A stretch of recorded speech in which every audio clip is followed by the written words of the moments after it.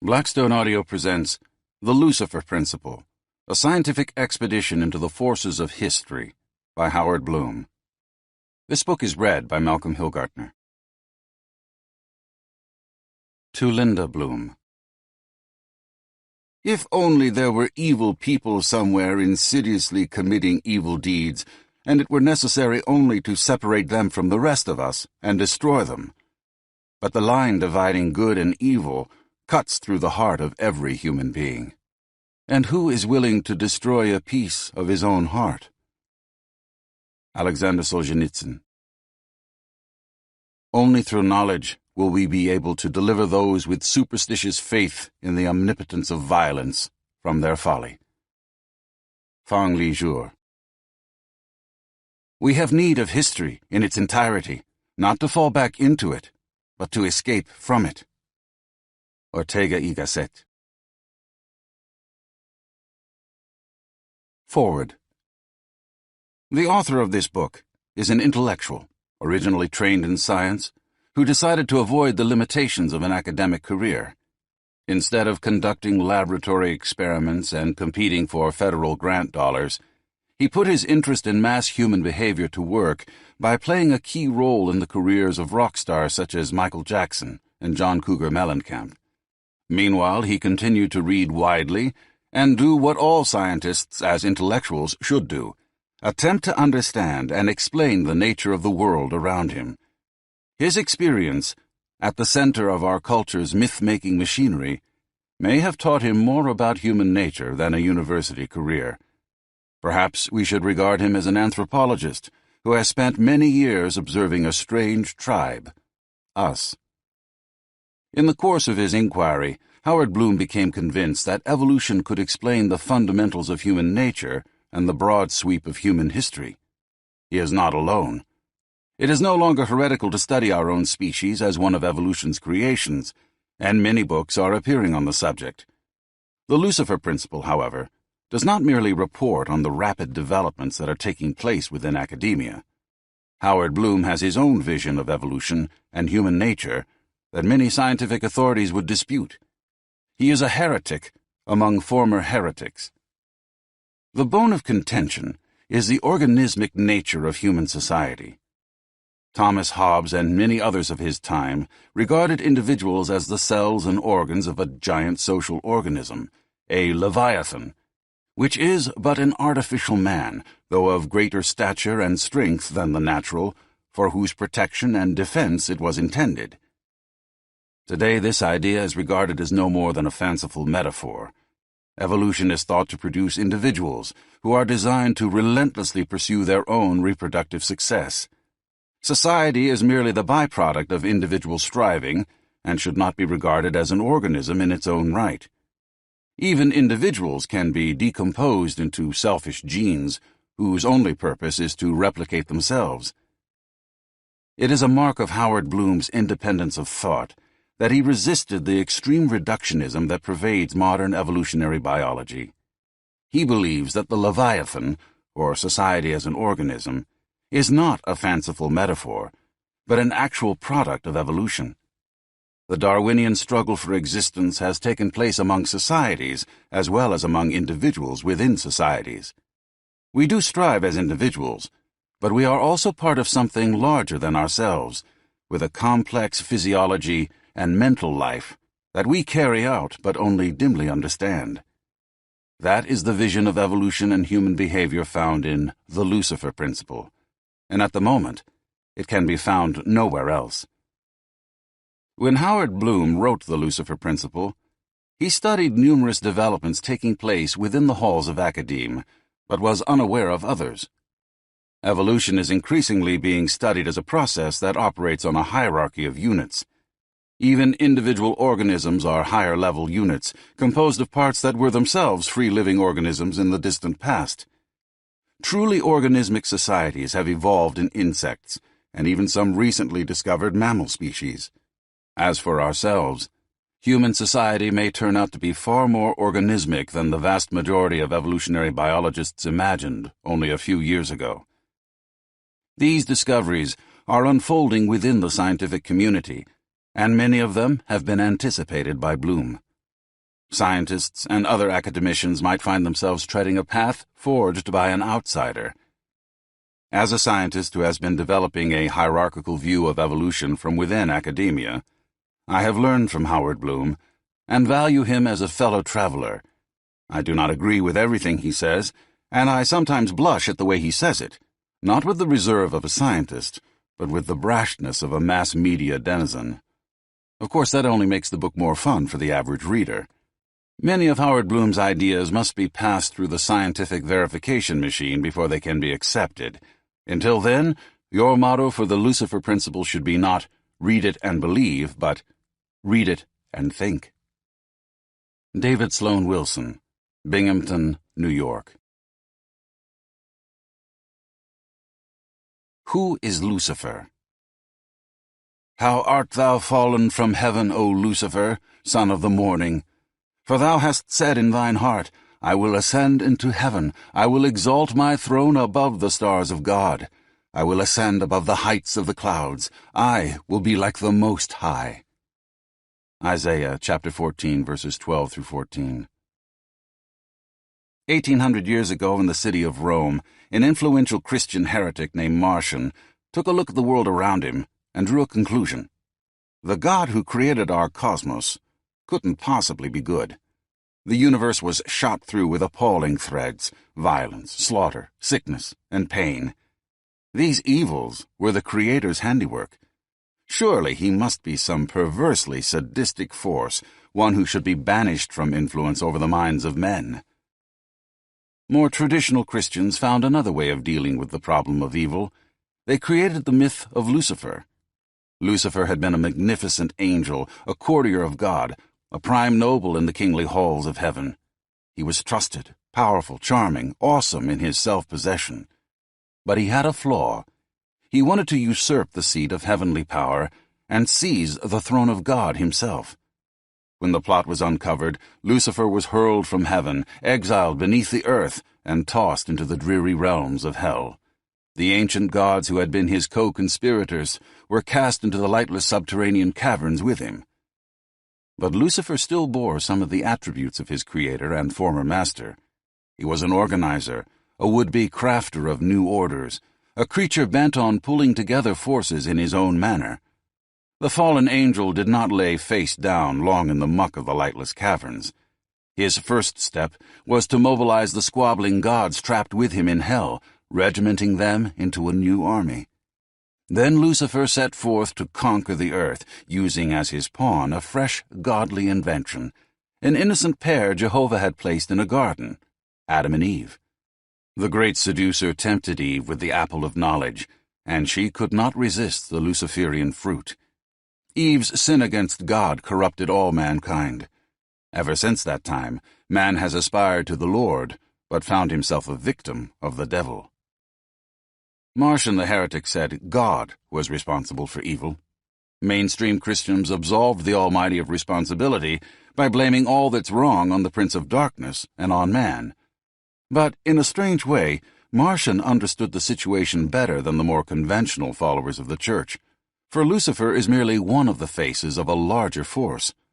Evil is a byproduct, a component, of creation. In a world evolving into ever higher forms, hatred, violence, aggression, and war are a part of the evolutionary plan. But where do they fit? Why do they exist? What possible positive purpose could they serve? These are some of the questions behind the Lucifer Principle. The Lucifer Principle is a complex of natural rules, each working together to weave a fabric that sometimes frightens and appalls us. Every one of the threads in that tapestry is fascinating, but the big picture is more astonishing still. At its heart, the Lucifer Principle looks something like this. The nature scientists uncover has crafted our viler impulses into us. In fact, these impulses are a part of the process she uses to create. Lucifer is the dark side of cosmic fecundity, the cutting blade of the sculptor's knife.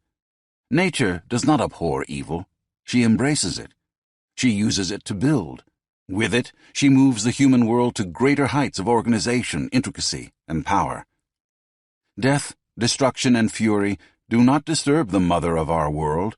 They are merely parts of her plan. Only we are outraged by the Lucifer Principal's consequences, and we have every right to be. For we are casualties of nature's callous indifference to life, pawns who suffer and die to live out her schemes. One result? From our best qualities come our worst. From our urge to pull together comes our tendency to tear each other apart. From our devotion to a higher good comes our propensity to the foulest atrocities. From our commitment to ideals comes our excuse to hate. Since the beginning of history, we have been blinded by evil's ability to don a selfless disguise. We have failed to see that our finest qualities often lead us to the actions we most abhor: murder, torture, genocide, and war. For millennia, men and women have looked at the ruins of their lost homes and at the precious dead whom they will never see alive again, then have asked that spears be turned to pruning hooks and that mankind be granted the gift of peace. But prayers are not enough. To dismantle the curse that Mother Nature has built into us, we need a new way of looking at man, a new way of reshaping our destiny. The Lucifer Principle takes fresh data from a variety of sciences and shapes them into a perceptual lens, a tool with which to reinterpret the human experience. It attempts to offer a very different approach to the anatomy of the social organism. In the process, the Lucifer Principle contends that evil is woven into our most basic biological fabric. This argument echoes a very old one. St. Paul proposed it when he put forth the doctrine of original sin. Thomas Hobbes resurrected it when he called the lot of man brutish and nasty.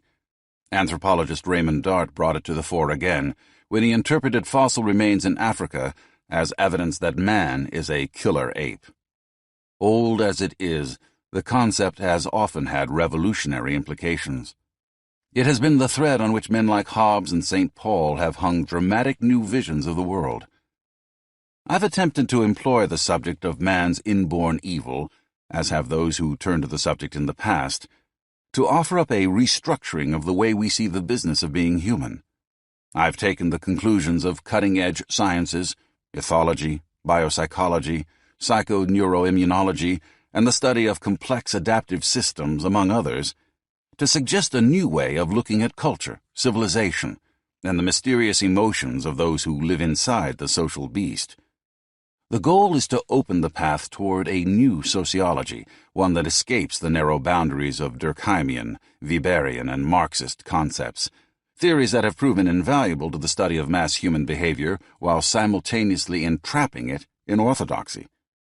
We must build a picture of the human soul that works, not a romantic vision that nature will take us in her arms and save us from ourselves, but a recognition that the enemy is within us, and that nature has placed it there. We need to stare directly into nature's bloody face and realize that she has saddled us with evil for a reason, and we must understand that reason to outwit her. For Lucifer is almost everything men like Milton imagined him to be. He is ambitious, an organizer, a force reaching out vigorously to master even the stars of heaven. But he is not a demon separate from nature's benevolence. He is a part of the creative force itself. Lucifer, in fact, is Mother Nature's alter ego.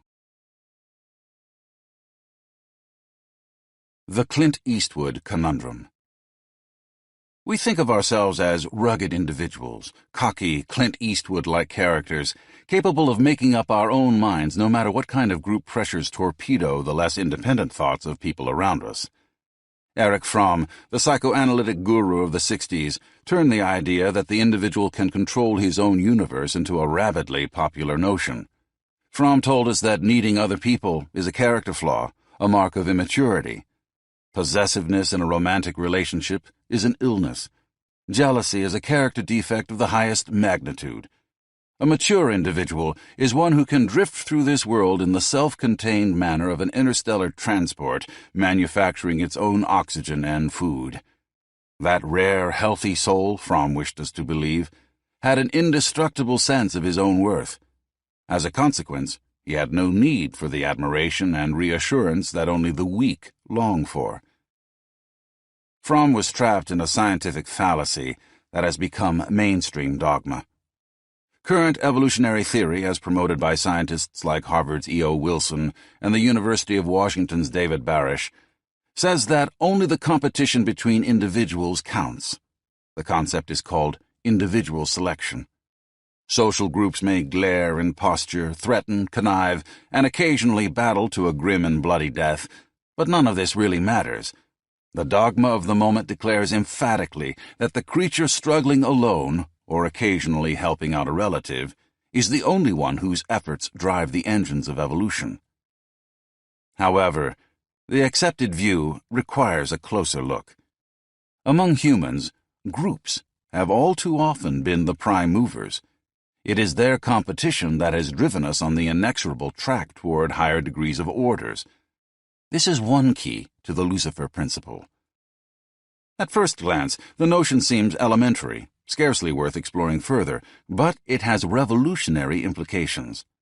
This book will show how the competition between groups can explain the mystery of our self-destructive emotions, depression, anxiety, and hopelessness, as well as our ferocious addiction to mythology, scientific theory, ideology, and religion, and our one even more disturbing addiction, to hatred. Group competition solves puzzles of the immune system recently uncovered by researchers in psychoneuroimmunology. It answers perceptual riddles revealed by new studies on endorphins and control, and it even offers solutions to some of our most baffling political dilemmas. Individualism is a personal credo of great importance. I, for one, am a passionate believer in it. But to scientists, it has been a chimera leading them down a dead-end path. Specifically, individualism has reared its head in science in the form of a simple proposition. If a piece of physiology, a tooth, a claw, an opposable thumb, or the neural circuit underlying an instinct, has emerged from the evolutionary process, it has triumphed for a simple reason: it has helped the individual survive. More specifically, the physiological device has proven useful in the survival of a long line of individuals, each of whom maintained a competitive edge by virtue of the piece of biological equipment in question. The problem: this basic premise is only right up to a point. Individual survival is not the only mechanism of the evolutionary process, as shown in recent research on stress.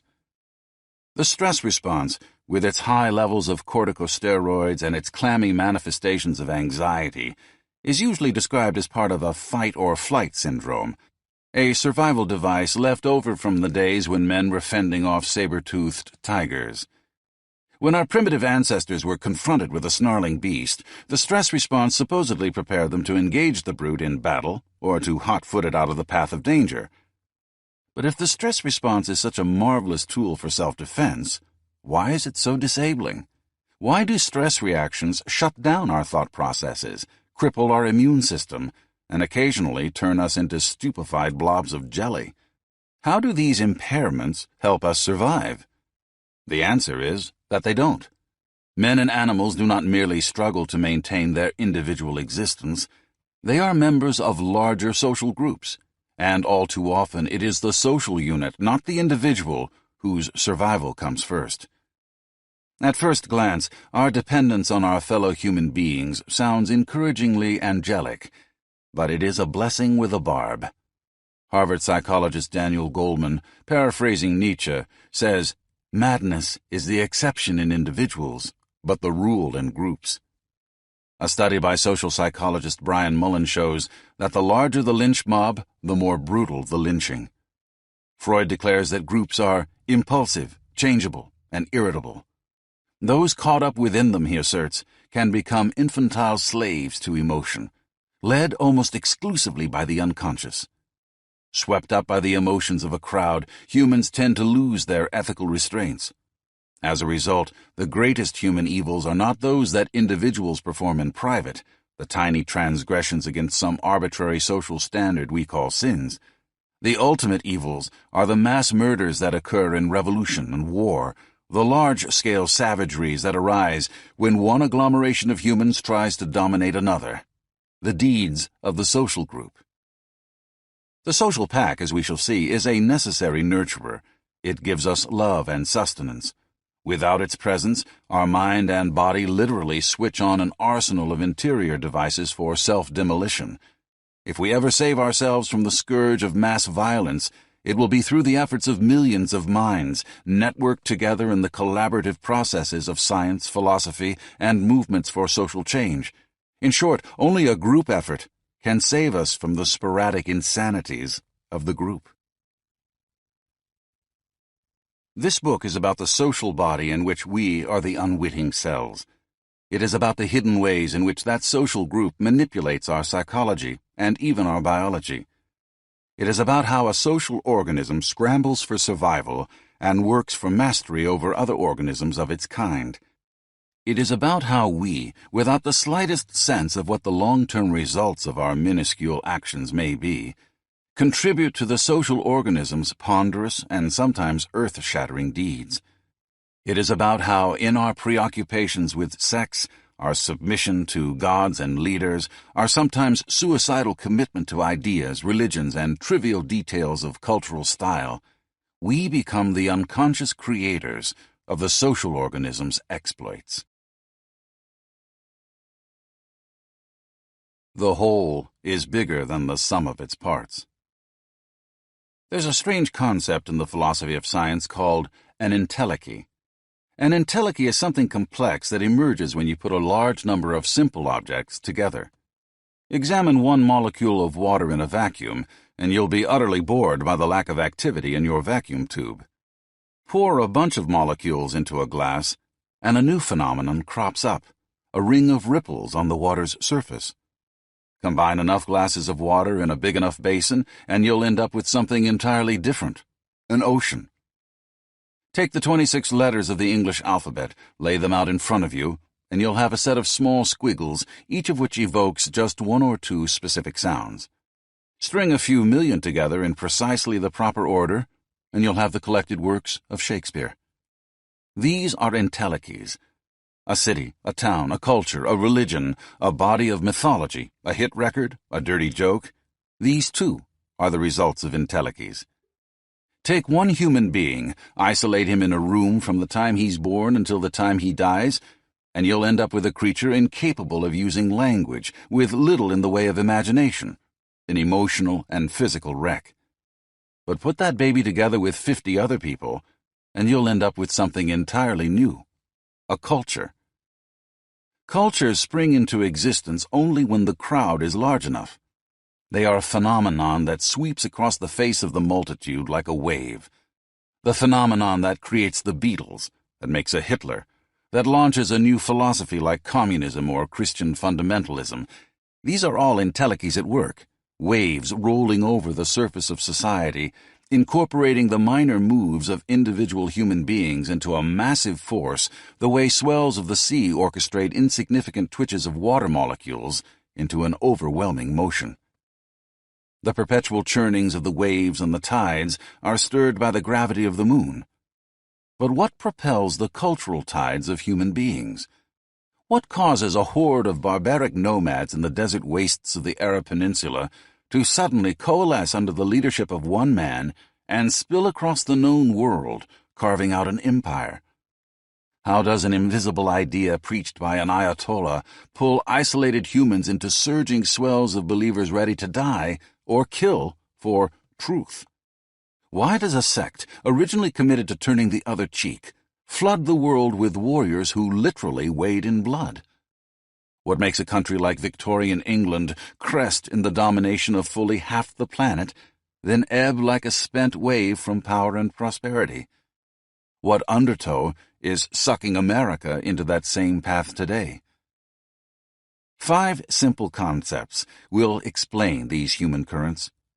Each section of this book concentrates on one of those ideas and its sometimes startling implications. Together, these concepts are the foundation underlying the Lucifer Principle. Concept number 1. The principle of self-organizing systems. Replicators. Bits of structure that function as mini-factories, assembling raw materials, then churning out intricate products. These natural assembly units, jeans are one example, crank out their goods so cheaply that the end results are appallingly expendable. Among those expendable products are you and me. Concept number 2. The superorganism. We are not the rugged individuals we would like to be. We are, instead, disposable parts of a being much larger than ourselves. Concept number 3. The meme, a self-replicating cluster of ideas. Thanks to a handful of biological tricks, these visions become the glue that holds together civilizations, giving each culture its distinctive shape, making some intolerant of dissent and others open to diversity. They are the tools with which we unlock the forces of nature. Our visions bestow the dream of peace, but they also turn us into killers. Concept number 4. The neural net. The group mind whose eccentric mode of operation manipulates our emotions and turns us into components of a massive learning machine. Concept number 5. The pecking order. The naturalist who discovered this dominance hierarchy in a Norwegian farmyard called it the key to despotism. Pecking orders exist among men, monkeys, wasps, and even nations. They help explain why the danger of barbarians is real and why the assumptions of our foreign policies are often wrong. 5 simple ideas. Yet the insights they yield are amazingly rich. They reveal why doctors are not always as powerful as they seem, but why we are compelled to believe in them nonetheless. They explain how Hinduism, the religion of ultimate peace, grew from the greed of a tribe of bloodthirsty killers, and why nature disposes of men far more casually than women. They shed light on America's decline and the dangers that lie ahead of us. Above all, they illuminate a mystery that has eternally eluded man, the root of the evil that haunts our lives.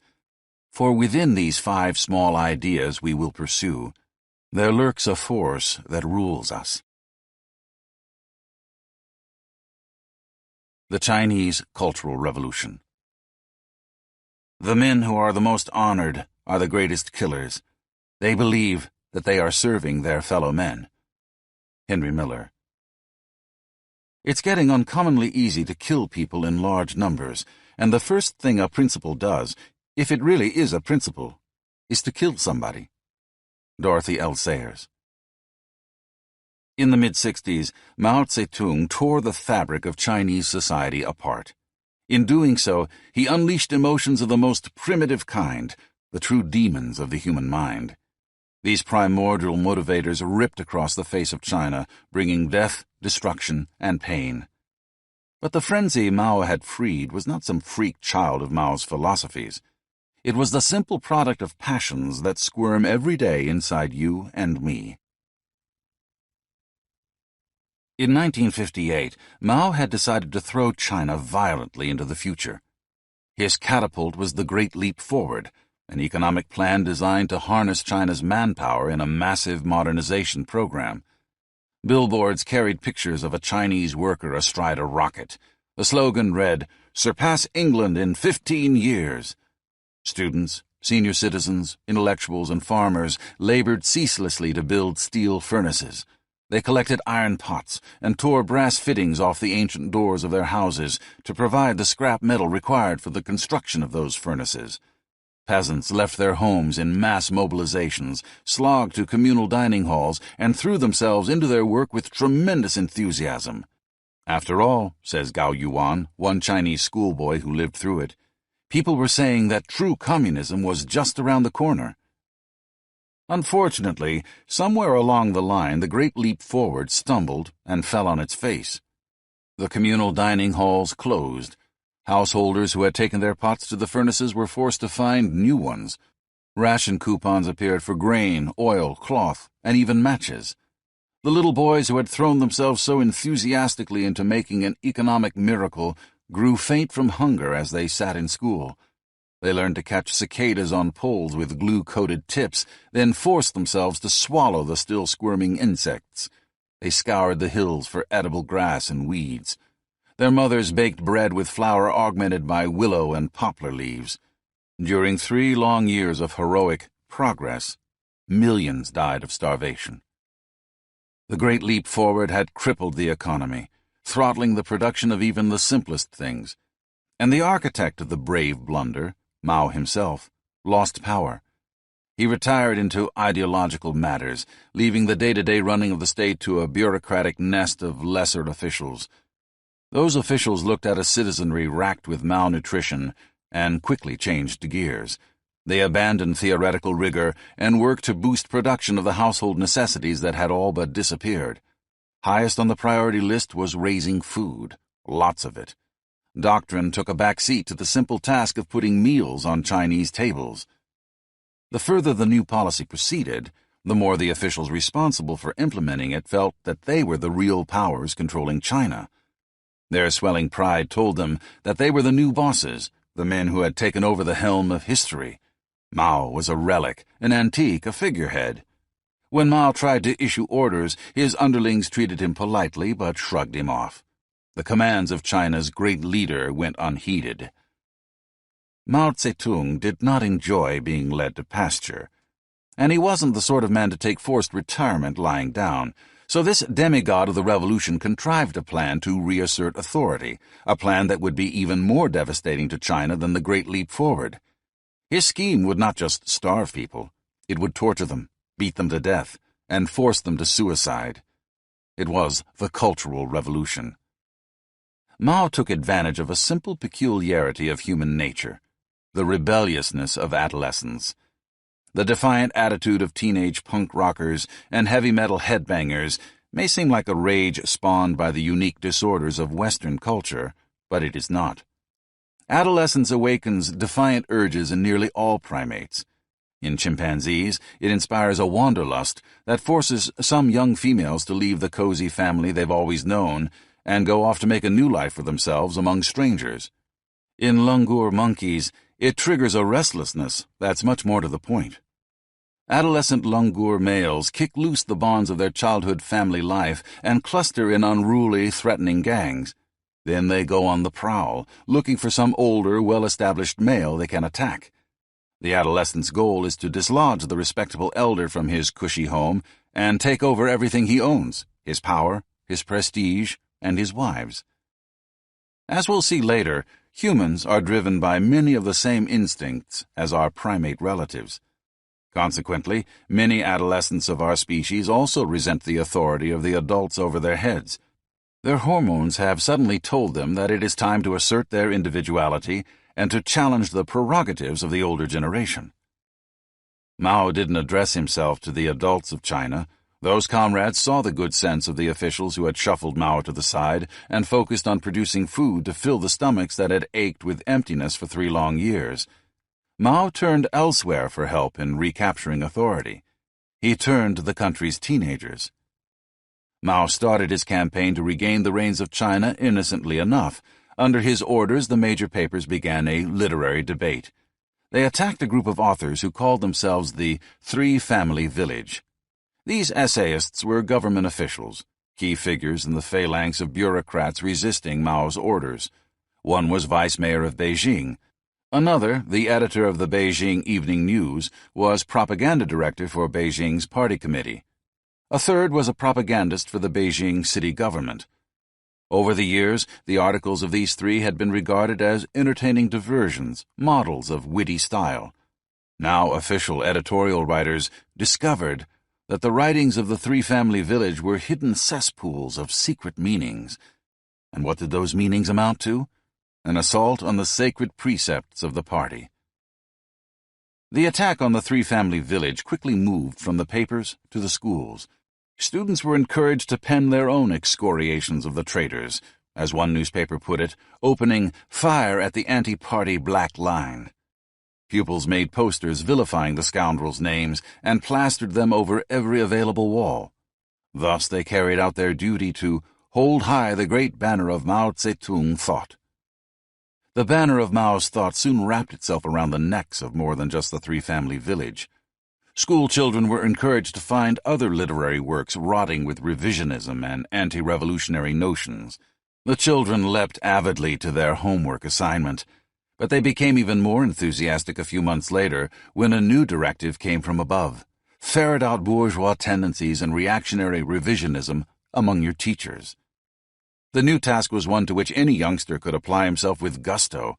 That teacher who gave you a poor mark on your last paper? He's a bourgeois revisionist. Humiliate him. The pedagogue who bawled you out for being late for class? A capitalist rotter. Make her feel your wrath. Revenge had nothing to do with it. This was simply an issue of ideological purity. Students examined everything their teachers had ever written. In the subtlest turns of innocent phrasing, they uncovered the signs of reactionary villainy. At first, they simply tacked up posters reviling the teachers as monsters and demons. Then all classes were suspended so that pupils could work on sniffing out traitors full-time. Instructors who had fought faithfully with Mao's revolutionary forces were suddenly reviled. Others who considered themselves zealots of Maoist thought were pilloried as loathsome rightists. Some couldn't take the humiliation. Gao Yuan, son of a party official in a small town, was a boarding student at Democracy Street Primary School in Yizheng at the time. At Gao Yuan's school, one teacher attempted to slit his throat. Other pedagogues tried to placate the students. They exposed their colleagues and wrote confessions, hoping to get off the hook. It didn't work. The students at Democracy Street Primary School created a new form of school assembly. Its star attraction was the jet plane. A teacher was interrogated at great length in private and forced to admit his crimes. Then he was taken on stage before a student audience and kicked in the back of the knees until he fell down. One student grabbed him by his hair and pulled back his head. Others lifted his arms and yanked them behind him. Then they held the hapless instructor in this contorted position for hours. When it was over, most teachers couldn't walk.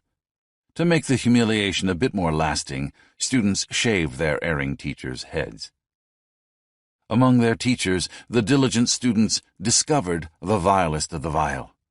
Gao Yuan says that they uncovered hooligans and bad eggs, filthy rich peasants and son-of-a-bitch landlords, blood-sucking capitalists and neo-bourgeoisie, historical counter-revolutionaries and active counter-revolutionaries, rightists and ultra-rightists, alien class elements and degenerate elements, reactionaries and opportunists, counter-revolutionary revisionists, imperialist running dogs, and spies. The students armed themselves with wooden swords and hardware. At night they imprisoned their teachers in their bedrooms. Another instructor at the Democracy Street Primary School was driven past endurance and hung himself. Now that they had practiced on their teachers, the students were urged to take their cultural cleansing further and form organized units, Red Guards, to root out revisionism in the towns. Like young monkeys raiding an elder's domain, 10- and 15-year-olds rampaged into the cities looking for officials who had strayed from the strict Maoist line. They sniffed out ox ghosts and snake spirits among the municipal authorities, subjected magistrates, mayors, and local party heads to interrogations, beatings, and head shavings, and marched miscreants through the streets wearing dunce caps that were sometimes 30 feet high. Needless to say, the officials under attack had provided the foundation of support for the bureaucratic powers who had ignored Chairman Mao not long ago. The more the Red Guards attacked that foundation, the more the bureaucratic resistance to the glorious chairman crumbled. The Red Guards did not let their enthusiasm stop there. Urged on by Mao's speeches, they went on a campaign against the Four Olds, the remnants of pre-revolutionary style.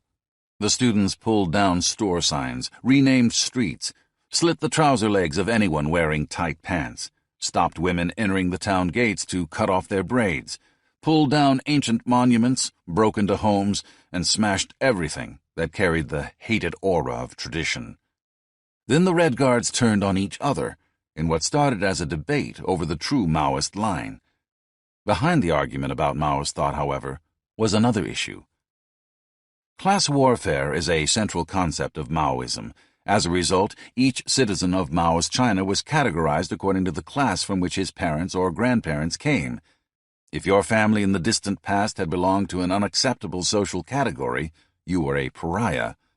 What was acceptable? The poor peasants and soldiers. Middle peasants and intellectuals were beneath contempt. Upper peasants, capitalists, or landlords were beyond the pale. Just to keep things straight, the descendants of these hated social strata were sometimes forced to wear black armbands with white letters broadcasting their status. In Gao Yuan's school, one student declared categorically that only those whose class background was pure, those whose parents had come from the red categories, poor peasants and soldiers, should be allowed in the Red Guard. And what of the children whose parents came from the black categories? Middle-class peasants, wealthy peasants, landlords, and capitalists? Keep them out, said the snobbish student. A parent's class has nothing to do with children, protested Gao Yuan. All our classmates were born and brought up under the 5-star red flag. We all have a socialist education. Not true, snarled the boy, determined to keep the Red Guard an exclusive club. A dragon begets dragons, a phoenix begets phoenixes, and a mouse's children can only dig holes. In the coming months, belonging to the Red Guard would be a matter of vital importance. The Red Guard would take over the administration of the cities and the schools. If you belonged, you'd have power. If you didn't, every petty grudge against you could be turned into a political charge, and the slightest accusation of ideological sin could be used to make your days worse than your most appalling nightmare. The debate over who should be allowed in and who should be kept out was not an innocent children's game. Eventually there would be 2 different Red Guards in Gao Yuan's school. One would embrace the children of the favored classes, the other would harbor the rejects, the children of the forbidden castes. At first, the 2 factions were content to squabble over which one upheld Mao's true line. Each accused the other of right-wing revisionism. Both shouted torrents of Mao's quotations, determined to prove the rival faction wrong. Soon they turned from citations to taunts and insults. Then they graduated to throwing rocks. The 2 sides armed themselves. They made slingshots and clubs, then wove helmets from willow twigs soaked in water. The helmets were so hard you could smash them with a hammer and barely make a dent. A few lucky kids found old swords. Others made sabers and daggers out of scrap metal. Everyone in Gao Yuan's town had grown up knowing how to mix gunpowder from scratch, since children traditionally crafted their own firecrackers for annual holidays. Now the students of Democracy Street Primary School put that skill to a new use. They built arsenals of homemade hand grenades. Some even found ways to get guns. It wasn't long before the 2 rival gangs of Red Guards at Gao Yuan's school were engaged in full-scale warfare. Each occupied a separate group of buildings on the campus, and each began a series of raids to unseat the other from its newly established headquarters. In those armed forays, students were wounded with stones, blades, and explosives. The more the blood flowed, the angrier each side became. One Red Guard faction came across a lone member of the rival gang on campus, dragged him to an empty dormitory room, tied him up, and interrogated him, searching for secrets to their adversaries' weak points. The captured student at first refused to talk. The interrogators beat him with a chair leg. They snared another student and hung him from the ceiling of the room for days, and bludgeoned yet another with a poker. This time, they made a mistake. The poker had a sharp projection at the end that punctured their prisoner's skin every time it struck. When the questioning session was over, the victim's legs were bleeding profusely. He died a few hours later. Why had the tormentors used so much force? Their captive was a traitor to the precepts of Chairman Mao. The chairman himself had said that revolution is not a dinner party. Sometimes it was hard to remember that the person hanging from the rafters had sat 3 chairs away from you in homeroom since the 2 of you were little kids. The commitment of students on both sides to the words of Mao was passionate. They spat phrases from the great leader like machine gun bullets, ferocious in their devotion to dialectic truth. But, in reality, the Maoist ideology, with its noble goal of liberating humanity, was being used by one Red Guard faction to seize power from another. Idealism's rationalizations transformed the rapacity of the students into a sense of selfless zeal. The Cultural Revolution threw China into chaos. Finally, the military took control of the country and restored order. The Red Guard members were drafted as they came of age. The teenagers who had fought each other went their separate ways. Gao Yuan entered military service, then studied in Beijing. He met an American girl, moved to the United States, and wrote a book about its experience, Born Red. Not long after, others who had suffered through the Cultural Revolution would pen memoirs revealing even greater horrors. Meanwhile, the head of the class purity-oriented group that had systematically tortured Gao Yuan and his friends for over a year became a member of a trucking company. The leader of Gao Yuan's more liberal Red Guard brigade disappeared for many years.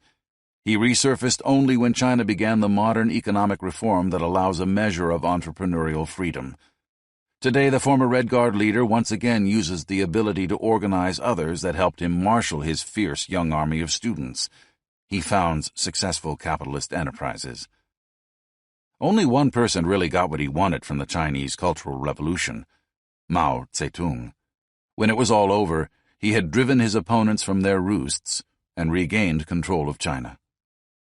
But the Chinese Cultural Revolution had unleashed the most primitive and appalling human instincts, providing a clue to the biological machinery that leads us into war and violence. The formerly shy and well-behaved teenagers caught up in the Chinese Cultural Revolution pulled together in tight clusters. The signal that drew them together was the altruism of ideology. Once their groups had been formed, ideology served a second purpose. It became a weapon, an excuse for lashing out at rival groups, a justification for murder, torture, and humiliation. Within their tight gangs, the Chinese teenagers loved each other. Their loyalty to their comrades and to their master, Chairman Mao, was ferocious.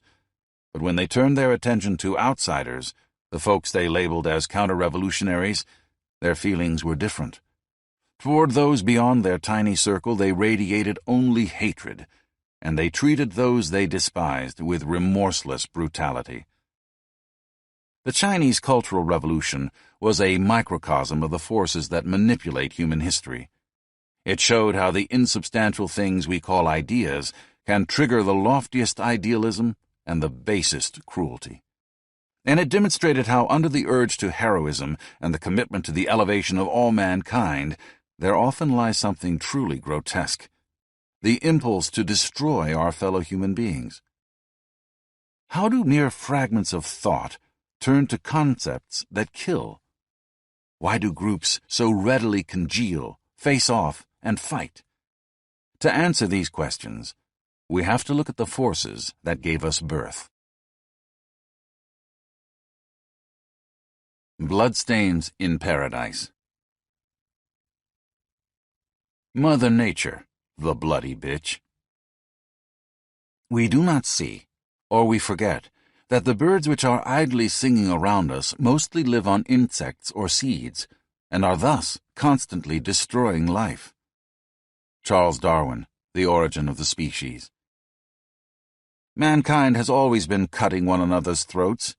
Do you not believe that hawks have always preyed upon pigeons? Then, if hawks have always had the same nature, what reason can you give why mankind should change theirs? Voltaire, Candide. In 1580, Michel de Montaigne, inspired by the discovery of New World tribes untouched by Europe's latest complexities, initiated the idea of the noble savage. Nearly 200 years later, Jean-Jacques Rousseau popularized the concept when he published 4 works proclaiming that man is born an innocent wonder, filled with love and generosity, but that a Luciferian force ensnares him: modern civilization. Rousseau claimed that without civilization, humans would never know hatred, prejudice, or cruelty. Today, the Rousseau-esque doctrine seems stronger than ever.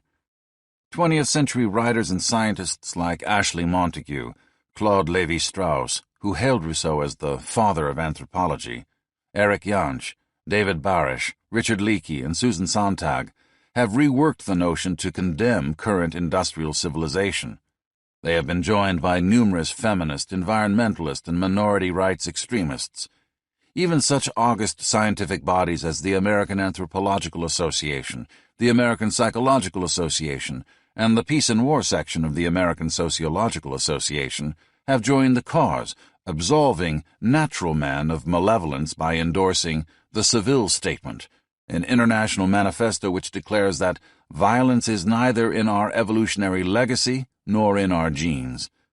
As a result, we are told almost daily that modern Western culture, with its consumerism, its capitalism, its violent television shows, its blood-soaked films, and its nature-mangling technologies, programs violence into the wide-eyed human mind. Our society is supposedly an incubator for everything that appalls us. However, culture alone is not responsible for violence, cruelty, and war. Despite the Seville Statement's contentions, our biological legacy weaves evil into the substrate of even the most unspoiled society. What's more, organized battle is not restricted to humans. Ants make war and either massacre or enslave a rival swarm. Cichlid fish gang up and attack outsiders. Myxobacteria form wolf packs that corner and dismember prey. Groups of lizards pick on a formerly regal member of the clan who has become disfigured by the loss of his tail. Female bees chase an overage queen through the corridors of the hive and lunge, biting over and over until she is dead. And even rival super-coalitions of a half-dozen male dolphins fight like street gangs, often inflicting serious injuries. Ants do not watch television. Fish seldom go to movies. Myxobacteria, lizards, dolphins, and bees have not been programmed by Western culture. A host of writers gained attention in the late 80s and early 90s with books that celebrated a return to a mothering earth. They felt that if we scraped away large-scale agriculture, internal combustion engines, televisions, and air conditioners, nature would return to bless us with her primordial paradise. Unfortunately, these authors held a distorted view of pre-industrial reality. A pride of lions at their ease enjoys the kind of nature the radical environmentalists dreamed about. You can see the smiles on lions' faces as they lick their paws and stretch out on the ground side by side, clearly pleased with the comfort of each other's warmth. You can see the benevolence with which a mother keeps a cub from playfully tearing her tail apart. She lifts her huge paw and gently shoves the infant aside when his nipping becomes too painful. But nature has given these lion mothers only one way of feeding their children: the hunt. This afternoon, these peaceful creatures will tear a gazelle limb from limb. The panicked beast will try frantically to avoid the felines closing in on her, but they will break her neck and drag her across the plain still alive and kicking. Her eyes will be open and aware as her flesh is gashed and torn. Suppose for a minute that lions were suddenly stricken with guilt about their feeding habits and swore off meat. What would they accomplish? They would starve themselves and their children, for they have been given only one option: to kill. Killing is an invention not of man, but of nature. Nature's amusements are cruel. A female sea turtle crawls painfully up the beach of a tropical island, dragging her bulk across the sand. Slowly she digs a nest with her hind flippers and lays her eggs. From those eggs come 1,000 tiny, irresistible babies, digging out of the sand, blinking at the light for the first time, rapidly gaining their orientation from a genetically pre-programmed internal compass, then taking their first walk, a race toward the sea. As the infants scoot awkwardly across the beach, propelling themselves with flippers built for an entirely different task, seabirds who have been waiting for this feast swoop down to enjoy meal after high-protein meal. Of 1,000 hatchlings, perhaps 3 will make it to the safety of the ocean waves. The birds are not sadistic creatures whose instincts have been twisted by an overdose of television. They're merely engaged in the same effort as the baby turtles: the effort to survive. Hegel, the 19th-century German philosopher, said that true tragedy occurs not when good battles evil, but when one good battles another. Nature has made that form of tragedy a basic law of her universe. She presents her children with a choice between death and death. She offers a carnivore the options of dying by starvation or killing for a meal. Nature is like a sculptor continually improving upon her work, but to do it, she chisels away at living flesh. What's worse, she has built her morally reprehensible modus operandi into our physiology. If you occasionally feel that you are of several minds on one subject, you are probably right. In reality, you have several brains, and those brains don't always agree. Dr. Paul D. MacLean was the researcher who first posited the concept of the triune brain. According to MacLean, near the base of a human skull is the stem of the brain, poking up from the spinal column like the unadorned end of a walking stick. Sitting atop that rudimentary stump is a massive cerebral tissue bequeathed us by our earliest totally land-dwelling ancestors, the reptiles. When these beasts turned their backs on the sea roughly 300 million years ago and hobbled inland, their primary focus was simple survival. The new landlubbers needed to hunt, to find a mate, to carve out territory, and to fight in that territory's defense. The neural machinery they evolved took care of these elementary functions. MacLean calls it the reptile brain. The reptile brain still sits inside our skull like the pit at the center of a peach. It is a vigorous participant in our mental affairs, pumping its primitive instinctual orders to us at all hours of the day and night. Eons after the first reptiles ambled away from the beach, their great-great-grandchildren many times removed, evolved a few dramatic product improvements. These upgrades included fur, warm blood, the ability to nurture eggs inside their own bodies, and the portable supply of baby food we know as milk. The remodeled creatures were no longer reptiles. They had become mammals. Mammals' innovative features gave them the ability to leave the lush tropics and make their way into the chilly north. Their warm blood allowed them, in fact, to survive the rigors of an occasional ice age, but it exacted its costs. Warm blood demanded that mammal parents not simply lay an egg and wander off. It forced mammal mothers to brood over their children for weeks, months, or even years, and it required a tighter social organization to take care of these suckling clusters of mammal mothers and children. All this demanded that a few additions be built onto the old reptilian brain. Nature complied by constructing an envelope of new neural tissue that surrounded the reptile brain like a peach's juicy fruit enveloping the pit. MacLean called the add-on the mammalian brain. The mammalian brain guided play, maternal behavior, and a host of other emotions. It kept our furry ancestors knitted together in nurturing gangs. Far down the winding path of time, a few of our hirsute progenitors tried something new. They stood on their hind legs, looked around them, and applied their minds and hands to the exploitation of the world. These were the early hominids. But proto-human aspirations were impractical without the construction of another brain accessory. Nature complied, wrapping a thin layer of fresh neural substance around the two old cortical standbys, the reptilian and mammalian brains. The new structure, stretched around the old ones like a peach's skin, was the neocortex, the primate brain. This primate brain, which includes the human brain, had awesome powers. It could envision the future. It could weigh a possible action and imagine the consequences. It could support the development of language, reason, and culture. But the neocortex had a drawback. It was merely a thin veneer over the two ancient brains, and those were as active as ever, measuring every bit of input from the eyes and ears and issuing fresh orders. The thinking human, no matter how exalted his sentiments, was still listening to the voices of a demanding reptile and a chattering ancient mammal. Both were speaking to him from the depths of his own skull. Richard Leakey, the eminent paleoanthropologist, says war didn't exist until men invented agriculture and began to acquire possessions. In the back of Leakey's mind, one might find a wistful prayer that agriculture would go away so we could rediscover peace. But Leakey is wrong. Violence is not a product of the digging stick and hoe. In the Kalahari Desert of southern Africa live a people called the Kung. The Kung have no agriculture and very little technology. They live off the fruit and plants their women gather and the animals their men hunt. Their way of life is so simple that hordes of anthropologists have studied them, convinced that the Kung live as our ancestors must have over 10,000 years ago, before the domestication of plants.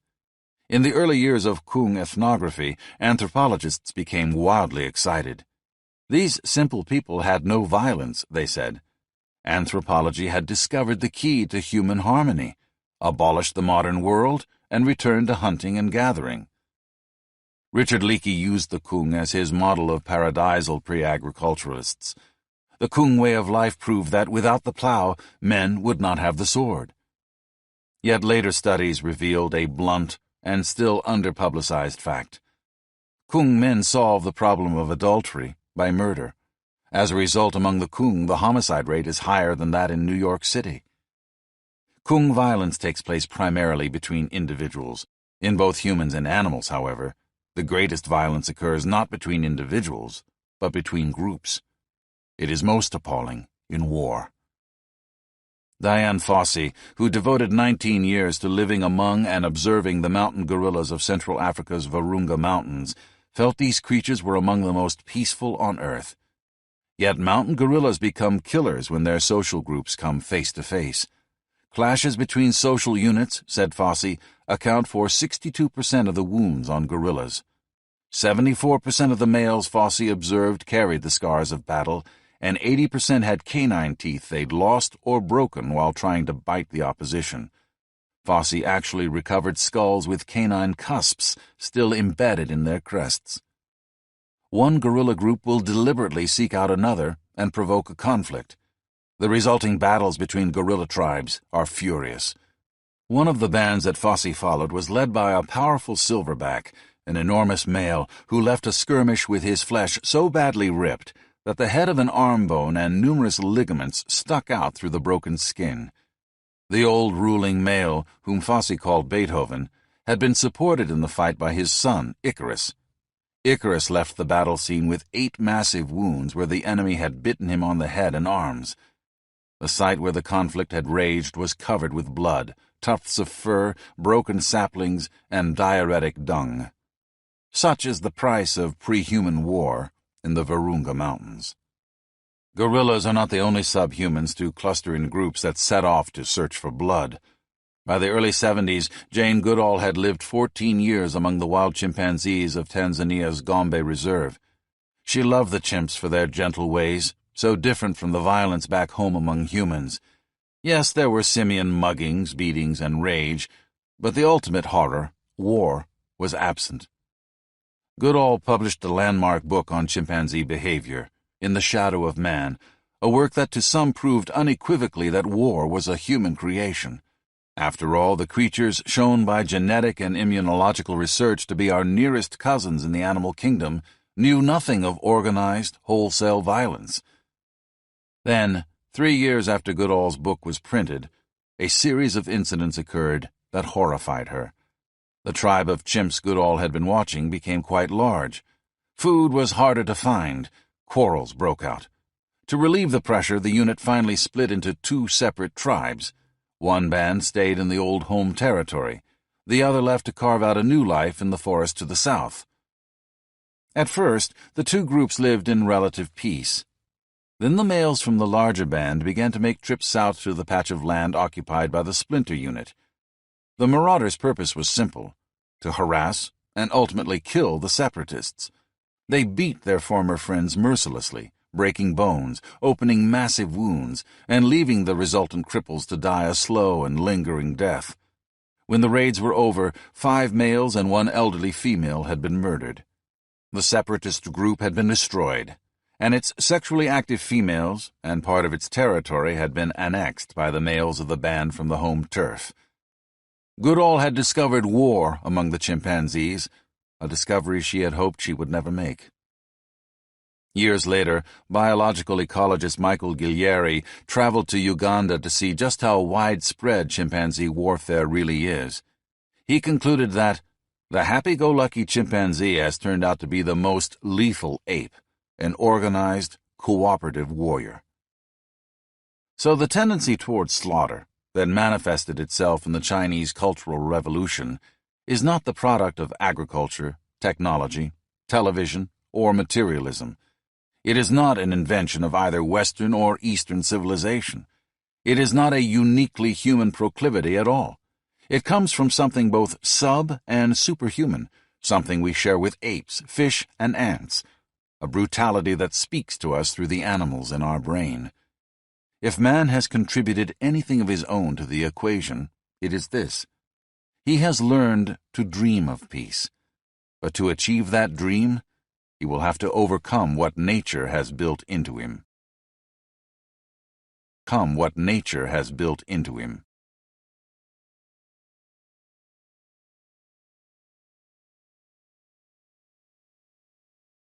Women. Not the peaceful creatures you think. The rivalry of women is visited upon their children to their third and fourth generation. Gillette Burgess. Males play the greatest role in stirring up bloodbaths. They do most of the killing, and they also do most of the dying. This makes men sound pretty atrocious, and indeed they are. Males by far outdo females in aggression. Remove the testicles from a rooster and it becomes a peace-loving bird. Sew the testes back into its stomach, and the masculine hormones once again flood the fowl's bloodstream. Now the recently mild-mannered chicken struts off to start a fight. It's not surprising when pundits declare that if only we had female leaders, war and international aggression would rapidly disappear. Many people are convinced that females are inherently peaceful.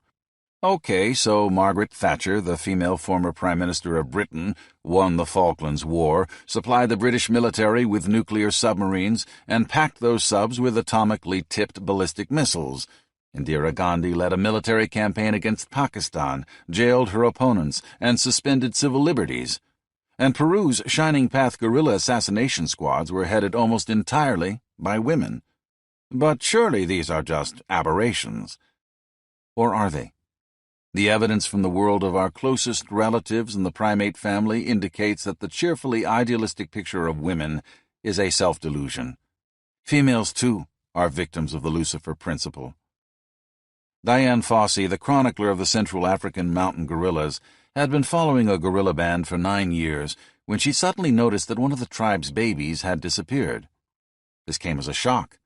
The baby hadn't been sick. Fossey couldn't understand what had happened to it. The naturalist and her aides hunted through the forest, looking for the remains of the body, expecting to find it in one of the spots where the guerrilla group had fought with a rival band. But Fossey found no corpse whatsoever at the battle sites. Finally, acting on a hunch, Fossey and her African helpers collected all of the dung the guerrillas had left during the previous days. After their years following this group, the researchers could identify which dung came from which guerrilla. For days, the humans painstakingly sifted through the excrement.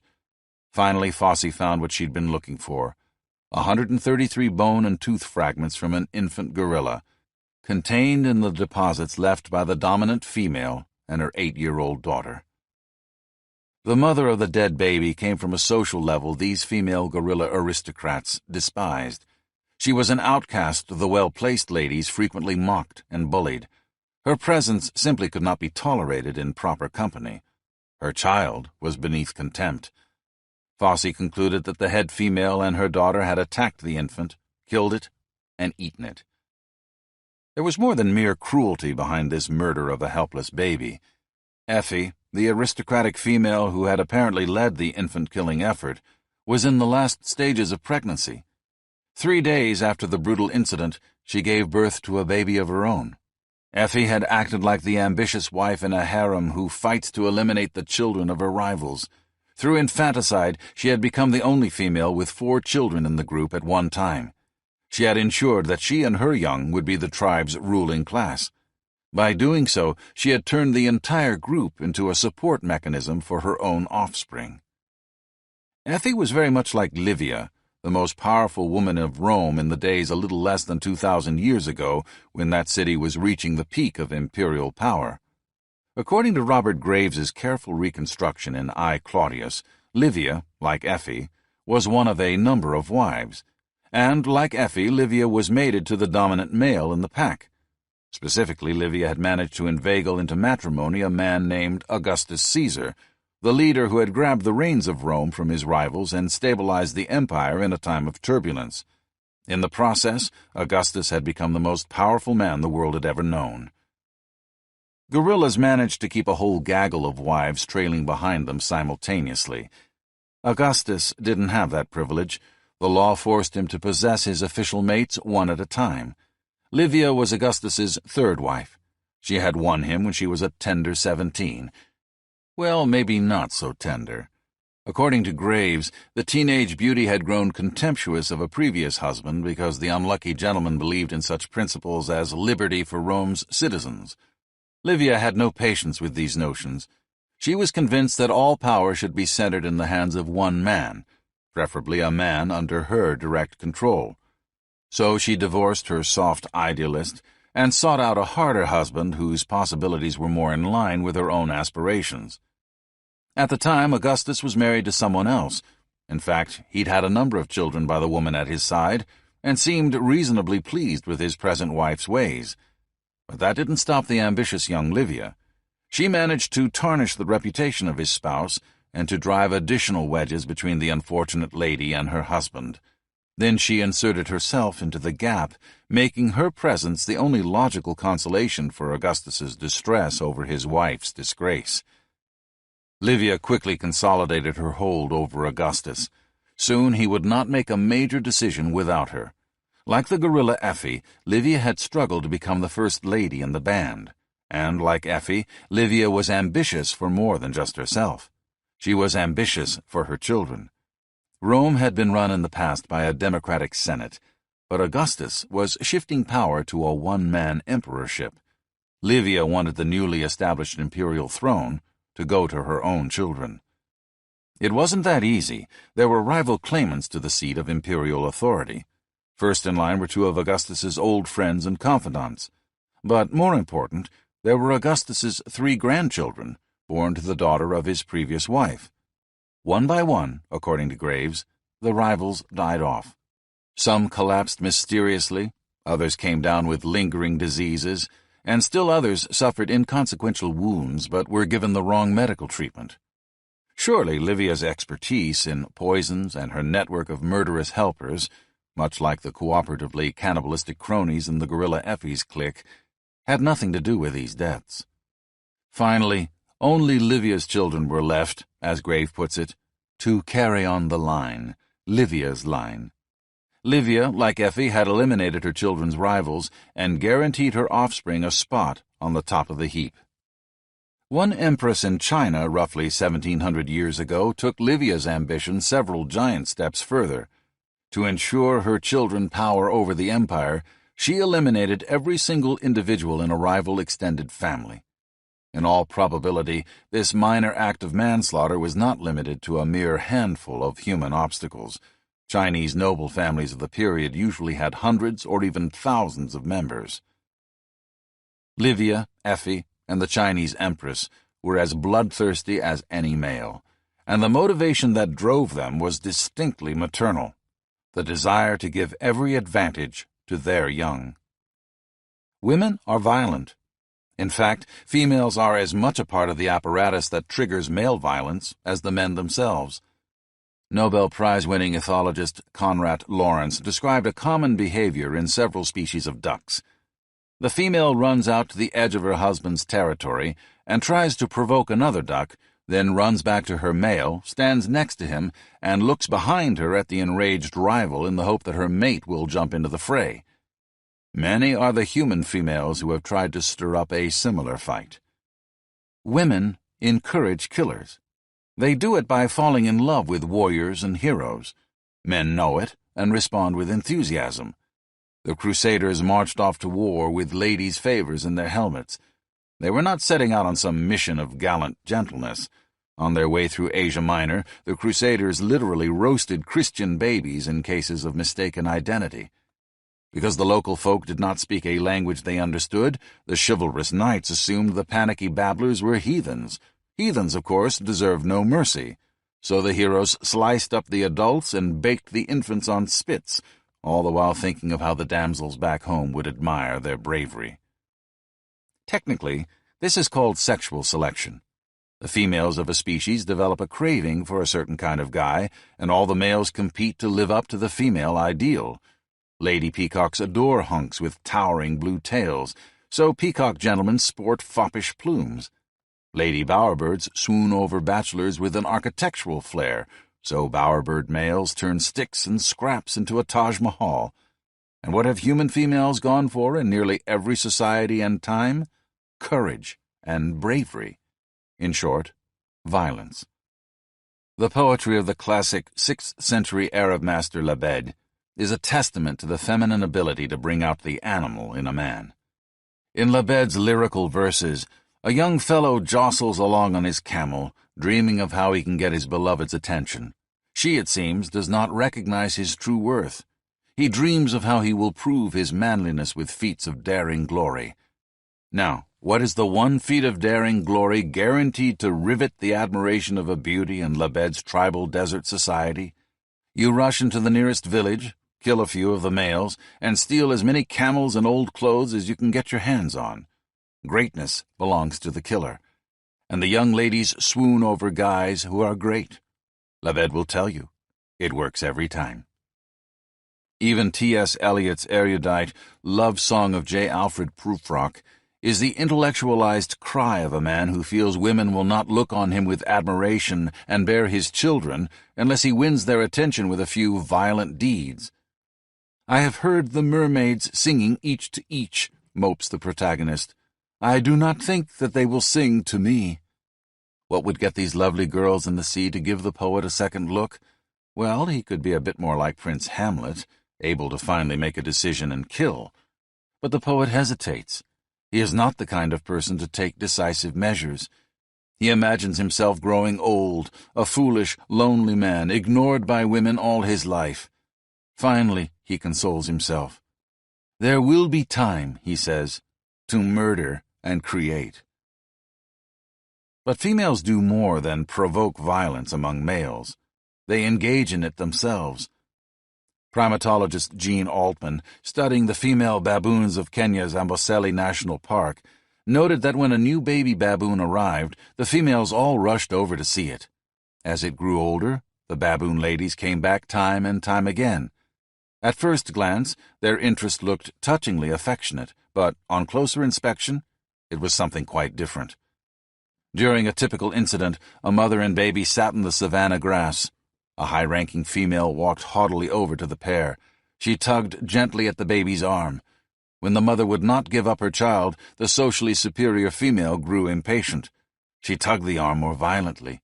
Then she yanked at the baby's leg. The mother reared back, bared her teeth, and made a warning sound. She knew what this meddler was really up to. Given half the chance, the lady of lofty social standing would grab the infant, treat the squealing child like a rag doll, drag it around, pass it back and forth to her friends, and in the end injure it so badly that her interest might very well prove fatal. The chattering anger of the mother did its work. The female from a higher social sphere went back to her clique. The mother was a member of the underclass, looked down on by the haughty and none too kind members of the female in-group. The worried nurturer spent the rest of her day clinging tightly to her infant. She could not gather as much food as she needed for herself and her baby, for she was too preoccupied with protecting her offspring from an unforeseen attack. Her child wriggled impatiently in her arms. Further research suggests that the child wanted to go off on its own and have a good time. But this was one baby that would never have the freedom to run and play. It would never be able to wrestle and roll about with the children of the more dominant females. It would never experience that easy social access that leads to self-confidence and a quick mind among baboons. Ultimately, this toddler, like its mother before it, would live its adult years at the bottom of the social pile. The baboon's mother was forced to smother it overprotectively simply to ensure that it survived. For among baboons, the babies of the dispossessed have an omnipresent mortal enemy, the females of the tribe. It is useless for women to blame violence on men, and it would be futile for men to blame violence on women. Violence is built into both of us. When Margaret Thatcher constructed a nuclear navy, she was not behaving in a manner distinctly male, nor was she behaving in a manner distinctly female. She wasn't even obeying a set of impulses that are uniquely human. Thatcher, like Rome's Livia, was in the grip of passions we share with gorillas and baboons, passions implanted in the primordial layers of the triune brain. Fighting for the privilege to procreate. Why all this savagery? A lot of it springs from a simple biological commandment: be fruitful and multiply. The gorilla Effie led her friends in the murder of a baby to gain an advantage for her offspring. Livia, mistress of mighty Rome, did the same to benefit her sons and their sons after them. Where violence takes place, children crop up over and over again. Stags fight for the right to have them. Humans declare wars to make the world safe for them. Strange as it sounds, children, and the genes they carry, are one key to the mystery of violence. An adult male langur who's become the head of the establishment ensconces himself regally at the center of his group. He has every reason for sitting pretty. If you take a closer look at the cluster of langurs milling around him, you'll discover that all of them are either his wives or children. The females do his bidding and offer their bodies only to him. If they attempt a romance with some dashing bachelor, they are severely punished. So is the hopeful seducer. No wonder the central male looks so lordly. He is surrounded by a tribe devoted to one primary purpose, having and raising his kids. As we saw several chapters ago, not every member of the langur society is happy about this state of affairs. In the jungle nearby roams a gang of post-pubertal hooligans who have left home permanently to hang with toughs their own age. Their newly spurting sexual hormones have triggered the growth of horniness, muscle, and a cocky aggression. Periodically, the gang of youthful thugs advances on the territory where the well-established elder sits in the midst of his large family. The hoodlums try to get his attention. They mock and challenge the patriarch. He sometimes sits aloof, refusing to dignify their taunts with a response. On other occasions, he ambles over to the periphery of the harem, then rears up and puts on a display of outrage that chases the young Turks away. But from time to time, the masked delinquents continue their challenge, starting a fight that can be brutal indeed. If they are lucky, the upstarts trounce their dignified superior thoroughly, chasing him from his comfortable home. Then the newly triumphant members of the younger generation execute an atrocity. They wade into the screaming females, grabbing babies left and right.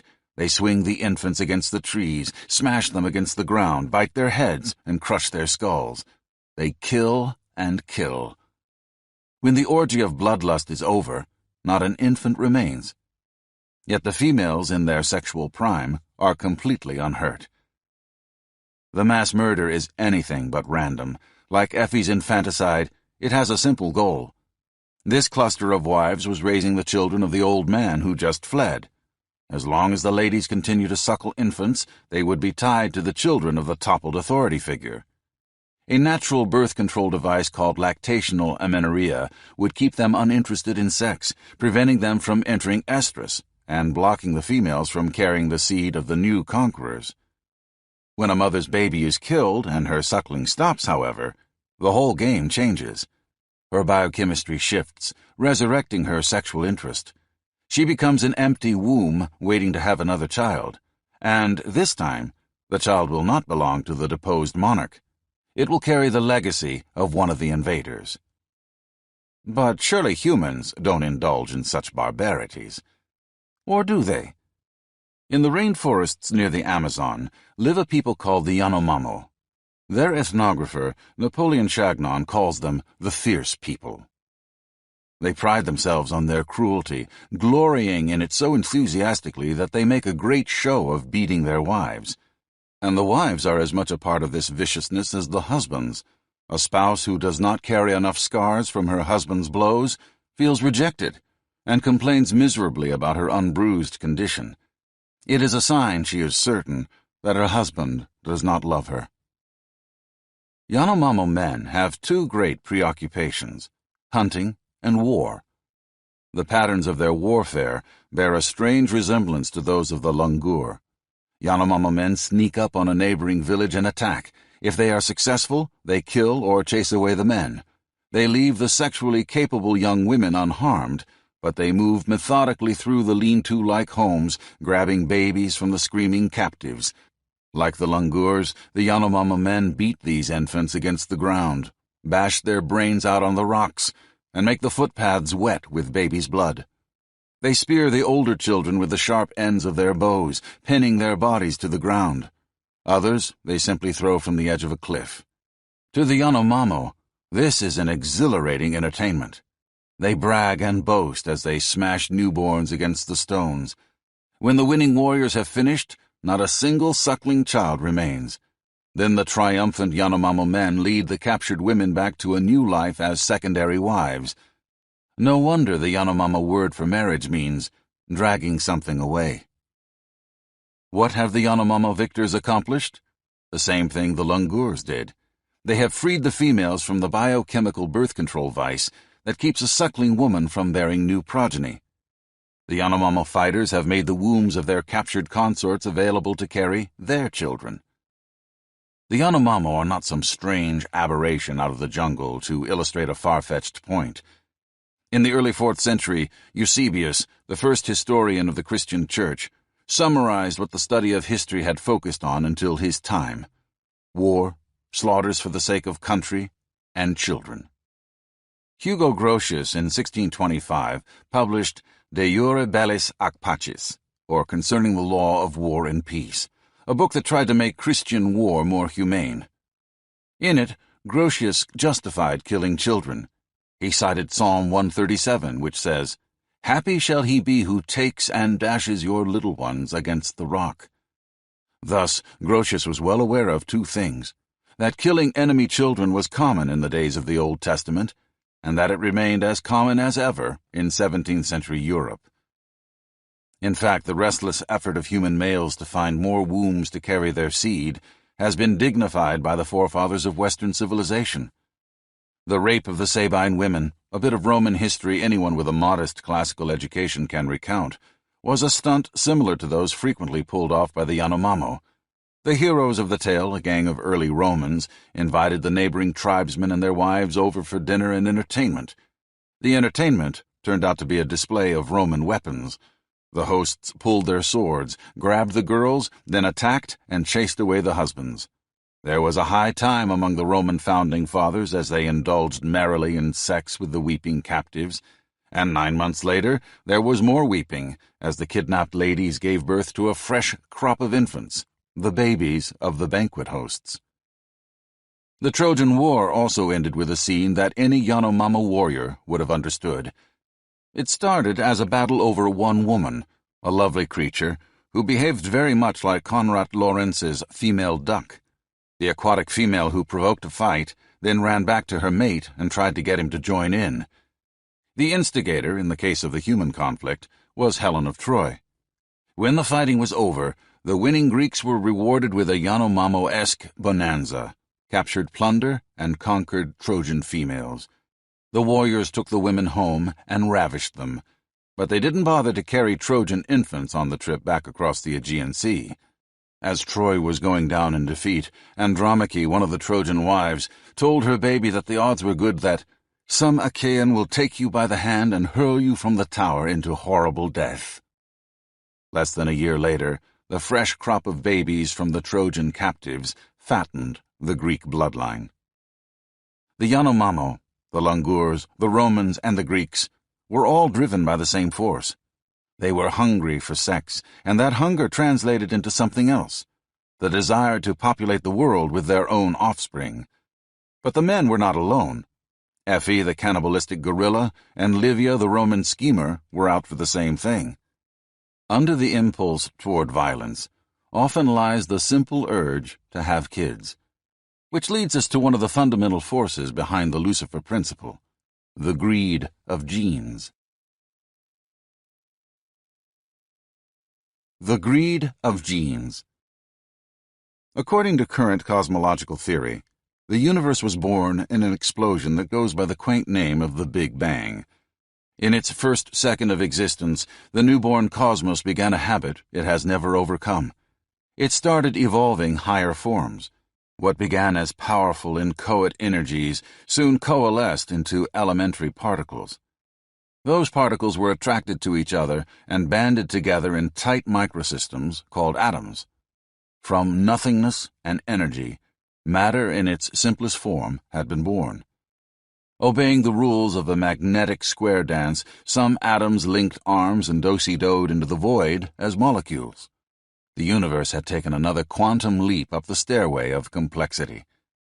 Molecules spinning through the emptiness were drawn together by gravity into suns and planets. Voila!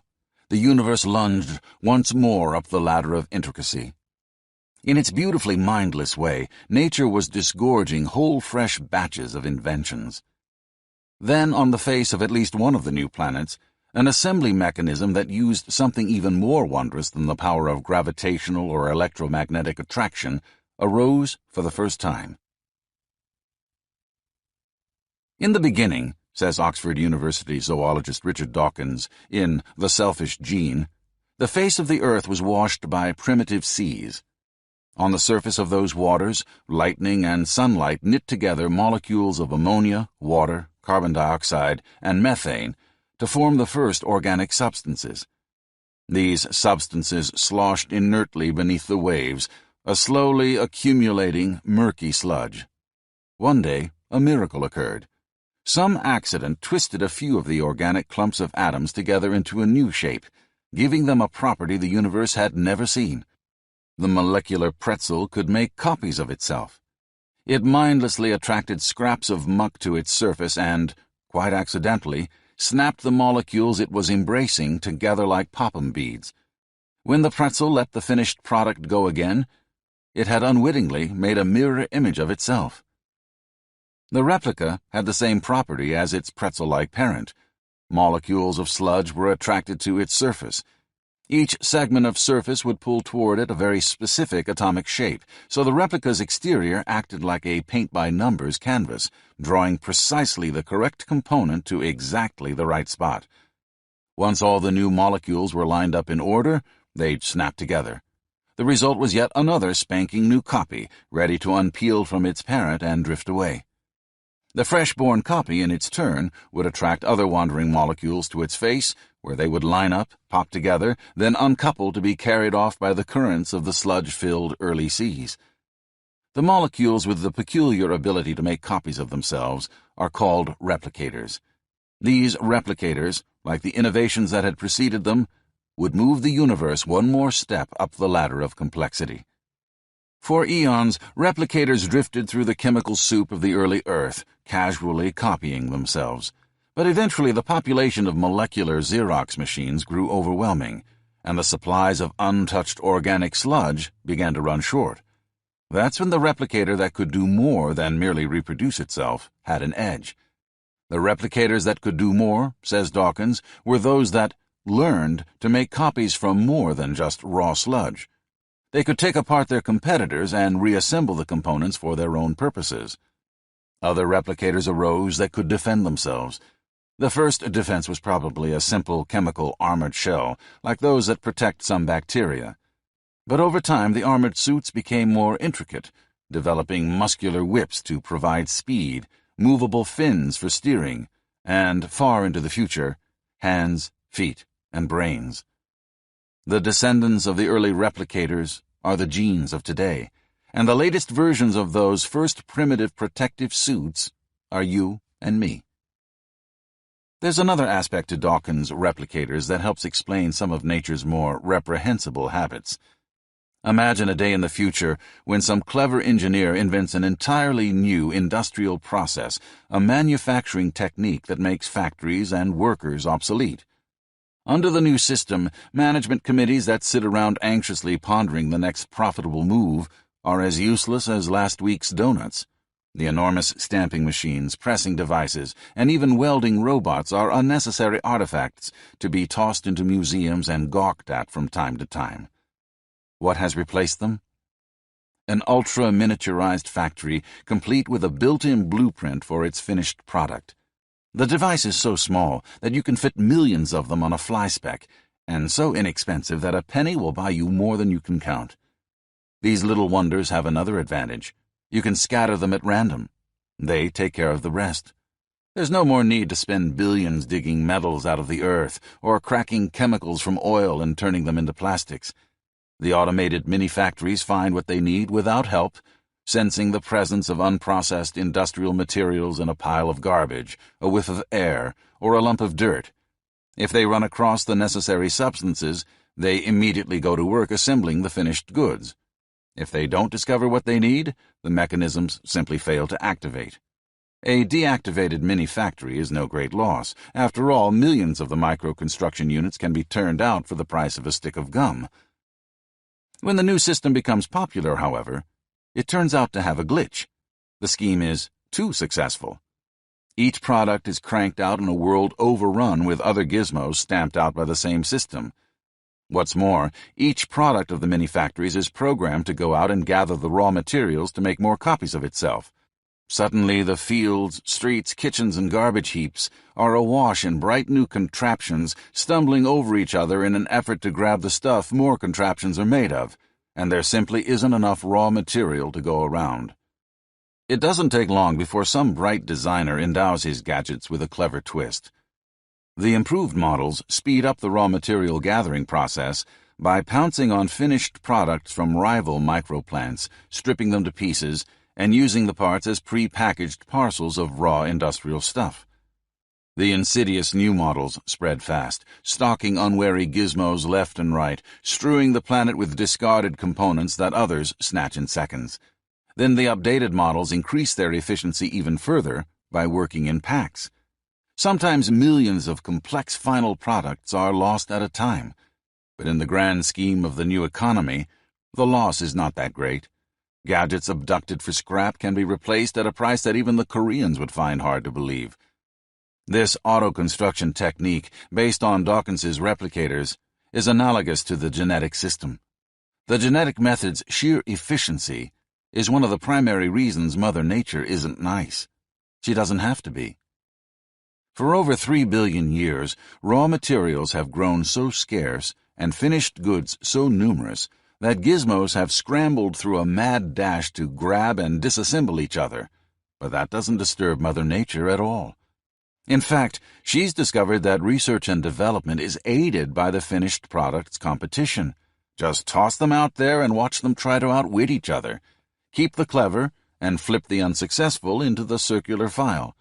From a million failures will spring the breakthroughs of tomorrow. The generative power of the genetic process helps explain why we are so appallingly expendable in the eyes of an indifferent cosmos. Our prehistoric cousin, the Neanderthal, was a clever contraption. Numerous anthropologists believe the Neanderthal was capable of philosophy, religion, and language. Unfortunately, once Homo sapiens evolved, Neanderthal became an obsolete scrap on the garbage pile of history. In human terms, obsolescence means suffering and mass death. Each individual product of the mini-factory system is built with a vast array of sensory devices designed to protect it from damage. It's regrettable that those sensory mechanisms happen to be quick and efficient, because they produce what we humans call pain. But then, no product is perfect. The Neanderthal woman who had lost her children and mate was probably plunged into emotional agony. She may well have lost her family to rampaging Homo sapiens tribes, glorying in their victories, gloating over their superiority, and reveling in their conquests. The ability to give speeches on glory, conquest, superiority, and nobility may well have been one of the features built into the latest model, our heroic ancestor, Homo sapiens. The new Homo sapiens concepts of nobility and heroism would have been great leaps forward. Why? They suited the hunger of genes. Dawkins, the selfish gene, rearranged the way many of those who deal with animal and human behavior see the world around them. Dawkins said that we tend to see ourselves as masters of our genetic endowment, but in reality, we are merely servants. We are not using genes to achieve our own ends. Our genes are using us. The idea had been anticipated by the 17th-century English poet and satirist Samuel Butler, who quipped, "A hen is just an egg's way of making more eggs." If Dawkins is right, humans and their social groups originated as mere puppets, complex tools of tiny molecules. You and I were fashioned as if we were cranes, dump trucks, and tanks, designed to be driven by a set of replicators. We are gatherers of raw materials, operating at the behest of microscopic mini-factories seated at the center of our cells. For genes are infected with an overweening ambition. Their ultimate goal is to reproduce and, in the process, to overrun this world. Despite the opinions of Montaigne, Rousseau, and their contemporary followers, modern civilization is not the generator of violence, nor is brutality limited to the patriarchal male.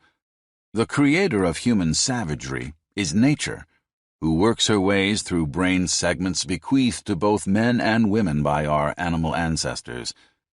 Ironically, it is female aggression that gives the greatest clue as to why nature has found conflict so indispensable. Creatures of every species fight for the privilege of procreation. They battle to immortalize the replicators at their core. No wonder the wives of ancient emperors and high-ranking ladies of the gorilla clan have been out to corner the world for their children. No wonder Greek heroes, Yanomama warriors, and rampaging Romans have risked their lives in the hunt for new wombs to sow. Every time a sperm and egg spew a fresh creature into the world, the victor is a gene. Why humans self-destruct. The theory of individual selection and its flaws. Richard Dawkins's theory is a powerful tool for cracking the mysteries of the cosmos, but it has a limitation. In reality, genes were never the loners that Dawkins makes them out to be. Though he labels them selfish, even he is forced to admit that genes were compelled to coagulate in teams, just as their minions, from termites to humans, would later be. Current evolutionary theory, known as neo-Darwinism, says that preservation of his genes is the first priority of the individual, preservation for himself, his children, and for his remaining relatives. And as the examples in previous chapters show, when it comes to children, at least, that view has much evidence to support it. Yet it is missing something vital in the human experience. When Rudolph Valentino died, numerous women committed suicide. Survival for themselves and their immediate families was the last thing on their minds. Underlying the notion of genetic selfishness is another, even more basic assumption: the theory of individual selection. According to the theory of individual selection, when it comes to picking and pruning, evolution sorts creatures one at a time. Hence, the most potent impulse in the makeup of every micro and macro beast is the drive for personal survival. But somewhere deep inside, each of us knows that individual survival is not his only raison d'être. So thoroughly is that fact built into us that we find it in our physical structure. We come complete at birth with an arsenal of survival weapons, but we're also equipped with the devices that can negate our existence. These are our self-destruct mechanisms. In 1945, the Japanese had been fighting American soldiers for 3.5 years. They had known they could not lose. Their gods had made them a superior people. They had swept through China and the Pacific Islands in the 30s like an avenging wind, taking vast territories, conquering hordes of inferior peoples, showing the heaven-given supremacy of their race. The enemy who faced them was a contemptible lot, unblessed by the divinity that buoyed Japan, and crippled by racial impurity. Yet the mongrels from the West were accomplishing the unthinkable. They were beating down the warriors of Japan. By the time the Americans reached Okinawa, the Japanese could see that heaven had deserted them. The shame was unendurable. 4,000 Japanese killed themselves in Okinawa's underground naval headquarters. Another 30,000 military men and civilians threw themselves from a nearby cliff. On the Japanese mainland, pilots volunteered to keep the American Marines in Okinawa from getting supplies. Those flyers were promised honor and death. Their mission was to guide their planes to the enemy and stay at the controls as the explosive-laden aircraft slammed into the enemy's ships. "I will be doing my duty by dying," they wrote in final letters to their families. 15,000 of them fulfilled that fatal obligation. One commentator, describing the kamikaze experience 40 years later, explained that Japan is a society of groups, not individuals. To us, the kamikaze's ultimate devotion seems baffling, alien, something that could never happen here. But it has happened here. Patrick Henry was declaring his loyalty to his fellow revolutionaries and their cause when he said, "Give me liberty or give me death." He was confessing that the social organism of which he was a part was more important than his own existence. Suicides in 1929, the year of the Great Crash, tended to be flamboyant and highly publicized. There was the head of the Rochester Gas and Electric Company who asphyxiated himself with his firm's chief product, the two stock speculators who flung themselves from a New York City roof hand in hand, and the investor who poured flammable liquid on himself and lit a match. But these were exceptions, not the rule. However, from 1930 to 33, once the Depression hit its stride, the number of suicides skyrocketed. In 1932 alone, it tripled. The men and women who killed themselves contributed very little to their own survival or to that of their closest relatives. Back in 1897, the seminal French sociologist Émile Durkheim compiled a set of statistics that demonstrated the rise of self-inflicted deaths after the market crashes of 1873 and 1882 and coined the term altruistic suicide. Durkheim seemed to sense that beneath the surface, the suicide was destroying himself to rid the wider social group of a burden. Sociologist and ethnologist Michel Mauss, a relative and follower of Durkheim, was even more specific. He noted an occasional violent negation of the instinct for self-preservation by the social instinct. If our actions are geared to increasing the odds that our personal genes or those of our near relatives will make it into the next generation, what is the reason for suicide's existence? And what about the other bits of death in life built into the human psyche? Why do humans get depressed? Why do they sometimes feel like crawling off into a corner and dying? There is an answer, but it doesn't quite square with the notion of genes fighting for themselves no matter what. We are parts of a larger organism, and occasionally find ourselves expendable in its interests. This idea is not very fashionable at the moment. Evolutionists, myself included, believe that competition is vital to the creation of new species. The beast with the bigger brain, the sharper claw, or the cleverer way of building a nest outdoes his or her clumsier rival and has more children. His offspring inherit his advantageous cranial capacity, natural weaponry, or architectural skill, and in turn have plentiful broods of their own. Within a few 100,000 generations, the creatures with the anatomical or mental advantages have outbred their dull-witted or blunt-pawed rivals. Less favored creatures may easily find themselves extinct. According to the current evolutionary party line, this competition takes place between individuals. The idea that it could occur between groups has been resoundingly dismissed because of a chain of arbitrary twists in the history of evolutionary theory. The concept of evolving life dawned long before the publication of Charles Darwin's theories. In roughly 580 BC, the Greek philosopher Thales of Miletus declared that life had not been created by the gods, but had emerged by natural means from water. 2,300 years later, Enlightenment thinkers like Francis Georges-Louis Buffon reinterpreted petrified oddities formerly dismissed as stone tongues and dragon's teeth. The objects, the audacious naturalists said, were parts of fossilized creatures from a previous era. Using the latest theories of geology, Buffon and his fellow iconoclasts demonstrated that placement of fossils in the rocky strata suggested primitive creatures had occupied the earth far before the supposed biblical date of creation and had progressed to increasing levels of complexity as they'd moved from their birthplace in the seas to footholds on dry land. Meanwhile, Pierre-Louis Moreau de Maupertuis, another scholar who preceded Darwin by 100 years, worked out a remarkably prescient theory explaining how advances from one species to another might occur. Even Darwin's grandfather, Erasmus Darwin, anticipated his younger relative by more than half a century, putting forth an evolutionary overview in his Zoonomia, 1796. But it was Darwin's meticulous fact-gathering, his family connections, and his methodical campaign to win over the scientific community that finally reoriented the thinking of specialists and laymen alike.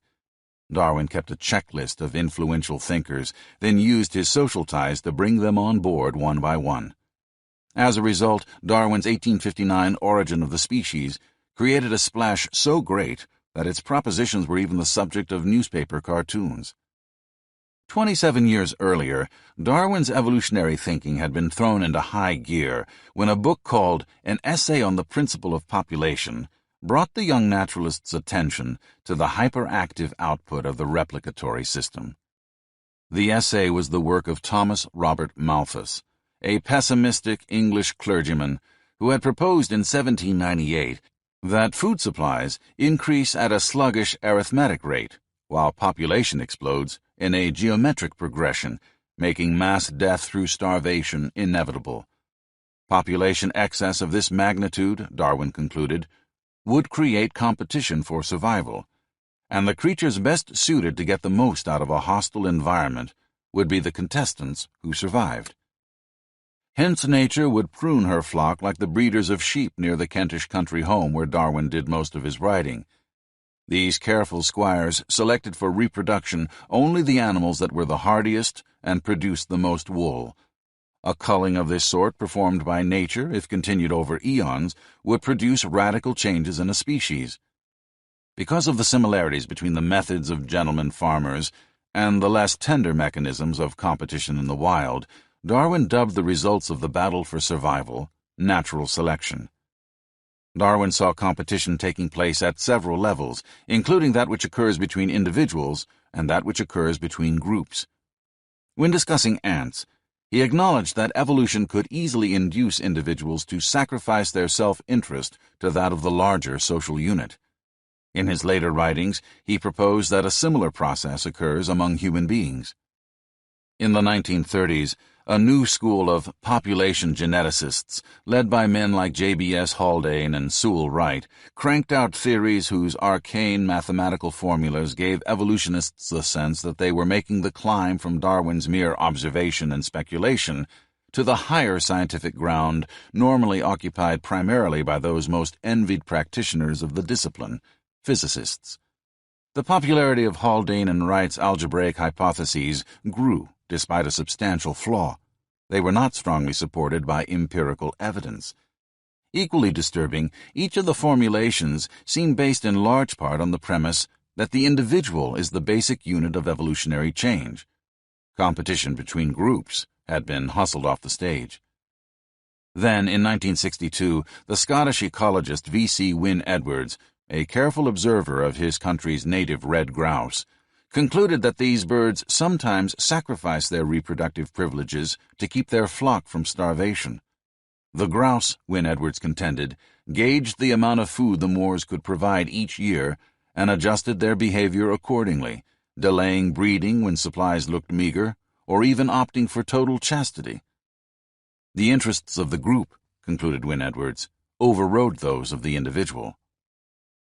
The backlash to the University of Aberdeen professor's heresy was immediate and intense. Scientists like G.C. Williams and David Lack declared that group selection was all but impossible, and August theorists like W.D. Hamilton and R.L. Trivers explained away the altruistic tendencies Wynne Edwards had discerned by generating a new mathematical system, the theory of kin selection, that said that individuals would only sacrifice their own interests in favor of others if the others in question were relatives, creatures who possessed similar sets of genes. In other words, self-sacrifice represented an individualistic gene selfishly protecting a copy of itself. The newly consolidated theories of individual and kin selection were hailed as major achievements and became biological dogma. Wynne Edwards's carefully reasoned theory, based on decades of fact-gathering in the field, was tossed aside as a disreputable aberration. The Scotsman spent 14 years in the heather gathering fresh information, tabulated the resulting statistics, and published the conclusions in his 1986 work, Evolution Through Group Selection. The book was virtually ignored. However, in the late 80s, an uneasy sense that evolution may not be limited to the level of the individual organism or gene showed signs of inching toward science's peripheral vision. Stephen Jay Gould puzzled over the fact that there's too great a variety of seemingly useless genes lurking in the chromosome, more than one would statistically expect if each gene were subjected to extermination by natural selection. Some genes, he concluded, seem to be invisible to selective pressures. Competition between groups could account for the conundrum, since the group preserves a wide variety of individuals incapable of surviving on their own. However, Gould sidestepped considering this option. Though he was forced to acknowledge that not all selection takes place on the individual level, he contended that selection transpires below that level between gene fragments and above that level between species. Gould assiduously avoided mentioning the possible importance of social groups.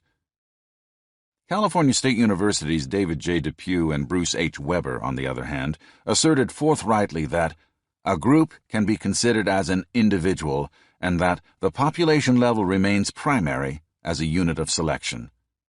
But their brief observation, buried in a work on an unrelated subject, went unnoticed. E.O. Wilson, in his keystone book Sociobiology, cites numerous examples of behavior in which individuals sacrifice themselves for the good of the larger whole.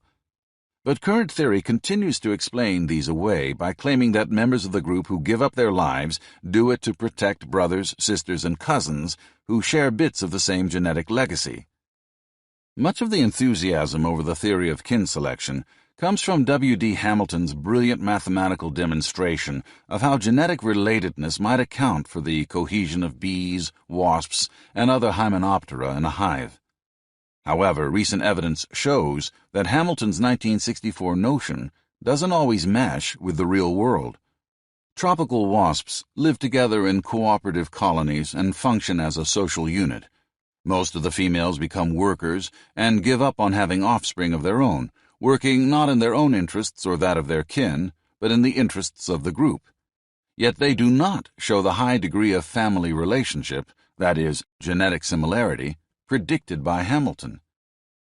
In many cases, human beings who willingly form squadrons, march off, and fight to the death have no genes in common at all. In fact, during the American Civil War, relatives squaring off on opposite sides did not protect those who shared their genes. Instead, they threatened to destroy them. Even more damning, women in a murderous frame of mind usually do away with their own children. Researcher Donald T. Lund says, almost all infants who are killed by their mothers. These mothers wipe out the very offspring who would carry their genes into the next generation. The next favorite target of a married woman is her husband or lover. And these grim facts of life are not restricted to the United States. Murderers in the former Soviet Union, Hong Kong, and Britain also show a predilection for killing those who share their genes. Kin selectionists have had a difficult time explaining yet another mystery. Why, among some social animals, a few members of the herd will stand up and shriek when a predator approaches, even at the risk of making themselves obvious to the predator and becoming his first meal? For example, a herd of Thompson's gazelles is grazing quietly in an open East African field. A hungry leopard approaches quietly from downwind, holding its body low in the tall grass. Suddenly, a gazelle raises her head, cocks her ear, and freezes. A snapping sound has aroused her suspicions. Looking around, she spots the silhouette of the leopard's head. What does she do? To enhance her own survival and that of her genes, her best strategy would be to move to the center of the herd, making herself as unobtrusive as possible. The leopard would then pick off some unsuspecting and unrelated creature on the herd's periphery. The gazelle's worst move, on the other hand, would be to draw attention. Research shows that predators almost invariably go for a herd animal that is acting differently from the rest. But the gazelle who has just spotted the clawed creature does not quietly blend into the bunch. She breaks into a strange run punctuated by abrupt jumps into the air. Her behavior alerts her herd mates to the prowling cat. One after another they join the running and jumping. The leopard, thrown off by the commotion, eventually gives up and walks away. The Thompson's gazelle is not alone. Social animals of all kinds, mammals and birds alike, shriek, thump, or jump to warn their companions of an impending attack. Every one of the shriekers takes the chance that its warning gesture will make it the first victim of the hunter's assault. The theory of kin selection says the jumping or thumping animal is protecting its relatives. In a small number of cases, this hypothesis has worked out brilliantly, but in many others, it has been a failure. Large groups of animals do not just consist of brothers, sisters, and cousins. In fact, mobs like the flocks of birds that migrate thousands of miles each spring and fall seem to contain very few close relatives at all. Yet members of the flock still shriek a warning when a hungry raider approaches. Why do these creatures choose to make themselves conspicuous? A stealthy meat-eater will have an easy time creeping up on a group whose members dare not act as lookouts for their neighbors. That social band's days on the savannah are numbered, but the aggregation whose participants court destruction by shrieking is primed for self-defense. An occasional individual may suffer, but the group will live to face another day. Individual selectionists have made a heroic effort to deal with the problem of altruism via the concept of kin selection. But there is a more subtle challenge to the primacy of personal survival that they haven't yet dared tackle: intropunitive behavior. In the 1950s, psychologist Harry Harlow at the University of Wisconsin wanted to see how necessary the love of a mother and friends were to humans. He couldn't wrench newborn babies from their mother's arms and raise them in isolation cages, but he could do the next best thing. He tried the experiment on newborn monkeys. The simians raised without social contact frequently sat in a corner of their cage, curled into a ball, their eyes staring emptily into space, and chewed at their own skin, gouging themselves until they bled. That is intropunitive behavior. When you feel like kicking yourself around the block, you are in the grip of the intropunitive force. At times, whole herds of humans have unleashed this impulse in an orgy of self-punishment. Once a year, during the festival of Muharram, the Shiite men of the Middle East parade through the streets pulling out their hair, lacerating their scalps with swords, covering themselves in their own blood, and even injuring themselves with wounds that kill. Occasionally, the imagination can cooperate with the intropunitive emotions to make the mind a living hell. Some extreme Christian fundamentalists see demons and Satan lurking in every shadow. Their imaginations have created creatures that constantly threaten to torment them. The slightest slip from the true path, they feel, can send Satan's minions writhing through every vein of their body. These visions of dancing demons do little to enhance an individual's survival or that of his genes.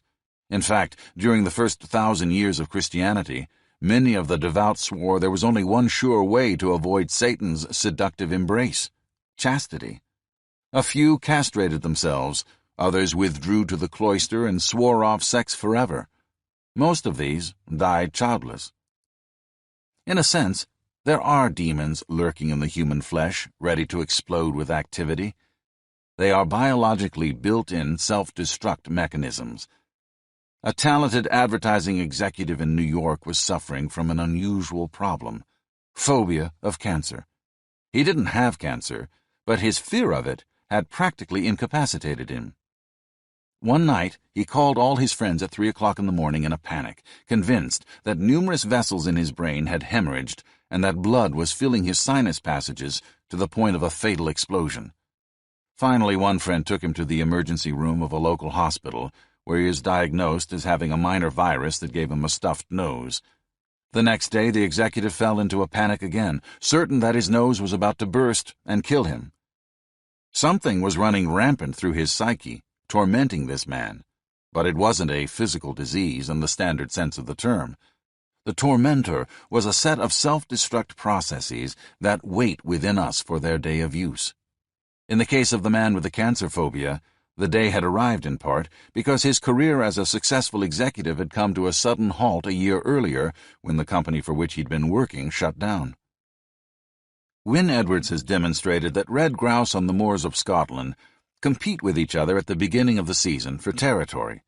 The winners end up comfortably fed and mated, but the losers usually die of predation or disease. The deaths, says Wynne Edwards, are the after-effects of social exclusion. In the body, each cell comes equipped with a mechanism for what scientists call apoptosis, programmed cell death, an intrinsic cell suicide program that researchers at University College in London say must be actively restrained from going into action by positive feedback indicating the cell is necessary to the larger organism. When a hospital patient is forced to spend months in bed, seldom using his legs, many of the leg's constituent cells, sensing that they are no longer needed, dwindle to mere shadows of their former selves. Others simply disappear. When a human spends weeks or months in space, his heart no longer has to labor mightily, pumping blood upward in defiance of gravity's force. The heart shrinks dramatically as the cells that no longer deem themselves of value scale down to an existence just one step removed from death. The individual is a cell in the social superorganism. When he feels he is no longer necessary to the larger group, he too begins to wither away. As we'll see more clearly in later chapters, the demons driving the advertising executive mad were the circuits of social disposal, intrinsic suicide programs similar to those that remove cells whose lives are no longer needed by the larger social beast. If our instincts were geared solely to the survival of ourselves and our relatives, such internal demons could not exist. Superorganism. Over 150 years ago, the German botanist Matthias Schleiden was pondering the recently discovered fact that organisms as simple as water fleas and as complex as human beings are made up of individual cells. Each of those cells has all the apparatus necessary to lead a life of its own. It is walled off in its own mini-world by a surrounding hedge of membrane, carries its own metabolic power plants, and seems quite capable of going about its own business, ruggedly declaring its independence. Yet the individual cells, in pursuing their own goals, cooperate to create an entity much larger than themselves. Schleiden declared that each cell has an individual existence, and that the life of an organism comes from the way in which the cells work together. In 1858, pathologist Rudolf Virchow took Schleiden's observation a step further. He declared that the composition of the major organism, the so-called individual, must be likened to a kind of social arrangement or society, in which a number of separate existences are dependent upon one another, in such a way, however, that each element possesses its own peculiar activity and carries out its own task by its own powers. A creature like you and me, said Virchow, is actually a society of separate cells. As we've already seen, the reasoning also works in reverse. A society acts like an organism. Half a century after Virchow, entomologist William Morton Wheeler was observing the lives of ants and found that no ant is an island. Wheeler saw the tiny beasts maintaining constant contact, greeting each other as they passed on their walkways, swapping bits of regurgitated food, adopting social roles that ranged from warrior or royal handmaiden to garbage handler and file clerk. Yes, at the heart of many ant colonies is a room to which all incoming workers bring their discoveries. Seated at the chamber's center is a staff of insect bureaucrats who examine the new find, determine where it is needed in the colony, and send it off to the queen's chamber if it is a prized morsel, to the nursery if it is ordinary nourishment, to the construction crews if it would make good mortar, or to the garbage heap, kept just outside the nest. Viewed from the human perspective, the activities of the individual ants seem to matter far less than the behavior of the colony as a whole. In fact, the colony acted as if it were an independent creature, feeding itself, expelling its wastes, defending itself, and looking out for its future. It was Wheeler who dubbed a group of individuals acting collectively like one beast a superorganism. The term superorganism slid into obscurity until it was revived by Sloan Kettering head Lewis Thomas in his influential 1974 book, Lives of a Cell. Superorganisms exist even on the very lowest rungs of the evolutionary ladder. Slime molds are seemingly independent amoebas, microscopic living blobs that race about on the moist surface of a decaying tree or rotting leaf, cheerfully oblivious to each other when times are good. They feast for days on bacteria and other delicacies, attending to nothing but their own appetites. But when the food runs out, famine descends upon the slime mold world. Suddenly, the formerly flippant amoebas lose their sense of boisterous individualism. They rush toward each other as if in a panic, sticking together for all they're worth. Gradually, The clump of huddled microbeasts grows to something you can see quite clearly with the naked eye. It looks like a slimy plant, and that plant, a tightly packed mass of former freedom lovers, executes an emergency public works project. Like halftime marchers forming a pattern at a football game, some of the amoebas line up to form a stalk that pokes high into the passing currents of air. Then the creatures at the head cooperate to manufacture spores, and those seeds of life drift off into the breeze. If the spores land on a heap of rotting grass or slab of decomposing bark, they quickly multiply, filling the slippery refuge with a horde of newly born amoebas. Like their parents, they race off to the far corners of their new home in a cheerful hunt for dinner. They never stop to think that they may be part of a community whose corporate life is as critical as their own.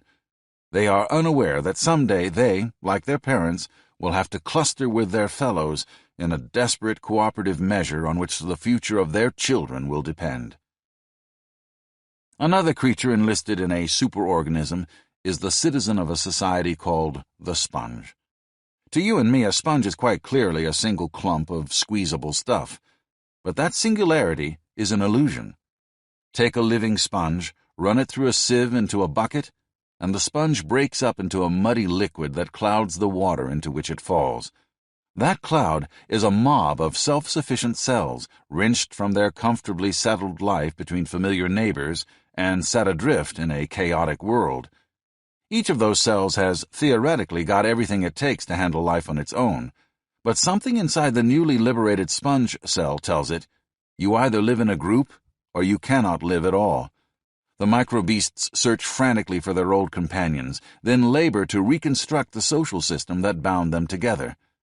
Within a few hours, the water in your bucket grows clear, and sitting at the bottom is a complete, reconstituted sponge. Like the sponge cells and the slime mold amoebas, you and I are parts of a vast population whose pooled efforts move some larger creature on its path through life. Like the sponge cells, we cannot live in total separation from the human clump. We are components of a superorganism. Components of a superorganism.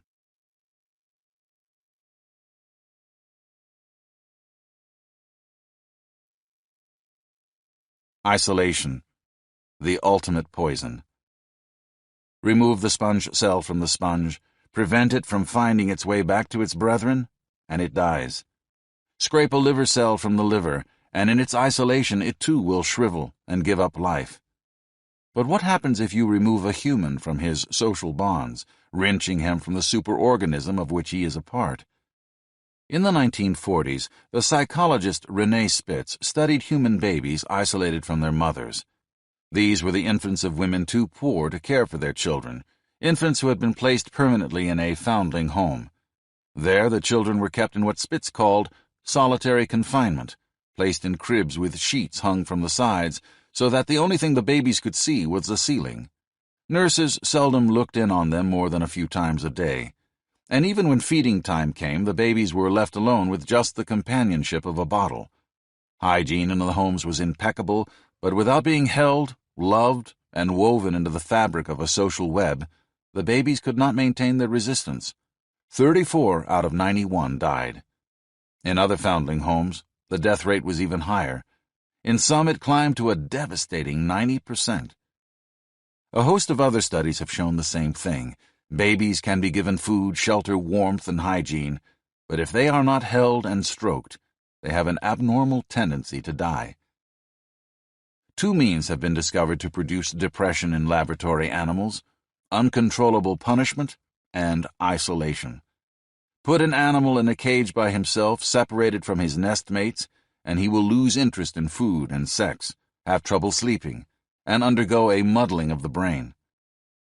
Tampering with an individual's bonds to the larger social organism can have powerful consequences. In humans, feeling you're unwanted can stunt your growth. The flow of growth hormones, according to recent research, is affected strongly by psychosocial factors. Monkeys taken away from their families and friends experience blockage of the arteries and heart disease. On the other hand, rabbits who are petted and hugged live 60% longer than those who have not received such attention. When their mates die, male hamsters stop eating and sleeping and often succumb to death themselves. They are not alone. A British study indicated that in the first year after a wife dies, a widower has a 40% greater risk of death. In another study at New York's Mount Sinai School of Medicine, men who had lost wives to breast cancer experienced a sharp drop in the activity of their immune system 1 to 2 months after the loss. A survey of 7,000 inhabitants of Alameda County, California, showed that isolation and the lack of social and community ties open the door to illness and an early demise. An even broader investigation by James J. Lynch of actuarial and statistical data on victims of cardiovascular disease indicated that an astonishing percentage of the 1 million or so Americans killed by heart problems each year have an underlying difficulty that seems to trigger their sickness: lack of warmth and meaningful relationships with others. On the other hand, research in Europe suggested that kissing on a regular basis provides additional oxygen and stimulates the output of antibodies. Closeness to others can heal. Separation can kill. The cutting of the ties that bind can be fatal even in the wild. Jane Goodall, who has studied chimpanzees in the Gombe Stream Preserve of Africa since 1960, saw the principle at work in a young animal named Flint. When Flint was born, his mother adored him, and he in turn doted on her. She hugged him, played with him, and tickled him until his tiny wrinkled face broke out in the broad equivalent of a chimpanzee smile. The two were inseparable. When Flint reached the age of 3, the time came for his mother to wean him. However, since Flo, the mother, was old and weak, and Flint was young and strong, this proved difficult. Flo turned her back and tried to keep her son away from the nipple, but Flint flew into wild tantrums, lashed about violently on the ground, and ran off screaming. Finally, a worried Flo was forced to calm her son by offering him her breast. Later, Flint developed even more aggressive techniques for ensuring his supply of mother's milk. If Flo tried to shrug him off, Flint struck her with his fists and punctuated the pummeling with sharp bites. At an age when other chimps have freed themselves from parental apron strings, Flint was still acting like a baby. Though he was a strapping young lad and his mother was increasingly feeble, Flint insisted that she carry him everywhere. If Flo stopped to rest, and Flint was anxious to taste the fruit of the trees at their next destination, the hulking child would push, prod, and whimper to get her moving again. Then he'd climb on her back and enjoy the ride. When shoves and whines didn't motivate his mother to pick him up and cart him where he wanted to go, Flint would occasionally give the exhausted lady a strong kick. Although Flint was old enough to build a sleeping nest of his own, at night he insisted on climbing into bed with his mother. In the course of normal development, Flint should have turned his attention from Flo to the other chimps his age, forging ties to the superorganism, the chimpanzee tribe, of which he was a part. But he did not, and the consequence would be devastating. Flint's mother died. Theoretically, Flint's instincts should have urged him to survive. But 3 weeks later, he went back to the spot where his mother had breathed her last and curled up in a fetal ball. Within a few days, he too was dead. An autopsy revealed that there was nothing physically wrong with Flint. No infection, no disease, no handicap. In all probability, the youngster's death had been caused by the simian equivalent of the voice that tells humans experiencing a similar loss that there's nothing left to live for. Flint had been cut loose from his single bond to the superorganism, and that separation had killed him. Social attachment is just as vital to human beings as it is to simians. Research psychiatrist Dr. George Engel collected 275 newspaper accounts of sudden death. He discovered that 156 had been caused by severe damage to social ties. 135 deaths had been triggered by a traumatic event in a close human relationship. Another 21 had been brought on by loss of status, humiliation, failure, or defeat. In one instance, the president of a college had been forced to retire by the board of trustees at the age of 59. As he delivered his final speech, he collapsed from a heart attack. One of his closest friends, a doctor, rushed to the stage to save him, but the strain of losing his companion was too much for the physician, and he too fell to the floor of the platform, dying of heart failure. Our need for each other is not only built into the foundation of our biological structure, it is also the cornerstone of our psyche. Humans are so uncontrollably social that when we're wandering around at home where no one can see us, we talk to ourselves. When we smash our thumb with a hammer, we curse at no one in particular.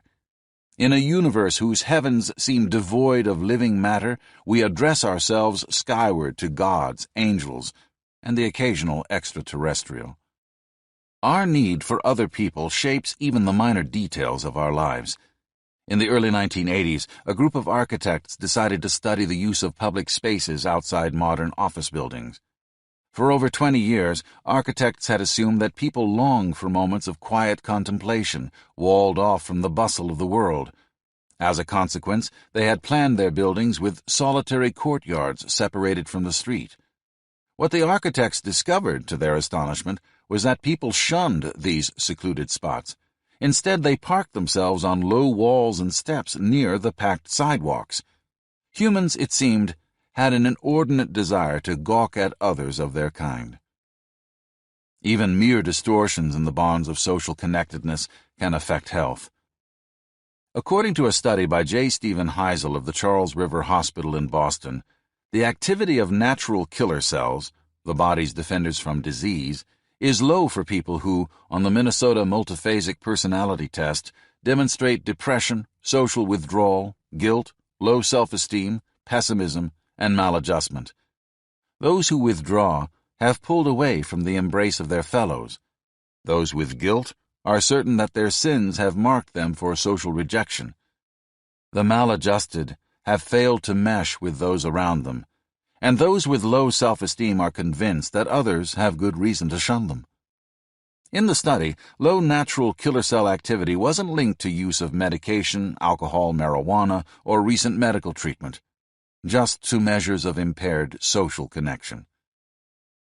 Meyer Friedman, the doctor who delineated the type A and type B personalities and their relationship to heart disease, says, "If you don't think what you do is very important, and if you feel that if you died nobody's going to mourn, you're asking for illness."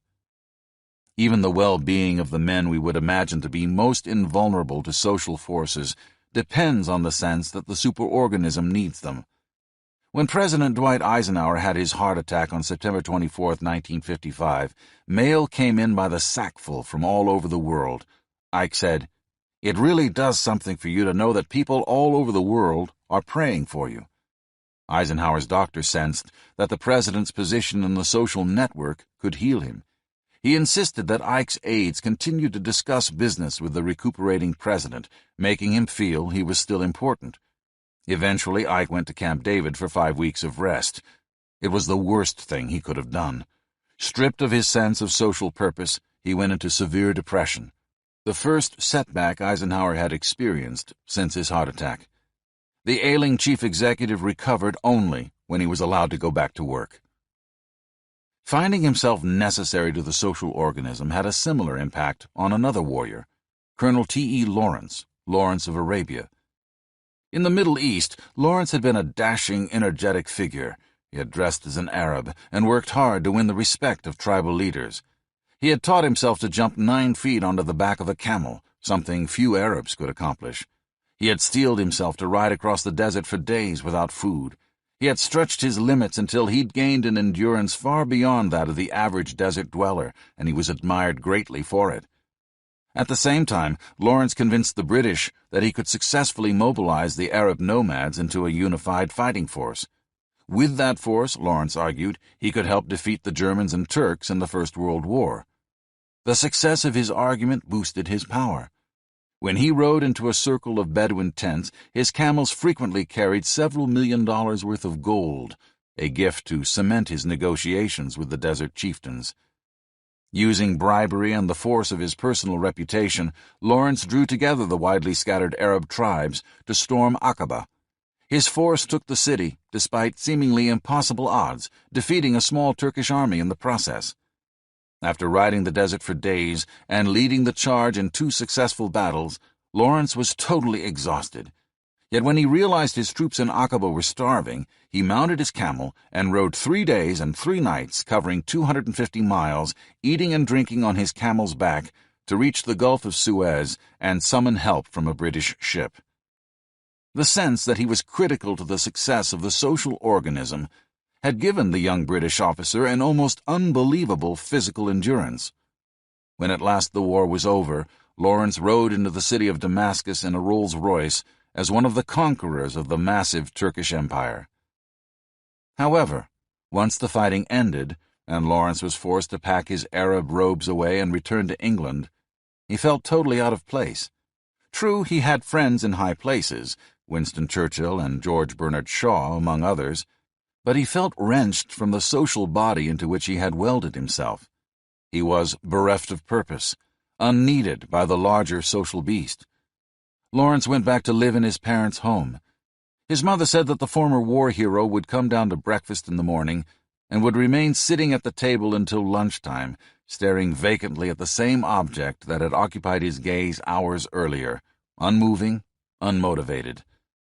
Eventually, at the age of 47, Lawrence died on a lonely country road, the victim of a motorcycle accident. Or was he really the victim of something far more subtle? Not long before his death, Lawrence wrote to Eric Kennington, "You wonder what I am doing? Well, so do I, in truth. Days seem to dawn, suns to shine, evenings to follow, and then I sleep. What I have done, what I am doing, what I am going to do, puzzle me and bewilder me. Have you ever been a leaf and fallen from your tree in autumn and been really puzzled about it? That's the feeling." Experts on suicide explain that vehicular accidents often occur to those who are depressed and courting death. Was it mere chance, then, that T.E. Lawrence, a man of almost superhuman physical skills, was killed by a bit of sloppy driving on a vehicle he had used for years? Or had the inner calculators of the Arab's former leader come to the conclusion that, like the unneeded cell in a complex organism, it was time for him to simply slip away? Even heroes are insecure. From none but self expect applause. He noblest lives and noblest dies, who makes and keeps his self-made laws. Sir Richard Burton. The man mindful of his reputation does not reveal his sadness. Early Anglo-Saxon author.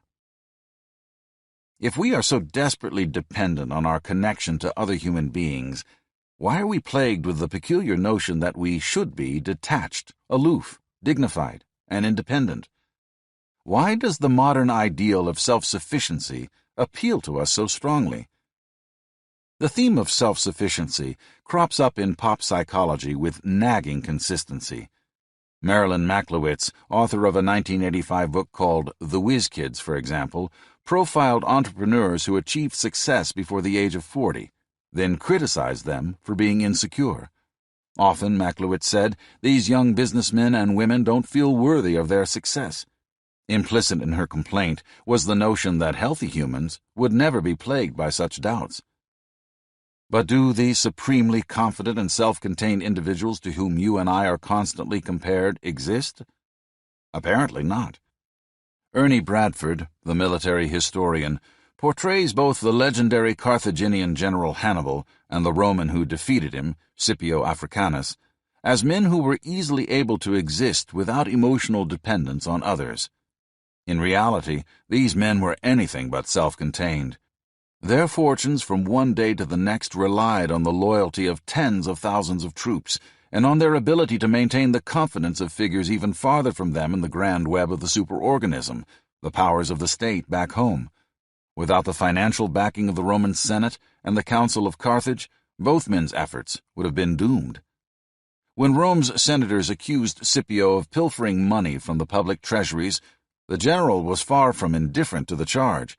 He burst into the senatorial hall with his account books, tore them up in front of the lawmakers, and stormed out of Rome, never to return. Not exactly the gesture of a man untouched by the opinions of others. Bradford, convinced that Scipio was indeed a master of self-reliance, had probably been deceived by a trick of aristocracy, a theatrical charade used by those who wish to exert power over others. It's a device even ambitious chimpanzees employ to maintain authority. The ruse goes something like this. The dominant male sits in the center of a noisy multitude, looking utterly indifferent to what goes on around him. Lower-ranking apes nervously glance left, right, and behind them for clues as to what they should do next. They cast frequent, furtive glances at the master chimp to see if it is time for them to honor him with a deferentially downcast gaze, or to discover if he has turned aside. For when his back is toward them, the underlings can get away with some forbidden gesture. However, the lofty head of the chimpanzee clan seems to look at no one, and gives the impression that he need take his cues from no mere earthly beast. But even the chimpanzee at the top of the hierarchy, who looks so impressively aloof, is boiling with social emotions he doesn't dare show. Ethologist Frans de Waal made a 6-year study of chimps in Belgium's Arnhem Zoo, and published the results in a brilliant and illuminating volume called Chimpanzee Politics. In it, de Waal describes 2 males competing for top position in the group. The combatants confront each other with all the dignity of chivalric knights.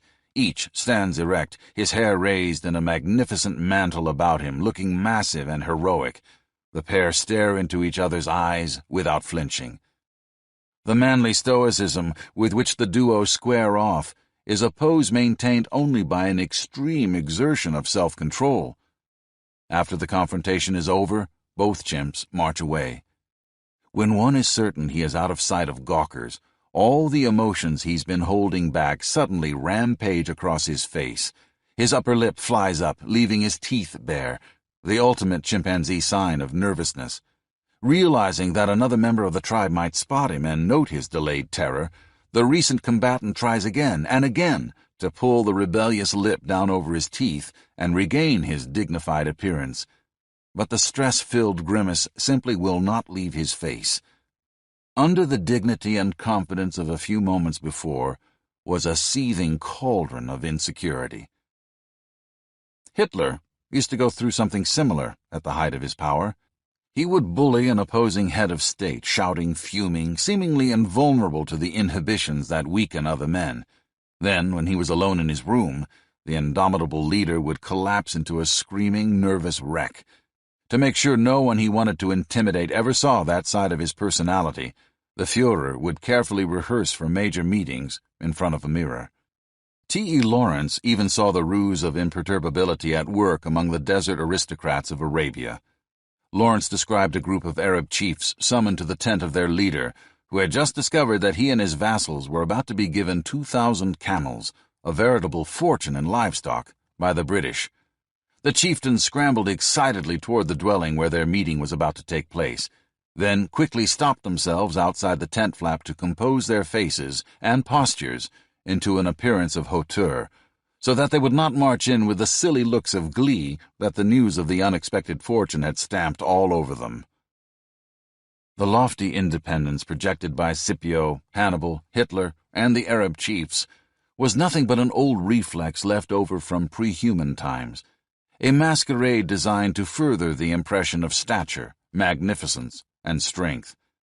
But under the mask of independence, even the most fearsome leaders are vulnerable to the views of others. Men of power pull off their disguise of aloofness well enough to fool even the psychological experts. Yet the success of their sham is our undoing, saddling us with a false ideal of self-sufficiency, imbuing us with guilt for our dependence on the superorganism. Loving the child within is not enough. Current psychology is often blind to the existence of the larger being of which we are a part. Because of that blindness, many highly regarded therapeutic experts have a habit of dictating impossible cures.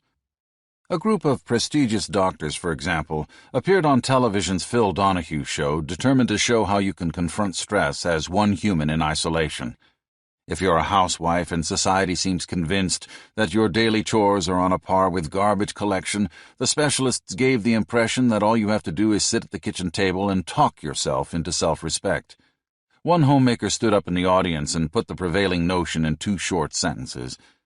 "It all depends on the image you project," she said. "If you think well of yourself, other people will think well of you." Thinking well of himself was not enough to save Scipio Africanus from the contempt of the Roman Senate, nor will it be enough to magically alter the degree of respect the Western world accords those who clean house, cook, and raise children. One of Donohue's guest authorities declared in no uncertain terms that you don't have to be a victim of what society or what anyone else thinks of you. But according to psychologist Saul Gordon, founder of the Institute for Family Research and Education, projecting a positive attitude works not because of changes it makes on the individual psyche, but because of improvements it generates in relationships with others. The best way to turn off the self-destruct mechanism is not to weep over childhood traumas until we can finally love the child within. It is to realize that the self-destruct devices are controlled by social forces, our sense of how we measure up to the standards of those we respect, and our relationships with friends, husbands, wives, and even our dogs and cats. The idea that relationships with animals can protect our physical and emotional health is not whimsy. Studies of heart attack victims have shown that owning a dog or a cat diminishes the odds of a second attack. Science would be well served to retain individual and kin selection's insights, admit their limitations, and move on. The fact is, if individual selection's survival instinct is our ruling force, then self-destruct mechanisms should not exist. Or, at best, their action should be limited to aiding those who carry genes nearly identical to our own. But animals of all kinds are born with a virtual arsenal of built-in poison pills, and a range of evidence even wider than that which I've had the space to present here indicates that these biological circuits are linked to the interests of a coagulation of fellow creatures who are not necessarily kin. The concept of the social organism is more than a mere metaphor. It is closer to the comparison between a wave of water and a ray of light, 2 radically different phenomena subject to many of the same natural laws. For example, cyclic AMP acts as an intracellular messenger nearly everywhere in your body, but it is also the alarm substance that slime mold amoebas sensing starvation send to rally their solitary fellows into a consolidated slug-like beast. The gene NM23, which controls the clustering or dispersion of cancerous cells in humans, also handles congregation and dispersion among the cells of the slime mold. Contrary to contemporary theory, evolution is not built solely on competition between self-interested loners. It also relies on contests between teams of individuals striving for group survival. As a result, physiological feedback loops often call upon the individual to sacrifice his health, or even his life, for the sake of a larger whole. We have inherited much of our biology, including that involved in behavior, from the cellular ancestors who first learned to form communities. As a consequence, innumerable organismic mechanisms operate within assemblies of human beings. In coming chapters, we'll encounter quite a few of them. One man's God is another man's devil. Us versus them. Nature uses only the longest threads to weave her patterns, so each small piece of her fabric reveals the organization of the entire tapestry. Richard Feynman. White blood cells in the immune system function as soldiers on patrol. They are constantly scouring the corridors of the body, prowling for intruders. As they move through veins and capillaries, they encounter billions of friendly cells and myriad scraps of flotsam and jetsam that belong to the body itself. Should they make a mistake and attack these compatriots, the body would be in severe trouble. How does the immune system manage to avoid cases of mistaken identity? The cells of the body have the equivalent of a uniform, a chemical combination as unique as a human face or a fingerprint. What's more, invading viruses also have a distinctive chemical costume. When a white blood cell detects the markings of the virus, it goes on the attack and sends out signals summoning its legion of confederates to the assault. Uniforms are necessary on the cellular level. They also prove indispensable to human society. Margaret Mead says every human group makes a simple rule: thou shalt not kill members of our gang, but everyone else is fair game. According to Mead, each group says that all humans are brothers, and declares that murdering humans is out of the question. Most groups, however, have very strange means of defining who is human. A tribal member, in most primitive societies, is a full-fledged human being. A citizen of some other tribe, on the other hand, is usually not. Most primitive tribes, says Mead, feel that if you run across one of these subhumans from a rival group in the forest, the most appropriate thing to do is bludgeon him to death. Like white blood cells harmlessly passing each other in the body's corridors, but destroying foreign intruders, humans of the same tribe recognize each other as parts of the same flesh and avoid hostilities. A body is a collective of cells that have to get along to survive. A society is a collective of individuals that have to do the same. Humans ranging from the most primitive to the most sophisticated form cozy in-groups that assault outsiders, clumping together as competitive superorganisms. This tendency, as we've already seen, is not limited to human beings. Lewis Thomas has pointed out that even lethargic-looking sea anemones engage in cold wars. Two seemingly identical patches of anemones on a rock may appear to live in peaceful harmony. In reality, however, the colonies edge against each other, aggressively trying to dislodge the rival community from the rock both call home. Like white blood cells and the denizens of the primitive tribe, the members of each anemone clump know who is one of us and who is one of them. According to Harvard's E.O. Wilson, xenophobia, the fear and hatred of interlopers, is universal in higher animals. Wilson explains that squabbling within a group is minor compared to the snarling, spitting, and raking of claws that occur when group members encounter an outsider. Much of the animal communication observed by ethologists, in fact, seems to have evolved to help one animal tell his killer companions, "Hey, I'm one of us." For example, calls allow one bird to tell others he's part of their flock. Some bird societies have even evolved their own dialects to aid in this purpose. Animal markings and specialized scents also help beasts tell who is part of their own pack and who is not. Humans, too, need ways of identifying who they're supposed to take care of and who they're allowed to oppose. Some of those identifiers include how you hold your fork, what language you speak, what kind of clothes you wear, how close you stand to someone, how you say hello, what haircut you choose, and what color you paint your face. Leaders fashioning new social organisms seem instinctively to recognize the fact that they will have to find ways to differentiate their followers from everyone else. Moses coined a slogan, "Hear, O Israel, the Lord our God, the Lord is one." He enjoined his followers to inscribe the sentence on their doorposts, where they would see it every time they went out and came back in, and to tie scraps of parchment marked with the phrase to their arms every morning and every night. To make sure that Jews would be marked as separate from the members of any other group, he even gave them a distinctive diet. Lenin was born into a supremely middle-class family, but he dressed in the unmistakable clothing of a worker, adopted workers' slang, and encouraged his followers to do the same. Then he pointed to an enemy with a radically different style of couture and speech, the well-coiffed bourgeoisie. Muhammad gave his followers a set of prayers and ritual washings to execute 5 times a day, then instructed the faithful to signal their identity with the whiskers on their chins, shunning the razor and glorying in the growth of their beards. Each leader gave his followers a set of markings to identify them as one of us, and he set up the signals that would make it easy to spot the unbeliever.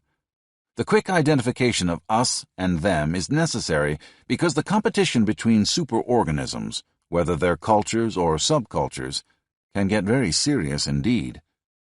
The Israelites Moses had gathered would soon be battling Canaanites. In those campaigns, the Hebrews could easily have been wiped out.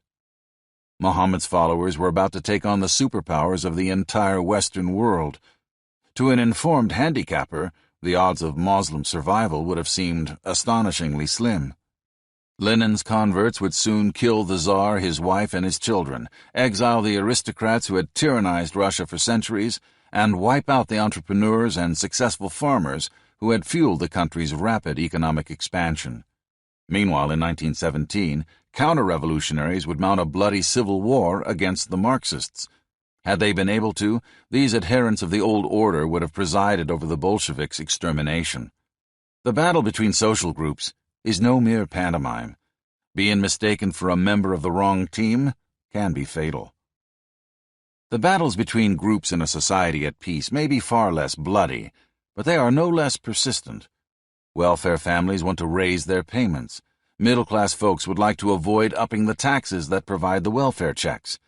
Landlords want to raise rents. Tenant groups want to lower them. Rockers want to start a club on the corner. The older couples in the neighborhood want to protect their peace and quiet. Conservatives want to seize more power. Liberals want to render them powerless. Men want to avoid housework. Women want them to do more cleaning and mopping. All are clashes between clusters of humans who feel you're either with us or against us. They are battles for turf, like the slow struggles between competing clumps of anemones on a rock. Within the group of those who wear the markings of the correct superorganism, all may be cozy and humane. But if your markings are wrong, watch out. Berta Krupp, heiress of the German industrial family that armed Hitler's Third Reich, regularly visited Krupp factory workers who were ill. She generously comforted those in need. Berta saw herself as warm, compassionate, and giving. She had no compunctions, however, about the fact that her son ran slave camps in which people were beaten from the time they got up in the morning until they crawled into a lice-ridden bunk at night, deliberately underfed until they had worked themselves to death. Berta was not even concerned that her family maintained gas ovens on the factory grounds to eliminate those forced laborers who might prove recalcitrant. In her own eyes, Berta Krupp was a good and charitable person. Her kindness extended to those she considered human. The Slavs and Jews from whose bones she ground her fortune, on the other hand, were of a distinctly different subspecies. Berta and other Germans of the time referred to these subservient beings with one simple word: Stücke, livestock. As Margaret Mead said, killing real people is forbidden, but folks beyond the boundaries of our own superorganism aren't really people, are they? The value of having an enemy. True to the principles enunciated by Margaret Mead, every culture handcuffs hostility within the group. But in exchange for this imprisonment of anger, the culture offers a set of outsiders that it's acceptable to loathe and sometimes kill. These are the folks we call enemies. A charismatic leader's invocation of the enemy's image is frequently what draws the social organism together. Orville Faubus, governor of Arkansas from 1955 to 1967, knew how to pull together the social beast. He did it by creating an enemy that didn't exist. In 1957, Faubus was facing an uphill battle for re-election. His popularity was down, for he had upset liberals by allowing utilities and railroads to raise their rates, and had stepped on the toes of conservatives by increasing taxes. But Faubus had an ace up his sleeve: the creation of a boogeyman. 3 years earlier, the Supreme Court had ruled that schools must be integrated. The South was outraged. Numerous Southern politicians were trying to capitalize on the issue, but only Faubus knew how to turn it into a full-scale, headline-grabbing drama with himself at the center. The governor's opening move was simple. He phoned the Deputy Attorney General in Washington to ask what the federal government planned to do to head off violence when Little Rock's schools opened their doors in September to both black and white kids. The Attorney General's staff was perplexed. As far as they could tell, Little Rock seemed remarkably peaceful, so the feds flew an official in to find out what the governor knew that they didn't. Faubus played it cagey. He had evidence that violence would indeed erupt, he said, but it was too vague and indefinite to turn over to anyone else. Violence, said the mayor of Little Rock in astonishment. There was no indication whatever of it. We had no reason to believe there would be violence. Governor Faubus declared that the mayor was wrong. Little Rock's stores, he said, were running out of knives, and most of those newly purchased blades were in the pockets of blacks. The FBI checked on Faubus's claims. In 100 stores, the sale of guns and knives was actually down. But there were weapons brandished openly in the streets. They belonged to the National Guard troops the governor had called in to defend the citizens of his state against the assaults of the supposedly well-armed enemy. When 9 black children showed up outside Central High ready to enroll on the first day of school, those guardsmen raised their rifles and turned the kids away. Again, the FBI checked for signs of the budding black insurrection Faubus kept implying was about to begin, clues to the existence of the horde who threatened to slit the throats of innumerable innocent whites. This time, the authorities in Washington issued a 500-page report. They couldn't find a shred of evidence to prove Faubus right. The federal investigators should have checked the home of Orville Faubus's close friend Jimmy the Flash Karam. Karam was Arkansas's state athletic commissioner, a man who could whip together a squad of oversized brutes on a minute's notice. One day in mid-September, Faubus slipped away to a Southern Governors Conference in Sea Island, Georgia, leaving the Flash to carry out a delicate mission. Early in the pre-dawn hours outside of Central High, Karam positioned a squad of thugs recruited from local sports teams. When the first class bell rang at 8:45 a.m., 4 African-American reporters showed up to cover the black students' attempts to approach their school. One of Karam's heavies let out a cry, "Here come the niggers!" The black journalists beat a hasty retreat, but not hasty enough. 20 of the whites planted by the Flash cornered the reporters and started punching hard. As the police moved in, Karam roared, "The niggers started it!" Radio newscasts reported the melee, and soon the dregs of white Little Rock, spoiling to defend Caucasian honor, began to pour in. Hundreds of them. When they couldn't find enough blacks to beat, they turned on Northerners. They mercilessly pounded 3 reporters from Life magazine. The violence that Orville Faubus had predicted for Little Rock had arrived. Jimmy Karam darted to a gas station phone booth to fill the governor in on the situation. Faubus threw a press conference at the Sea Island Governors Convention and declared soberly that the trouble in Little Rock vindicates my good judgment. President Eisenhower was forced to send in the 327th Battle Group of the 101st Airborne Division to try to restore calm and enforce the Supreme Court's desegregation order. Now Faubus had 2 enemies threatening his virtuous citizens, the blacks and the Yankee government, the same government that had humiliated the South in the Civil War. Faubus strutted, preened, and protested.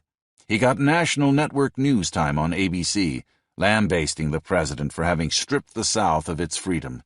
He declared that the FBI had taken innocent Southern girls into custody, grilling them for hours, and condemned the federal soldiers for putting bayonets in the backs of schoolgirls, the warm red blood of patriotic Americans staining the cold, naked, unsheathed knives. He accused the soldiers of invading the girls' locker rooms to leer at the helpless young women pinned there by brute force. Investigation showed that the events Faubus described so vividly had never occurred, but at the time that scarcely mattered. In the minds of Arkansas's white citizens, only one man was standing up to these northern attacks: Governor Orville Faubus. The result was simple. Faubus had been in danger of losing the election. Instead, he outstripped his closest opponent by nearly 5-1, and won every election after that until he finally retired. By creating an enemy, Faubus had galvanized Arkansas behind him, turning a cloud of disorganized citizens into a social mass. Fidel Castro found the existence of enemies equally indispensable. But he had a stroke of luck that Faubus had lacked. His enemy actually existed. The foe Fidel used to achieve social cohesion was the United States, the massive imperialist monster that over the years, he said, had stripped Cuba of her sovereignty. Fidel needed to distract his constituency from a mind-boggling string of broken campaign promises. In the days before Castro seized power, the bearded leader had stirred up popular support for his revolution by posing as a political moderate, a champion of democracy and of an open society. The guise was a deception. Castro had been studying Lenin, Marx, and the Argentinian despot Juan Perón for years. His real goal was a dictatorship that would put every last scrap of power in his own hands. Selling the idea of totalitarianism to the Cuban population, however, might have been a difficult proposition. Instead, Fidel played on the island's dreams of freedom. While still fighting his guerrilla war in the mountains, Castro appointed as president of his provisional government a patriotic, well-meaning, pro-democratic judge from the Cuban city of Santiago named Manuel Urrutia Yeo. Urrutia's presence gave Fidel's movement an unmistakably democratic flavor. Fidel went even further. In an interview with Look magazine and an article he penned for Coronet magazine, Castro declared passionately that his goal for Cuba was the liberty of its people, civil rights, free enterprise, and the privilege of electing officials. These statements were a sham. Now that he'd toppled Batista, the leader who had sold his followers on a freely elected government would get away with imposing a despotic political system through the adroit use of an enemy. This technique was embodied in Castro's manipulation of an unsuspecting pawn, President Urrutia. When Fidel first came down from the mountains in triumph and took over the reins of authority, he filled his cabinet with figures of indisputably moderate credentials. Then he secretly established a shadow government. In this clandestine group were the real revolutionaries, committed Marxist-Leninists like himself, figures determined to implement a program of social justice that would entail snatching land from the peasants, establishing state-controlled collective farms, drafting the populace into militias, seizing all businesses, eventually even the hot dog carts owned by scuffling members of the lower class, shutting down the free press, and shifting all control into the hands of a bureaucracy answerable directly to Castro himself. As for elections, they would be totally out of the question. Gradually, the moderate figurehead President Urrutia began to sense what was going on, and he, like many other Cubans, was not pleased. Urrutia resisted the power grab in the only ways he knew. He refused to attend cabinet meetings when Fidel was present, and made anti-communist speeches and television statements. He warned the Cuban people that something sinister was taking place. Many Cubans were alarmed, but Fidel stayed firmly on his course of secretly collectivizing society. Finally, in despair, Urrutia volunteered to go on a leave of absence from his official duties and not return.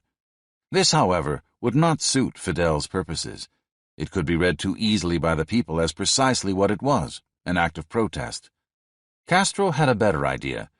He persuaded Urrutia to remain in office, then he embarked on a campaign to smear Urrutia's name. First, Fidel appeared on television, implied that he himself was a staunch anti-communist, and called Urrutia's public statements dishonorable. Next, Fidel arranged to have hundreds of thousands of Cuban peasants shipped to Havana for a celebration. As the peasants streamed into the Cuban capital, the bearded national savior went on television and delivered a 2-hour speech announcing his resignation as prime minister. What had forced this hero of the people to leave office? President Urrutia. Castro claimed that Urrutia had concocted the phony specter of a communist menace and used this appalling lie to sabotage the revolution. Urrutia, explained Castro, was an American patsy, paid to spread the poison of Yankee propaganda. His duplicity, said Fidel, moved to the very brink of treason. The mood of the crowds gathered in the streets of Havana grew ugly. They chanted for Urrutia's resignation. The earnest president who had tried to warn his countrymen signed his resignation while Fidel was still in mid-oration. Then Fidel piled the fantasy of an American-inspired conspiracy to even larger heights. A former Cuban Air Force commander flew a light plane over Havana, dropping anti-Castro leaflets. Fidel's officials said that the plane had machine-gunned the city. One of Fidel's top revolutionary fighters resigned his post in disgust over the pro-communist direction events were taking. Fidel had him arrested and sentenced to a 20-year prison term.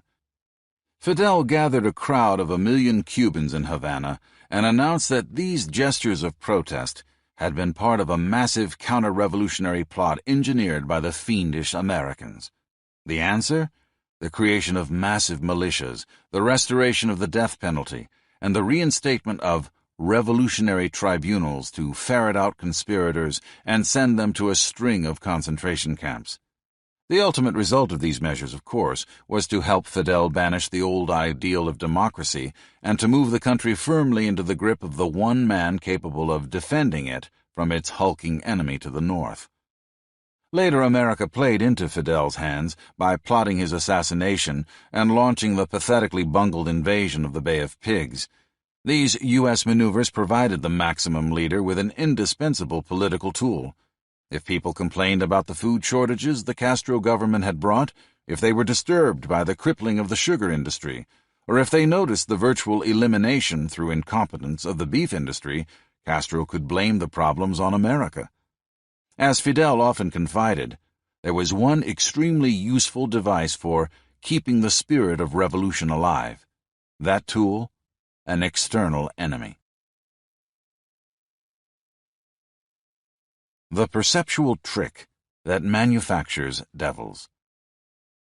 Perception is a highly selective process. We see and vividly remember some things that pass before our eyes. We ignore many others, and still others we work to actively deny. What happens to those realities that consciousness shuns? They become part of the process that makes the notion of an enemy click. We struggle for position on the hierarchical ladder, trying to get as close to the top as we possibly can. Very few of us arrive there. When the wriggling and kicking is over, most of us find ourselves somewhere in the middle. We are excluded from the realm of the beautiful people, barred from the inmost circles of power and prestige, and never quite reach the utopias of love and fame toward which our fantasies beckon us. How do we live with the daily humiliations built into our middling roles? The mind is replete with gentle anesthetics that soothe these pains. The greatest among them is a perceptual process of cosmetic surgery. The mind covers up the harsher facts of our existence, and it focuses our attention on those few things that can give us self-esteem. From 1972 until 1977, University of Utah psychologist Marigold Linton kept detailed daily records of every aspect of her life. Periodically, she reviewed those records to see what she could remember and what she had forgotten. The review was a painful experience. Linton warmed up for each of these sessions by trying to recall the events of the last year without her notes. What came to mind were the high points, the good times with her friends, the research successes, the new things she'd been able to buy. But examining her 3x5 cards brought back a welter of details her mind had thoughtfully buried. The helpless feeling when her car had broken down and there had been no one to help, the fight she'd had with a lover, the feeling of dejection when a professional journal had turned down one of her papers. Linton is not alone. The mind also rewrites reality for you and me. Elizabeth Loftus, the pioneering University of Washington memory researcher and author of the superb book Memory, points out that people remember themselves as much harder workers than office attendance records show they actually have been. They recall past salaries as being much higher than their old paycheck stubs indicate. They recollect buying fewer alcoholic drinks than they actually did, and are certain that they gave much more to charity than they ever have. They remember, in short, the glory, the positive accomplishments. What's more, they exaggerate those triumphs. But their minds erase the tiny daily shames, the manifold humiliations of which life below the top of the hierarchical ladder consists. Instead, says Loftus, the mind erects a comfortingly false picture of the self and of the past. Where do the ugly events and the aspects of ourselves we need to forget go? We imagine them as parts of our enemy. When World War II was at its peak, the American Jewish Committee commissioned a psychological research project to determine the causes of the fascist horrors. Under this program, a team of behavioral scientists at the University of California at Berkeley developed a test to probe for the kind of tendencies that may have helped a Hitler or Mussolini gain power. That test, called the F for Fascism scale, became one of the most widely used research tools in the history of modern psychology. Literally thousands of studies revealed a profile of what the researchers called the authoritarian personality. Generally, this was an individual raised in a strict home where the father was the clear holder of power. The parents had shown a stern disapproval of hostile outbursts on the part of their children.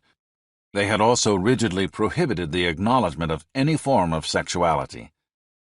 But hostility and sexuality are both unavoidable aspects of human life. How had the authoritarian personalities coped with their unwelcome aggressive and sexual impulses? Through a technique that Freudians call projection. Like researcher Marigold Linton, who forgot most of the distressing things that happened to her in everyday life, the authoritarian personalities excluded their own aggression and sexuality from their consciousness. Like the subjects who had misremembered their own past pay and work habits, the authoritarian types pictured themselves as people in whom sexual and aggressive tendencies did not exist. Aggression and sexuality, they were convinced, boiled up only in the minds of some enemy. And here's the real trick. The authoritarians thought frequently of that enemy and his loathsome preoccupation with lechery and hate. They could actually feel the smarmy sexual sensations and livid hostility that coursed through their enemy's veins. Why could they sense this so vividly? Because they had projected their own set of forbidden emotions onto a faceless opponent, like a ventriloquist projecting his voice into the mouth of a dummy. By seeing their unacceptable impulses in some unsuspecting outsider, they managed to dwell on those impulses and deny them at the same time. Here's how the principle works in real life. During the early 80s, a group of women in Orange County, California, were convinced that the dark forces of secular humanism were using elementary school textbooks to destroy their children's minds. The women's group was certain that the godless foes of true religion were trying to swamp their youngsters with brain-crippling pornography. To find out if their suspicions were true, the women's group members examined the illustrations in the local school's textbooks through a microscope.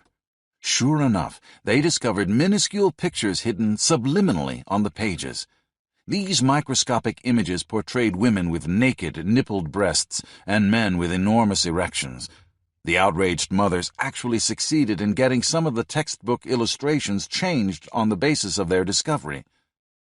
But where, in reality, did the pictures of the naked men and women exist?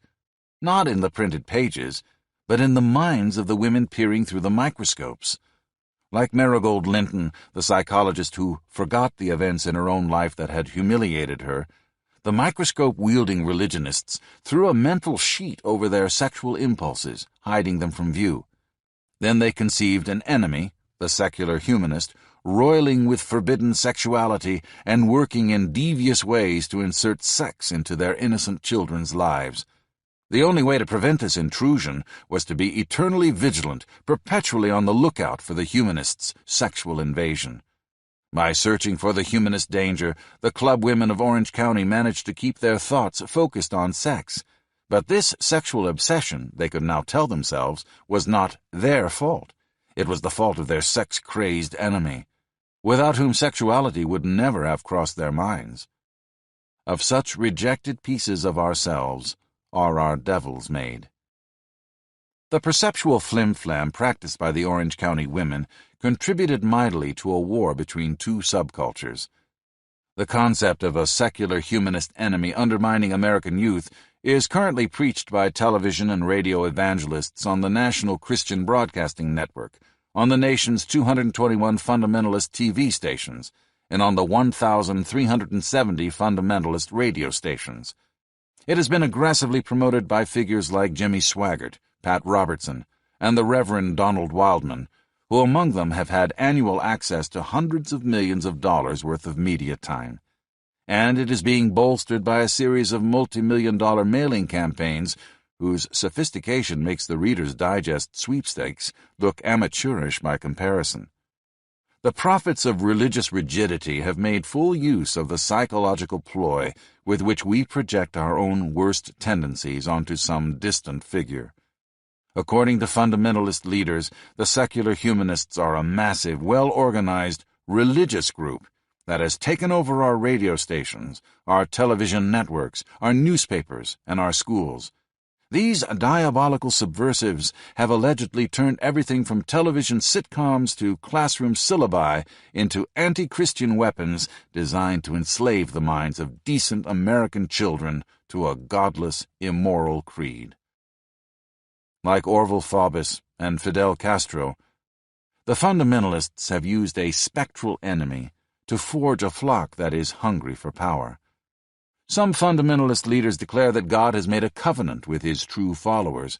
According to that covenant, the Almighty will deliver the political power of the presidency and the Congress into the hands of his believers.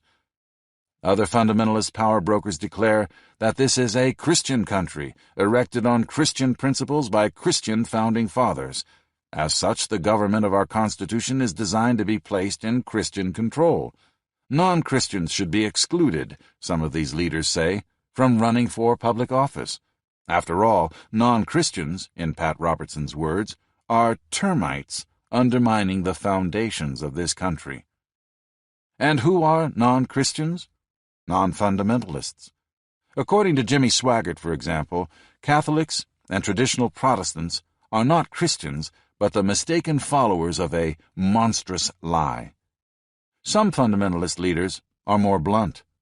Catholics, traditional Protestants, followers of Est, dabblers in Buddhism, New Age fans, and others, they say, are followers of Satan. In the name of God, power must be wrested from the grip of the Satanists and placed in the palms of the godly. A simple perceptual device designed to anesthetize us from the nastier aspects of our inner reality has given the fundamentalist movement much of its power. From the sexuality their followers reject within themselves, the leaders have conjured up the lechery of a satanic enemy. From the hostility the faithful hide from themselves, the leaders have built a fantasy of an adversary obsessed with violence. They have crafted the indispensable tool that pulls together a superorganism. With the illusion of that demon, they have relieved the women of Orange County of their sins and welded them into a political force. How hatred builds the walls of society's bungalow. Frustration turns into hate. José Napoleón Duarte. Politics, as a practice, whatever its professions, has always been the systematic organization of hatreds. Henry Adams. One more ingredient is necessary to make the notion of the enemy click: hatred. The persistence with which societies offer permission to hate is astonishing. Jesus gave permission to frown upon the rich. Medieval Christianity gave permission to hate heathens. Islam gives permission to hate infidels. Marxism gives the have-nots permission to hate the haves. Unions give permission to hate bosses. Peace groups give permission to hate militarists. Conservatives give permission to hate liberals. Each culture chooses an enemy on which to blame a goodly portion of the earth's evil and turns hatred of that group into a virtue. But from what raw substance is this group adhesive distilled? A vast number of studies by clinical psychologists like N.H. Asran, R.R. Hutchinson, and D.F. Drake show that frustration generates rage. Train a rat to run down a straight tunnel toward a piece of food. When it reaches the tunnel's end, it gets to eat. Then, place a plexiglass barrier in the rodent's path. When it reaches the transparent obstacle, the rat can still see its food but can no longer reach it. This is frustration. How does the animal respond? By going into a fury. If you place a bottle brush next to the plastic barrier, the enraged rat will tear the object to pieces. Give him a smaller cousin, and he will abuse the diminutive beast terribly. From these observations, and a host of human studies we'll go into later in this book, came one of psychology's classic formulations, that frustration and aggression go hand in hand. But frustration is an experience we cannot dodge. Fashionable as it is to think that none of us can be happy until we fulfill our potential, fulfilling our potential to its limit is an absolute impossibility. If a bacterium were allowed to fulfill its potential, within only 4 days it could produce more progeny than there are protons in the universe. Fortunately, reality's constraints have kept bacteria from acting out their full reproductive possibilities.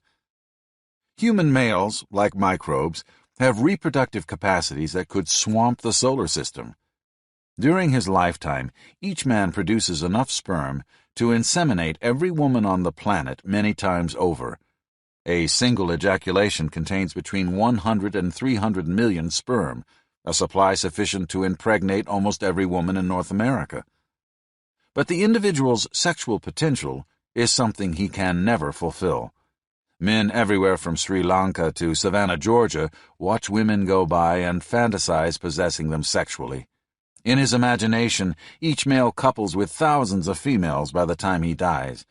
Yet in real life, the average man has mated with only a few. Even chimpanzees endure this ignominious fate. The dominant chimp in a group hoards all the ladies for himself. Subordinate males are starved for sex. When the head chimp is not looking, the lesser beasts sneak up to friendly-looking females and make supplicating, seductive gestures. If the lady seems willing, the furtive Romeo tries to lead her off to some secluded spot where the couple can catch a moment of forbidden love. But all too frequently, as the pair skulks into the shadows, the lordly, top-ranking animal catches a glimpse of their departure and punishes the impertinent commoner brutally for poaching on his harem. The result for humans and chimpanzees alike is a frustration that is inevitable and inescapable. If the psychologists are correct, the upshot should be an ever-growing buildup of aggression. In human groups, how can this hostility be channeled to keep from blowing society apart? It can be aimed safely away from us and used to blast away at them. There are innumerable causes for frustration in human life, but the inability to fulfill one's potential is way up there on the list, and that inability is by no means restricted to sex. An ant is born with all the genetic equipment it needs to take on any role in society. If it is fed one mixture of food by the colony's nurses, it turns into a soldier, a powerful beast far larger than normal size, equipped with savage jaws and designed to defend the colony against attack. If it is fed another mixture, it becomes a worker, a small but nimble creature capable of carrying loads many times its own weight. And if it is fed a rare potion reserved for the select few, it can blossom into a queen, the one central creature toward whose preservation all efforts are directed, the only ant who gets the privilege of having children. Though an ant may have been hatched as a lowly worker, the blueprints for soldier and queen still lie dormant within her. In fact, if the colony's ruler is killed by marauders or disease, a worker may suddenly blossom with the reproductive powers fate has denied her all her life. She will begin to lay eggs. Leaving her food-gathering and house-cleaning chores behind, she will exude a substance that instills in passing ants the urge to feed and serve her, for she has ascended to royalty. Humans also on occasion go through transformations that dramatize the possibilities buried within them. During 1860, the citizens of Point Pleasant, Ohio, were distressed by the daily sight of a slightly run-down-looking store clerk in his late 30s. The man had been in the military, resigned under suspicious circumstances, failed at farming, failed at real estate, and ended up working in his father's leather goods store. He was a poor excuse for a salesman, a worse than incompetent bill collector, and didn't even seem to know the establishment stock. What's more, there were rumors that he had a problem with the bottle. Then, in 1861, the Civil War broke out, and the town failure enlisted in a regiment of volunteers. Less than 2 years later, he was promoted to Major General. Eventually, he became president. His name was Ulysses S. Grant. Like ants, each one of us is built with all the equipment necessary to be a master or a slave, a beggar or a king. Most of us, however, will be only one of these. We will dream of the higher fortunes that could have befallen us, but, for the most part, we will never taste those possibilities in real life. And, as we grow older, many of us will carry an increasing burden of resentment for the fates we failed to have. In some ways, it is the social organism and its needs that determine the role each of us will play and the many more roles that each of us will never be given the power to act out. How the demands of the larger social beast determine our fate is hinted at by another aspect of the life of ants. Some of these hymenoptera are lazy and sit around all day doing very little. Others work their tails off in the interest of the community. But try separating the ne'er-do-wells from the industrious and setting them up as two new colonies, one composed exclusively of layabouts and the other made up entirely of nose-to-the-grindstone types. A strange thing happens. In the community of laggards, a large proportion of the lazy little beasts suddenly become imbued with a furious sense of industry. They turn into workers. On the other hand, in the community composed completely of workers, a small portion of the formerly zealous toilers seem overcome with boredom and settle down to spend their days doing nothing. They become the new leisure lovers. Each new colony takes on the shape of the old one. An individual ant behaves very much like a cell in a developing embryo. Any embryonic cell could just as easily become part of a liver, an eyeball, or a toe. What determines which of those things that cell turns into? Its position in the rapidly unfolding body. The embryo is striving to develop in a certain form. The individual cell behaves almost as if it were looking at a blueprint, figuring out where it is and determining what it has to be to make the embryo come out according to plan. In a chick, you can take a cell that was about to develop into a wing feather and move it to a location that's destined to be a foot. If you perform the maneuver in time, the former wing feather cell will turn into a perfectly normal piece of claw. The process is called cellular differentiation. The same thing happens in the all-worker and all-drone ant colonies. They undergo differentiation. There seems an implicit sketch for the contours of the community. A lone ant, in some peculiar way, looks around and sees where it sits in the social matrix, then becomes what it has to be to make the community fit the master plan. Human groups go through a similar process. Researcher Richard Savin Williams spent a season watching summer campers interact. In June, the bunkmates met for the first time. For roughly an hour, the campers felt each other out, probing each other's strengths and weaknesses, deciding who would be friends with whom. Then they quickly sorted themselves into a superorganism with a head, limbs, and a tail. One camper became the alpha male, the dominant individual, the group leader. Another became the bully, a big, strong brute nobody particularly liked. A third became the joker, everybody's good-natured sidekick. And one became the nerd, the unathletic, overly eager sort that everyone else felt free to kick around. Like the ants and the embryonic cells, each boy had taken his place in a kind of preordained social blueprint. Just how preordained that blueprint was and how much of his potential each boy had to sacrifice to assume his role became clear when another researcher tried an experiment. The scientist assembled a cabin composed entirely of leaders, boys who had been dominant alpha males in their old groups. Very quickly, the new cluster sorted itself out according to the familiar pattern. One of the leaders took charge. Another became the bully. A third became the group joker. And one of the formerly commanding lads even became the new group's nerd. When the researchers went through the scientific literature to find other data related to their work, they discovered that studies of Chicago gangs in the 1920s had shown these long-gone groups arranging themselves according to an almost identical unconscious plan. The gang members of a bygone era also had their leaders, bullies, jokers, and nerds. Each individual had taken up a position in the superorganism's unfolding structure, and each had shaped his personality to fit the spot in which he landed. For the ant, the possible roles the insect discards may never come back to haunt her. In humans, however, the personalities that could have been are always there, always uncomfortable in their imprisonment, and periodically they scream from the dungeons of the mind, demanding their freedom.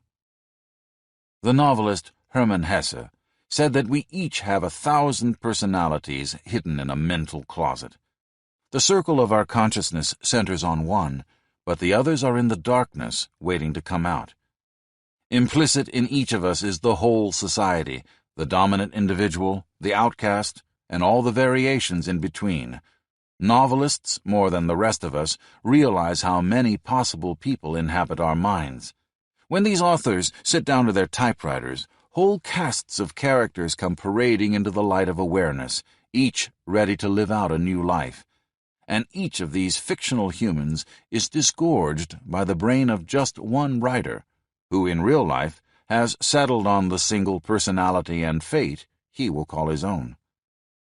The buried personalities may be erased from the surface of consciousness, but they still wriggle toward the light, in anger, frustration, and jealousy. Every male is built with the same neuronal networks that compelled Genghis Khan to conquer an empire twice the size of Rome's, the same set of circuits that motivated some of Genghis's descendants to accumulate hundreds of wives and even more concubines, the same instincts that impelled Turkish sultans to have attractive women from all over their domains shipped in for a few nights of physical glory. But in most cases, those circuits will never unfurl their ambitions in the real world. We have thousands of mental mechanisms crying out vainly for a moment of triumph, thousands of potential personalities that will never be allowed to live. Frustration, as the researchers have demonstrated, breeds rage. Hatred is a despicable byproduct of the human condition. Nature, however, frequently utilizes such garbage as building material. We will see how she has employed the psychological detritus of hatred in a minute, but first, let's take a close look at another example of how the natural world often turns a poisonous excrescence to good use. The instance I have in mind keeps each of us from turning to an oozy blob. Communities of cells living in the seas roughly 600 million years ago had a chemical disposal problem. From the surrounding waters, they took in large quantities of calcium, a substance that could in megadoses poison them. To function effectively, the cells had to constantly filter the calcium out of the water and deposit it outside the cellular back door, where the mineral wouldn't interfere with the cell's internal functions. Somewhere along the line, a cellular community evolved a clever way of getting rid of its unwanted calcium contaminants. The collective compacted its discarded calcium sludge into safe cylinders and laid these solid slivers of deactivated toxic waste along the interior corridors between the huddled cells. The disposal technique produced a surprising benefit. The discarded calcium rods became structural beams that gave added strength and power to the cellular cooperative. They were bones, devices that made revolutionary forms of movement possible, and eventually enabled cellular superorganisms to lift themselves out of the water onto the land. In human society, another kind of garbage, this one psychological, is used for similar structural purposes. The waste product in this case is the frustration from which hatred is distilled. The frustration of humans collects much as calcium accumulated in the space between cells of the early ocean-living cellular communities. To avoid damage within the group, much of it is directed somewhere else, at outsiders. Envy and fear are turned from a source of disruption to a creator of cohesion. Nature has compacted mankind's frustrations to build the superorganism's bones. The demon one society wants to eradicate is all too frequently the god of some rival group. Baal, the god of the Canaanites, was a false idol to the Jews. The former Soviet Union's longtime gods, Marx and Lenin, are our devils. Our revered middle class was the former Soviet Union's hated bourgeoisie. Social organisms, like clusters of anemones on a rock, face off and fight. From that struggle, they frequently derive their identity. Battle draws a set of straggling individuals together into a firmly consolidated social clump. It gives the formerly quarreling separatists a powerful common bond. Leaders like Orville Faubus and Fidel Castro have skillfully manipulated a few basic rules of human nature: that every tribe regards outsiders as fair game, that every society gives permission to hate, that each culture dresses the demon of its hatred in the garb of righteousness, and that the man who channels this hatred can rouse the superorganism and lead it around by the nose.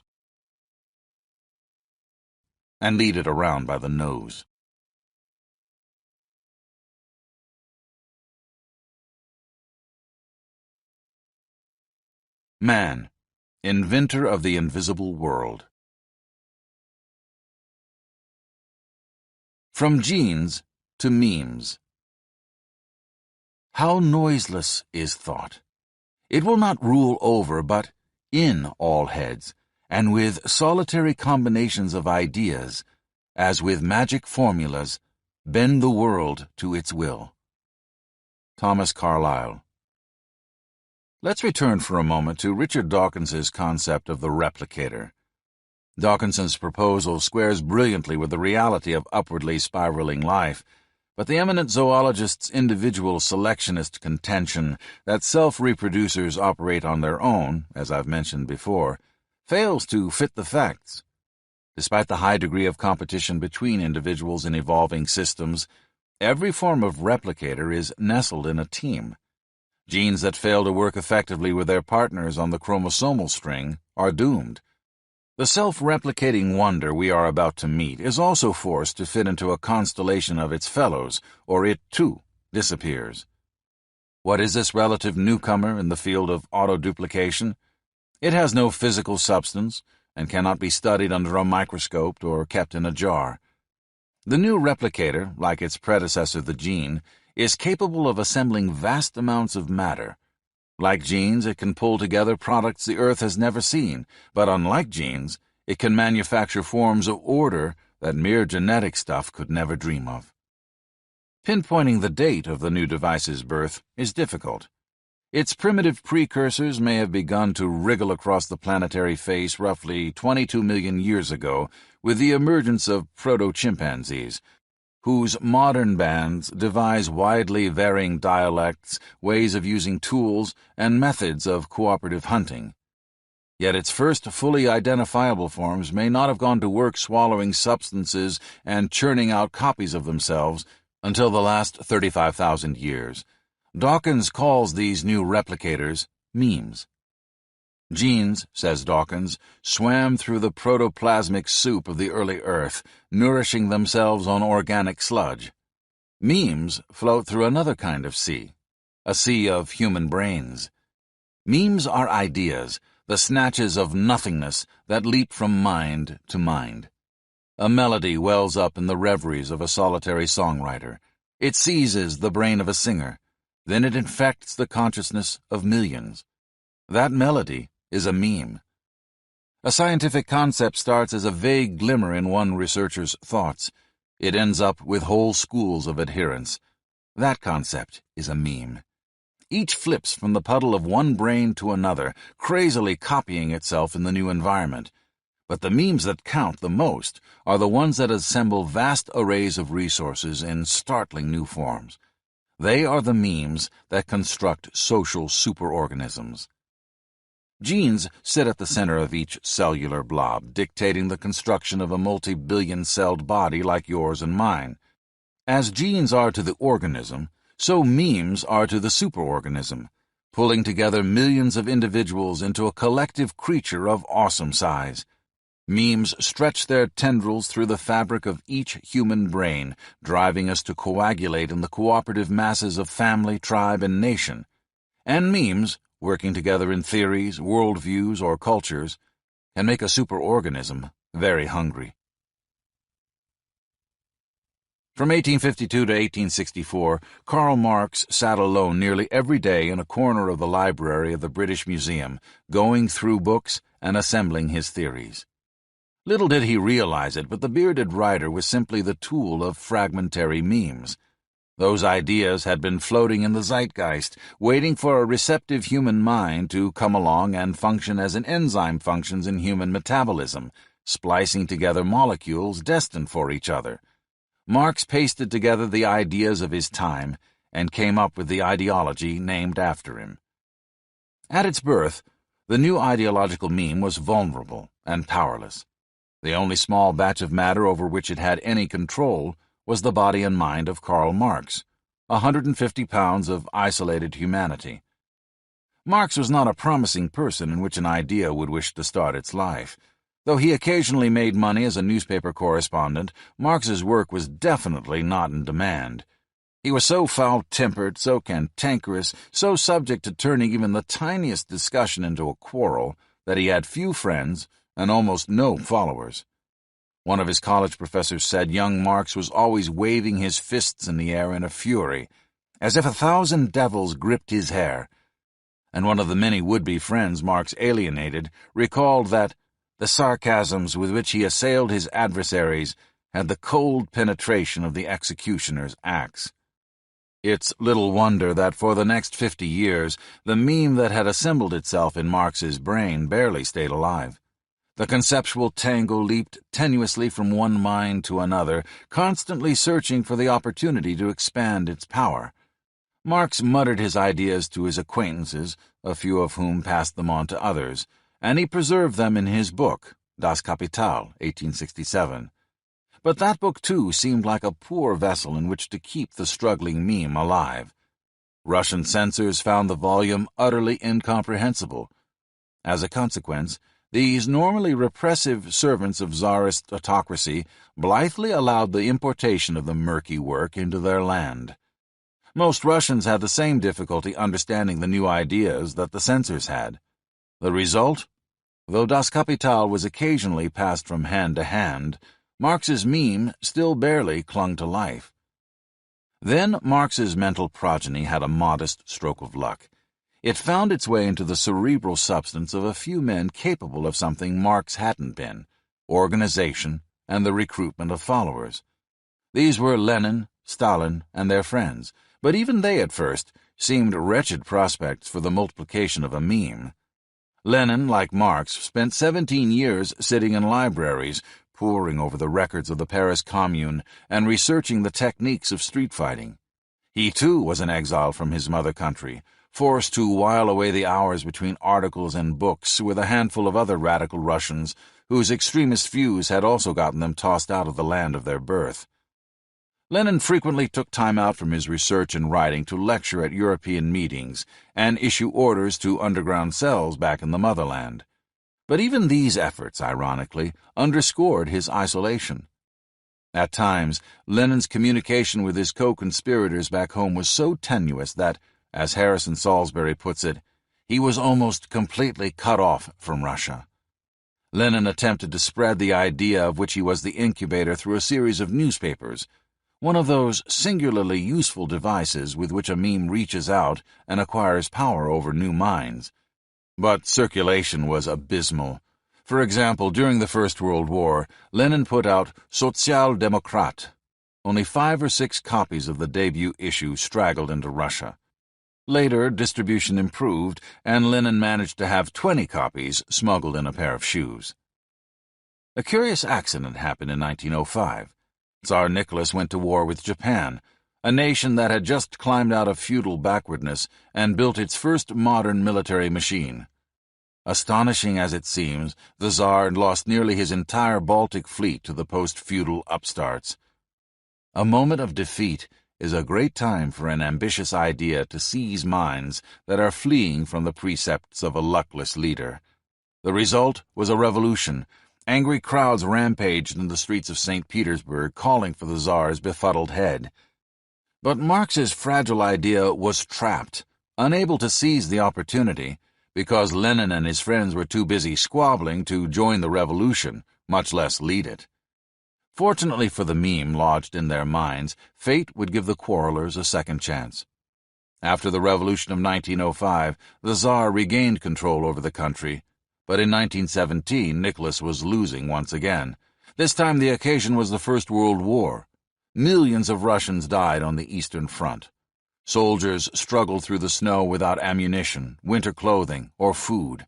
Back home, the railway system broke down. Grain and meat could not reach the towns. Men and women of modest means starved in the boulevards of the Russian Empire's most magnificent cities. After a new revolution had spontaneously begun to heave through the streets of Petrograd, formerly St. Petersburg, and Moscow, Lenin finally got his act together. He took a train from Zurich to the Russian capital.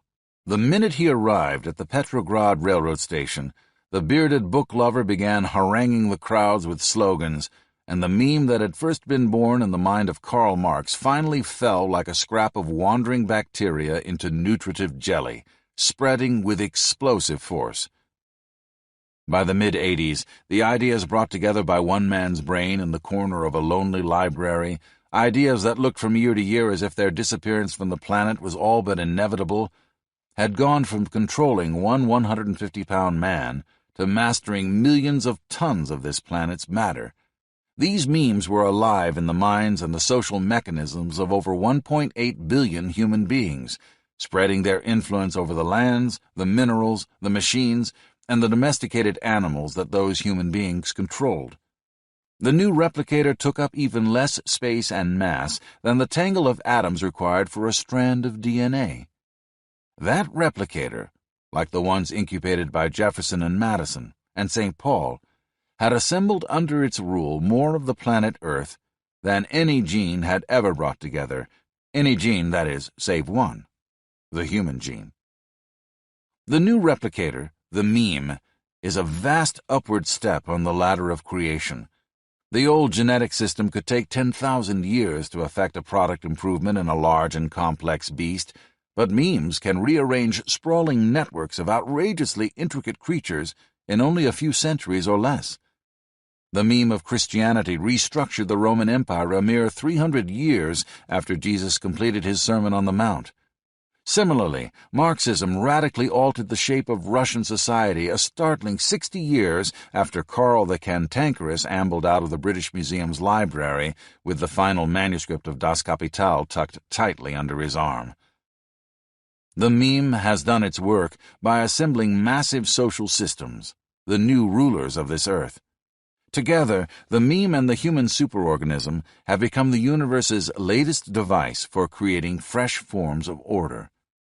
They are the newest innovation in a climb toward complexity that started with the Big Bang. The Nose of a Rat and the Human Mind. A brief history of the rise of memes. How many gods can there be in one sky? From Hits of the Year by Christopher Difford and Glenn Tilbrook. Memes probably arose by accident. At least that's the implication of one clue to their origin, a clue from the world of the rat. Rats are obsessed with those who share their genes. They absolutely love their relatives.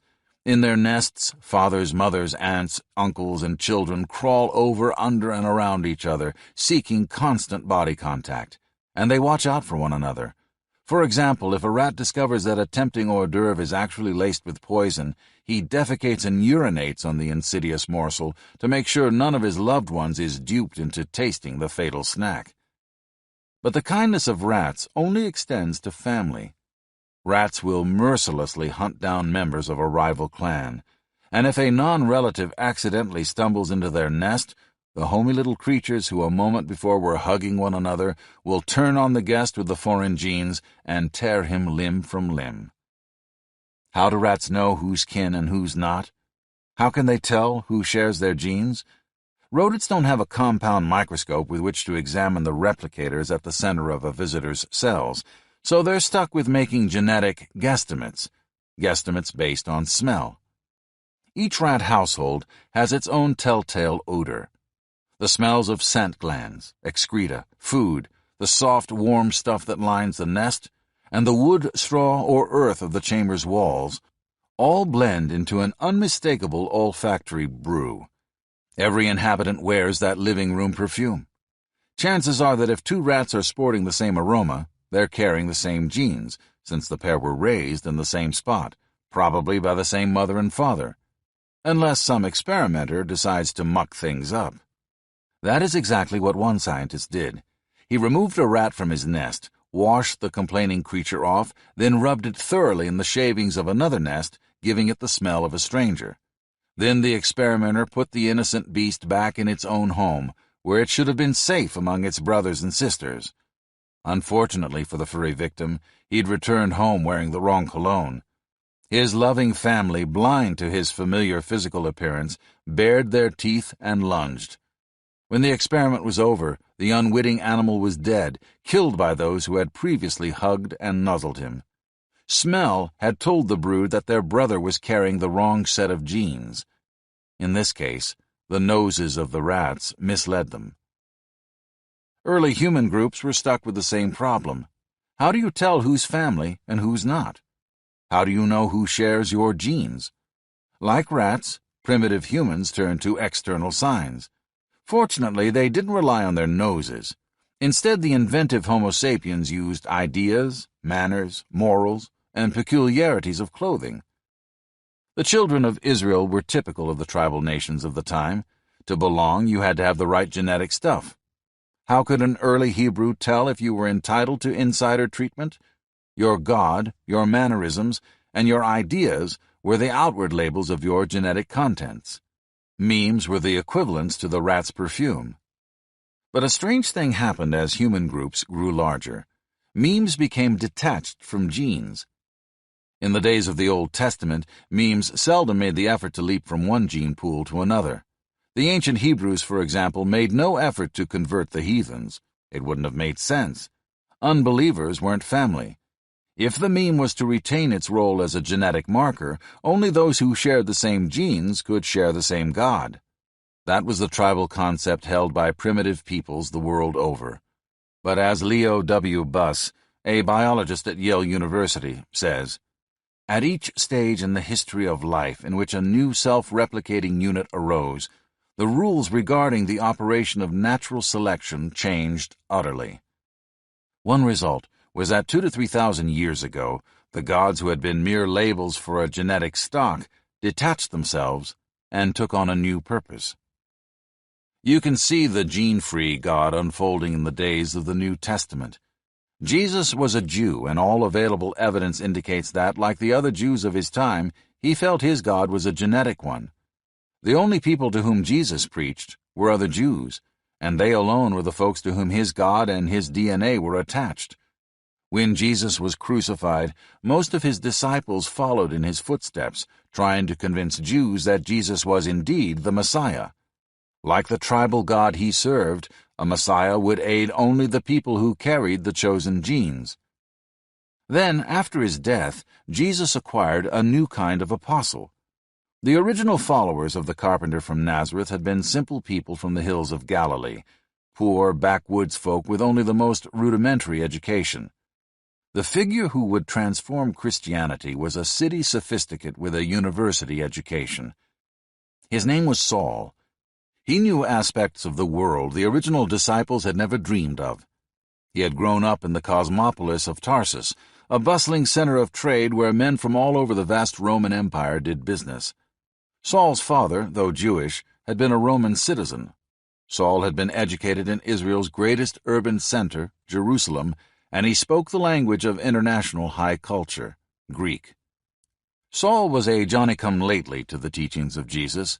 He didn't even get involved until after Christ was dead.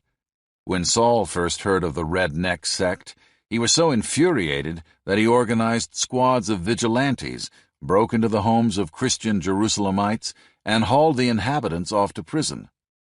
Then Saul volunteered to bust up a community of Christians in Damascus. But on the road to the northern city, Saul had a strange experience. He felt enveloped in light. He heard the voice of Jesus, the deceased leader whose views he so deplored. Saul became St. Paul, and dubbed himself the newest of Jesus' apostles. Then the freshly minted holy man went off to win others to his idiosyncratic notions of what Jesus' teachings were all about. The community of Jesus' followers does not seem to have welcomed Paul's posthumous reinterpretation of their leader's ideas with open arms. They probably regarded him with suspicion. With his big city ways and complex ideas, he was anything but their rustic kind. Finally, the self-styled apostle, in exasperation, decided that if he couldn't dig up followers among the Jews, he'd turn elsewhere. Thus, Paul began a vigorous campaign to win over the Gentiles, citified Greeks, Romans, Anatolians, Sicilians, Spaniards, and others whose urbane views were more congenial to his own. In the process, Paul was one of the early innovators of a new concept, transferable religion.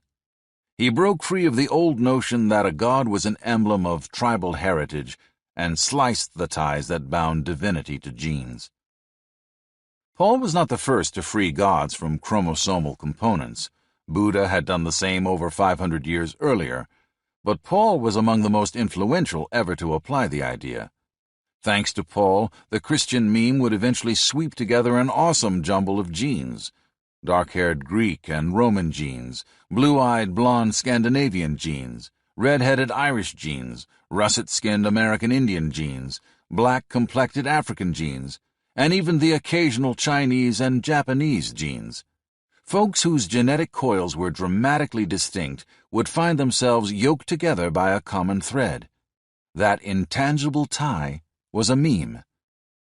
Under Paul, beliefs became the focal points for movements that, freed of genetic anchors, could sweep across the face of the world, gathering humans of all kinds within their grasp.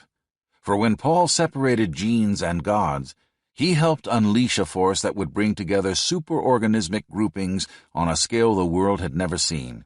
He helped make the meme the world's most powerful form of replicator. 19th century psychologist William James once said that St. Paul was a biological failure because he was beheaded. Paul had no children. His genes simply ceased to be. Yet, said James, St. Paul was magnificently adapted to the larger environment of history. For history is no longer the sole province of the gene. History is the environment of the meme. How wrong ideas can be right. In the 1950s, three Midwestern scientists, Leon Festinger, Henry Riecon, and Stanley Schachter, heard of a small cult in Chicago dedicated to the proposition that the Earth was about to come to an end. To learn all they could about how such a belief system works, they joined the group. They were astonished by the resulting experience. The cult was led by a middle-aged couple, Dr. Thomas Armstrong, a pseudonym the researchers used in their writings to spare the real leader embarrassment, was a well-educated doctor who worked for a college health service. His co-leader, Mrs. Marion Keech, another pseudonym, claimed to be receiving messages from spiritual beings on other planets, beings she called the Guardians. These kindly souls did not bother to send space-suited messengers. Instead, they delivered their truths through automatic writing. Mrs. Keech would sit at a desk, a pencil in her hand. Suddenly, the pencil would move. Jerking spasmodically across the page, it would fill the paper with words. When the possession was over and her hand at last came to rest, Mrs. Keech would lift her pad and read. The words her fingers had formed, unknowingly, were messages from a distant world. For a while, the creatures from another planet were content to issue Mrs. Keech a set of pronouncements remarkably similar to Christianity. Then they changed their tone. They predicted that a massive flood would soon erupt in the Western Hemisphere and drown the entire world. But there was hope. Just before the inundation, the Guardians would send flying saucers to rescue those believers who had been wise enough to follow the teachings conveyed through the Intergalactic Councilor's spokeswoman on Earth, Mrs. Keech. For several weeks, the 30 followers of the Guardians obsessively carried out the departure instructions their extraplanetary advisors had provided. They memorized the passwords that would get them through saucer security. I left my hat at home. What is your question? And I am my own porter. They took all the metal out of their clothes. Some gave away their personal belongings, quit their jobs, abandoned their college classes, and got ready to say goodbye to the earthly life they had known. Neighbors and relatives did not always look kindly on these activities. Dr. Armstrong's sister filed a lawsuit to have his children taken away. He was fired from the college health service. Neighbors and family members of his followers threatened to have the space-crazed believers clapped into an asylum. However, few of the Guardians' little flock were deterred, for they believed that their very survival depended on faithfully following extraterrestrial orders. When the day of the Great Flood arrived, reporters appeared to interview the followers. Not anxious to share the good fortune of their imminent survival, the believers and the Guardians preferred to keep the wisdom that could save their fellow Earthlings to themselves. So they turned away journalists with a simple, no comment. As the critical hour drew nigh, the believers shooed a cluster of reporters away from Dr. Armstrong's house and made ready for their midnight escape from this doomed Earth. They donned the slashed clothing from which they had ripped zippers, fasteners, eyelets, and every other metal device. The men held up their pants with ropes. Gathered in the living room, the flock received last-minute instructions from the guardians through the automatic scribbling of Mrs. Keach, and methodically drilled the use of its passwords, chanting in unison phrases like, "I am my own porter, I am my own pointer." As midnight approached, the followers fell silent. They sat with their coats in their laps, holding themselves so still that the air seemed hammered by the ticking of the room's 2 clocks. 1 minute before the saucer was due to arrive, Mrs. Keach exclaimed proudly, in a strained, high-pitched voice, "And not a plan has gone astray." But 12 o'clock passed, and there was no whirring of anti-gravity engines, no great rush of air from above, no luminescence lighting up the lawn outside the windows. The believers sat stock still, their faces frozen. The researchers noted that it became clear later that they had been hit hard. Finally, the faithful stirred. In desperation, they went over the messages and the original prediction to see if they had made an error in calculation. They argued one explanation for the delay after another. Then, at 4 a.m., Mrs. Keach began to cry. Reported the researchers. She knew, she sobbed, that there were some who were beginning to doubt, but that the group must beam light to those who needed it most, and that the group must hold together. The catalyst that might indeed save them from dissolution arrived at 4:45 a.m. Mrs. Keach's hand suddenly jerked across the page of a writing pad with a new message from the guardians. The faith of the believers, it said, had spread so much light that God had saved the world from destruction. Then the guardians delivered an even more significant directive. Publicized the fact that the believers had saved humanity. Mrs. Keach leaped to the phone to call the very newspapers whose reporters she and the others had chased away just the night before. When she hung up, others rushed to the phone, seized with a sudden sense of purpose, and dialed more media outlets whose inquiries they had shunned in the previous weeks. The Saucer Group had found a new mission: to increase the size of their congregation by winning new converts. New converts to a belief that had been proven false. Why did the failure of a prediction trigger a spasm of new activity? Because the measure of the success of a web of memes, a myth, a hypothesis, or a dogma, is not its truth, but how well it serves as social glue. If a belief system performs that function well enough, it can trigger the growth of a superorganism of massive size, even if its most basic tenets prove dead wrong. In the early 1840s, a wealthy American farmer named William Miller claimed to have figured out the date of the world's end. The great time of reckoning, when fire would scourge the earth and usher in 1,000 years of peace and righteousness, would arrive, said Miller, in 1843. Miller's passionate preaching inspired 50,000 converts to wait patiently for the moment when their belief in the agriculturalist's words would put them at the center of a new world order. Many closed their shops and gave away their farms in anticipation of the happy day. But 1843 came and went, and this earthly orb remained intact, unsinged by any cosmic blowtorch. Miller changed the date of his prediction to October 22nd, 1844. When the newly revised moment of death and glory rolled around, Miller's claim once again proved empty. But none of that prevented Miller's ideas from welding together a massive social group. The creed his disciples founded is best known today as Seventh-day Adventism. As of 1981, the movement could claim 3,668,000 adherents in 184 countries. Marxism also attracted its following with predictions that failed to come true. The dictatorship of the proletariat, believers said, would be only a temporary phase. Freed from the oppression of capitalism, citizens would lose their greed, their aggression, and their desire to lord it over their neighbors. The new communist man would emerge, a creature of infinite goodwill, eager to work and help his comrades. Once the society consisted entirely of these blissfully transformed mortals, government would simply melt away. Unfortunately, when the shackles of capitalism were removed in the Russian Revolution of 1917, men and women remained as selfish, lazy, and argumentative as ever.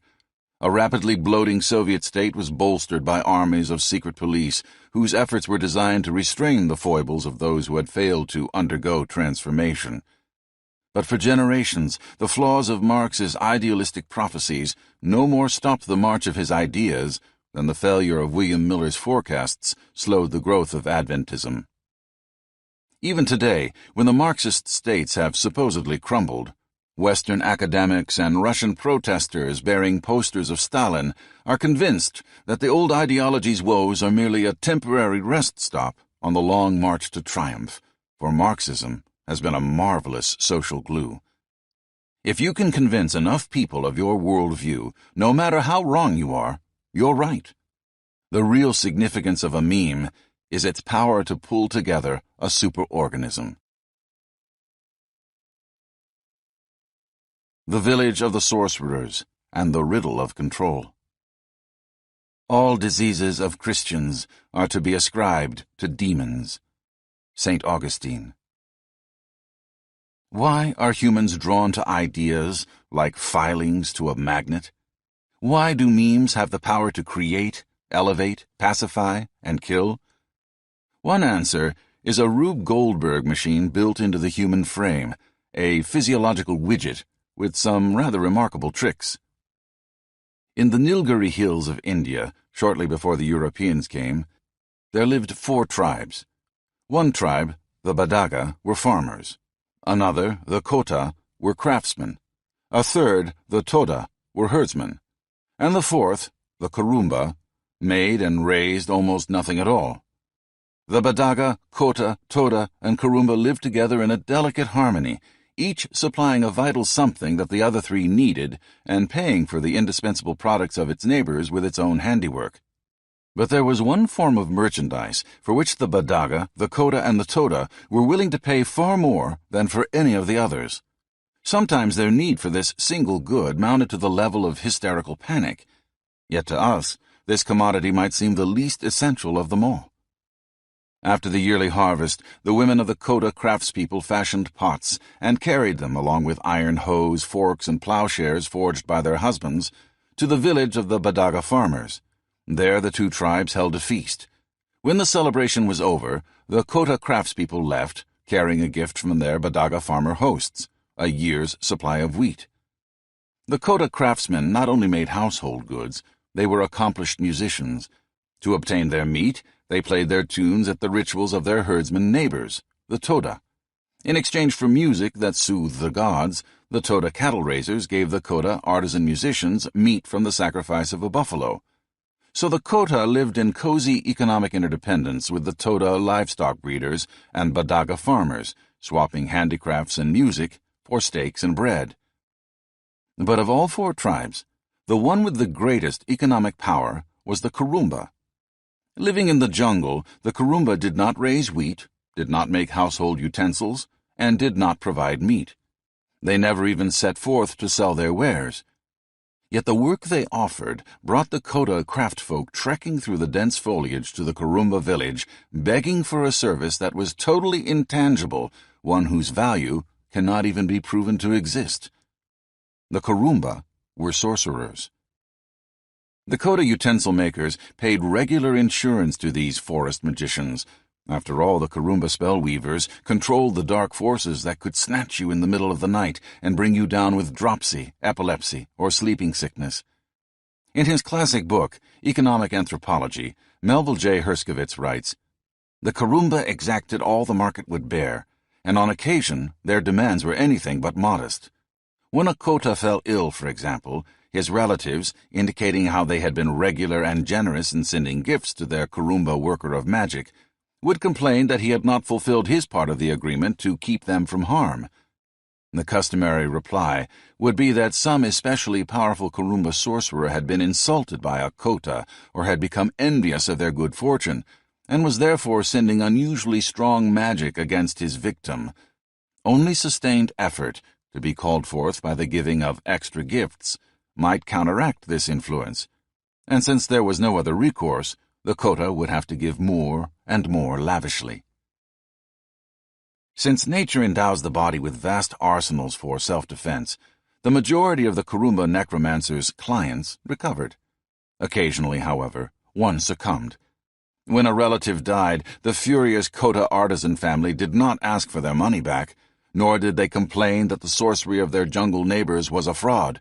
Far from it, the Kurumba protector was offered sympathy for having had to grapple with so powerful an adversary. The members of the Kota tribe did not know that their Kurumba spellmakers provided them with about as much protection against the evil spirits as a Kmart Superman costume would offer against a drive-by shooter's bullets. They clung to the belief in their medical protectors with a passion that went far beyond the borders of reason. But why? To the Kota tribesmen, illness and death were forces they could not touch, manipulate, slow down, or shoo away. The sorcerers sold the notion that through their intercession, mere mortals could stop the unstoppable, bringing death to heel like a well-trained dog. They offered a fantasy that is more important to us than the reality of our daily bread, an illusion that actually can make the difference between life and death, the illusion of control. Control is extremely powerful stuff. Pioneering anthropologist Bronislaw Malinowski, researching the Trobriand Islanders from 1914 to 1918, demonstrated that these South Sea fishermen used ritual to generate a false sense of mastery when they were about to set out on deep-sea expeditions, highly unpredictable ventures in which finding prey was more a matter of luck than skill, and the chances of being drowned in a storm were great. On the other hand, the islanders didn't bother with mumbo-jumbo when harvesting sea life in their predictable lagoons. Ritual, Malinowski concluded, was a means of creating a false sense of control when reality was intolerably slippery. In his 1927 The Future of an Illusion, Sigmund Freud went a step further and declared that man will cling to religion's fantasy of control as long as science fails to give him actual power over his destiny.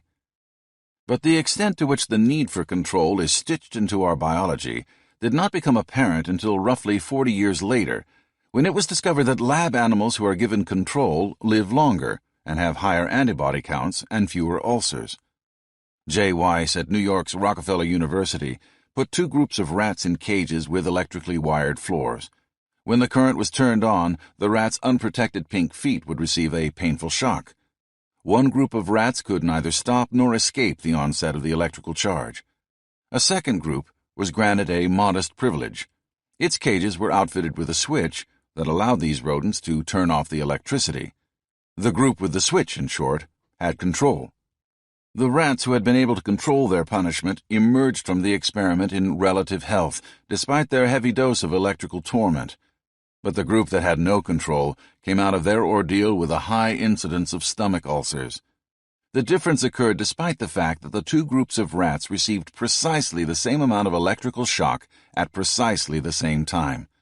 What's more, in similar studies at the University of Colorado, after only a short exposure to uncontrollable pain, the immune defenses of helpless rats crumbled, leaving the creatures highly vulnerable to infection and to cancer-causing drugs. Control protected the health of the rats with the switch, and the lack of control stripped their hapless brethren of even their own internal protectors. Numerous additional experiments have confirmed control's benefits to physical health. Control is also the magic ingredient that keeps us alert in the face of danger. It does so by suppressing the output of endorphins. Endorphins are chemicals produced by the body to soothe our pain. They are similar in molecular construction to morphine, and they have morphine's ability to smother suffering. Endorphins have been glorified in popular literature as blessed biological benefactors. In reality, however, they are seductive poisons. Endorphins' power to anesthetize is great, but they cripple us in the bargain, shuttering our perceptions and cutting our resistance to disease. Two groups of rats were placed in shock cages. One group could escape the shock by jumping to an unelectrified platform. A second group could not. In short, the rats who could make the leap had a primitive form of control. The systems of the rats who could not control their shock were flooded with endorphins. The rats who did have control, on the other hand, avoided an endorphin surge. The rats without control were afflicted with endorphins' dulling of the senses and the mind, while the rats with a handle on their fate remained perceptive and alert. Other experiments indicate something equally ominous. The lack of control disables the ability for long-term potentiation of neurons. In other words, it wreaks havoc on the ability to retain and act on vital information. Control, in humans and rats, energizes the mind. A lack of control can cripple mental powers. Two groups of human subjects were given a set of complicated puzzles and a proofreading chore. Both groups had to carry out their tasks while an irritating noise grated away in the background. There was one major difference between the two experimental contingents. One had control and one did not. The tables at which one group of subjects sat had a button. With that button, they could turn off the wretched sound. The second group's members had no control at all. Without a button, they simply had to grin and bear it. The group with the control buttons on their desks sailed through the puzzles and made only a modest number of errors in their proofreading. The group with no control did miserably. They mastered 5 times fewer puzzles, and their proofreading was atrocious. The deprivation of control had clouded their minds. Strangest of all, the group with the button never actually pushed that button once. It wasn't the noise or lack of it that affected their performance. It was the mere idea that if they'd wanted to, they could shut it off. It was the thought of control. The coda came crawling to their sorcerer neighbors begging for an invisible form of help because forest witch doctors sold the impression that through their services men could hold their fingers above the unseen button that turns off death and disease. This belief in magic is one clue to our need for memes.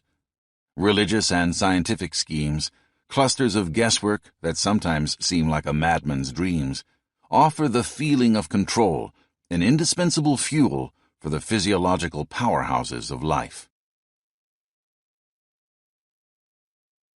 The modern medical shaman. How backward these Kota villagers were, you may very well say. What strange nonsense preyed on their primitive minds. How fortunate we are that, in our modern age, few of us are this gullible. But we are.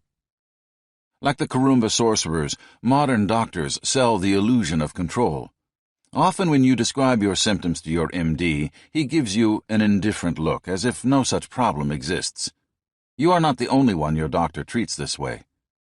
Norman Cousins, in Human Options, described a case that he considered all too typical, one in which the hospital staff was contented with a half-truth. The investigation of the patient was decidedly unscientific in that it stopped short of even an attempt to determine the real cause of the symptoms. As soon as organic disease could be excluded, the whole problem was given up. But the symptoms persisted. The case was a medical failure in note of the fact that the patient went home with the assurance that there was nothing the matter with her. According to the National Center for Health Statistics, Americans make 600 million office visits per year. Doctors conclude that the patients in over half these cases have no real problem. Why would a man selling his ability to deal with disease pretend that your affliction is a whim? After all, the symptoms one generation swears are in your head are often shown by research to be real a few decades later. But a doctor does not generally confess ignorance. He is selling the illusion of omnipotence, the illusion that through consulting him you gain control over your body, the same illusion sold by the sorcerers of India. Occasionally your physician changes tactics. He gives you a name for your problem, but no cure. The name alone, like a magic talisman, makes you feel you have a problem your doctor can control. Or the doctor gives you a prescription. Often it's simply for an anti-inflammatory drug, an imitation aspirin. In most cases, an anti-inflammatory agent will not cure you, but it may provide momentary relief from a symptom, and it could produce the placebo effect, another benefit of the illusion of control. The doctor may send you to the hospital for tests, but try asking him what treatments are available once the tests are over. In many cases, there are none, or at most 1 or 2. The tests, and the elaborate equipment used to administer them, are frequently part of a show designed to enhance the illusion of a vast technology providing the doctor with control. Take, for example, one of the current age's most common afflictions, the back problem. If you come down with back pain and are sent for tests, You can have myelograms, X-rays, CAT scans, or nuclear magnetic resonance scans. But ask first what the doctor can do to treat you when the tests are over. The range of remedies include a laminectomy, surgical removal of a disc, after which two vertebrae are generally fused, an anti-inflammatory drug, a psychiatrist, physiotherapy, or the injection of papain. Generally, the test results do not influence the doctor's choice of cures. So why the tests? To cover the doctor against potential malpractice claims and to sell the illusion of control. Medical science has made massive progress since the days of leeches and bleedings, but is still helpless in the face of many of mankind's ailments.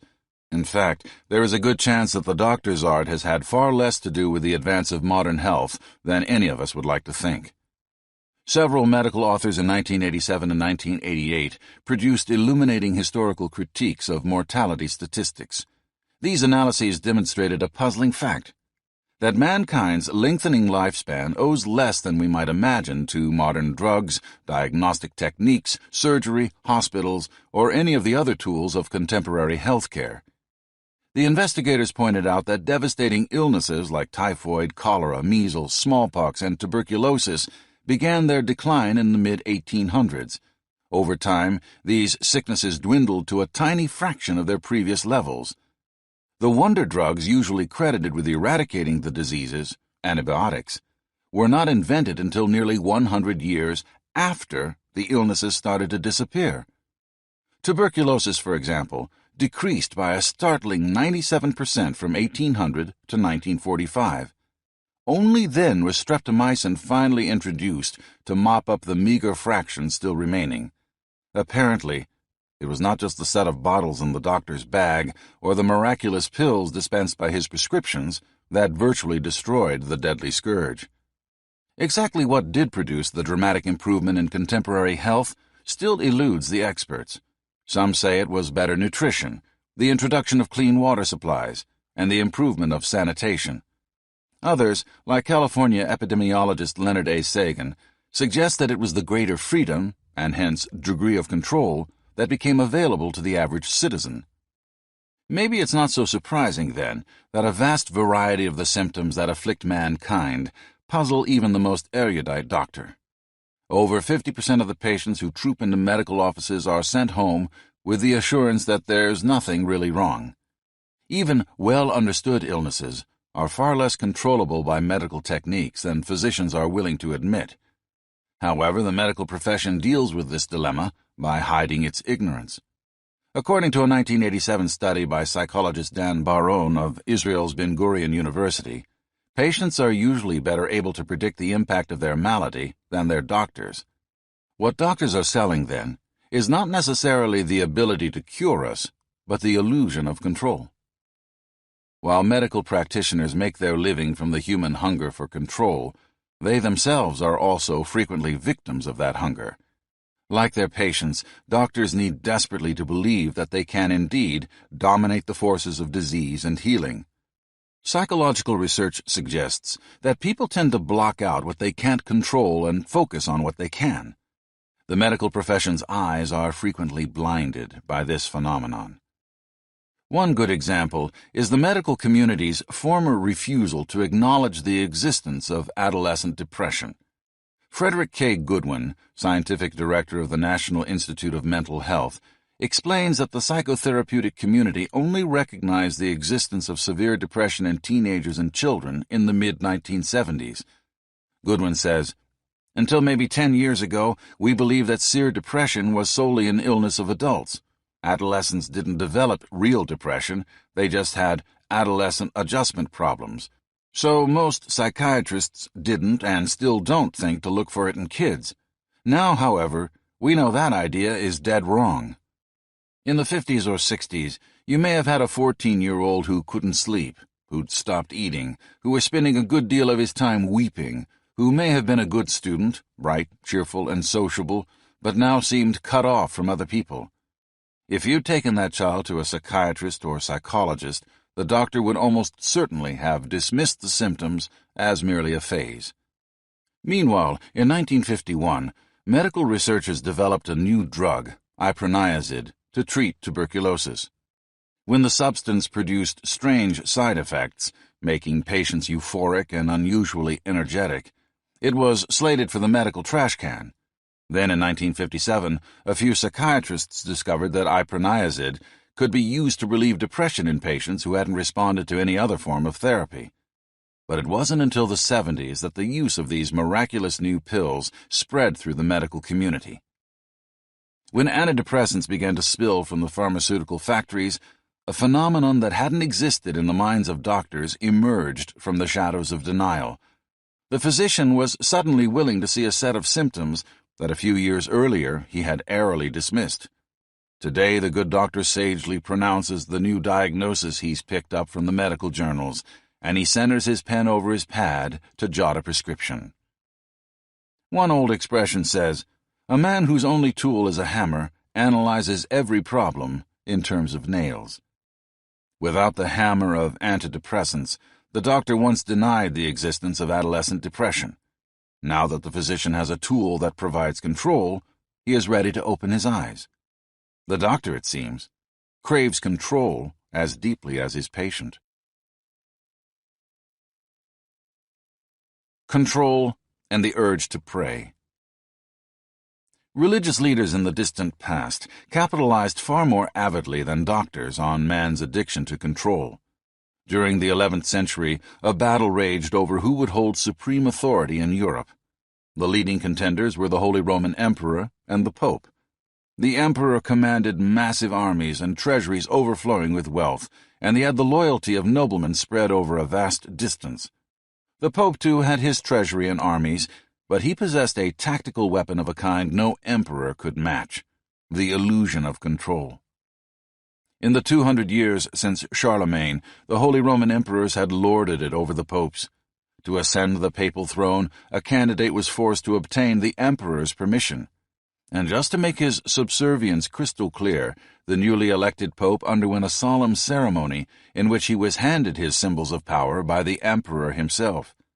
The ceremony telegraphed the message that in heaven the pope may derive his authority from God, but on earth he receives it from the Holy Roman Emperor.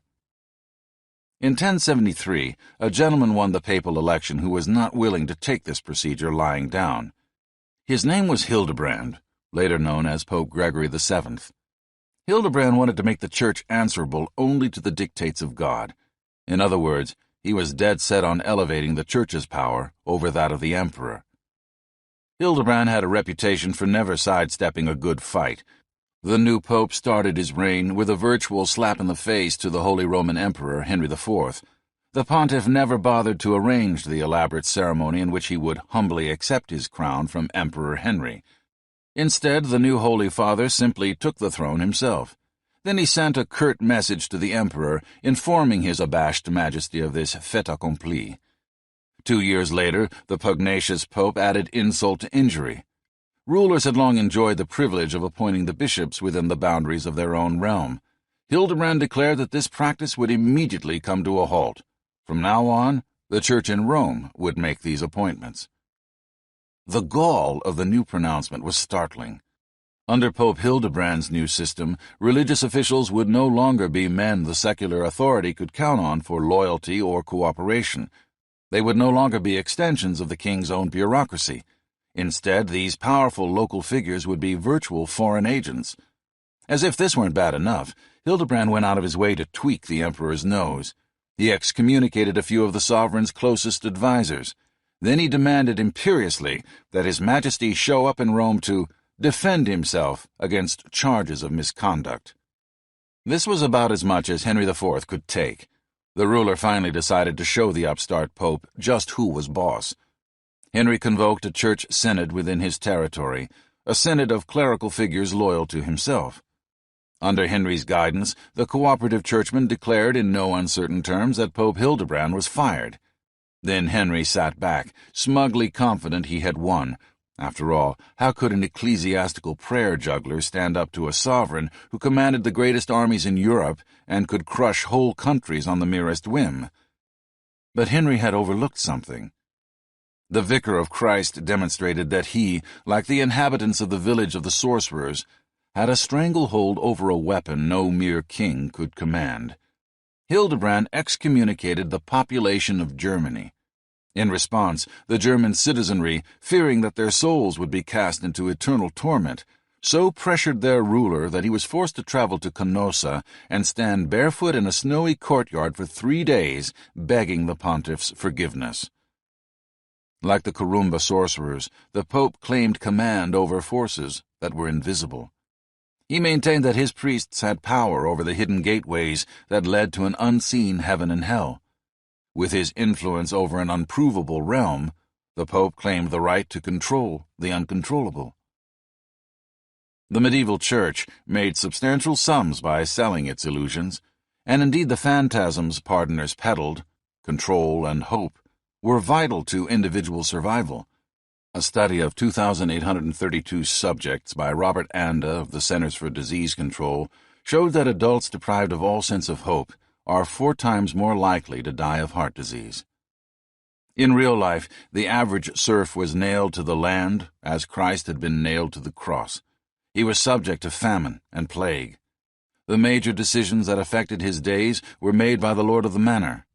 Periodically a serf's cottage was ravaged, his crops destroyed, his cattle taken, and his wife raped by the troops of a neighboring noble, a passing foreign military group, a band of brigands, or sometimes by the troops of his own king.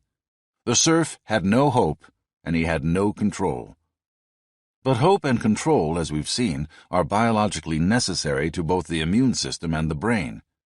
The Church said this earthly life would be but a short period of torment, followed by a stretch of time that counted infinitely more, an eternal afterlife. Only 1 in 1,000, said the Church, would make it to the golden gates of paradise. But that, at least, was hope.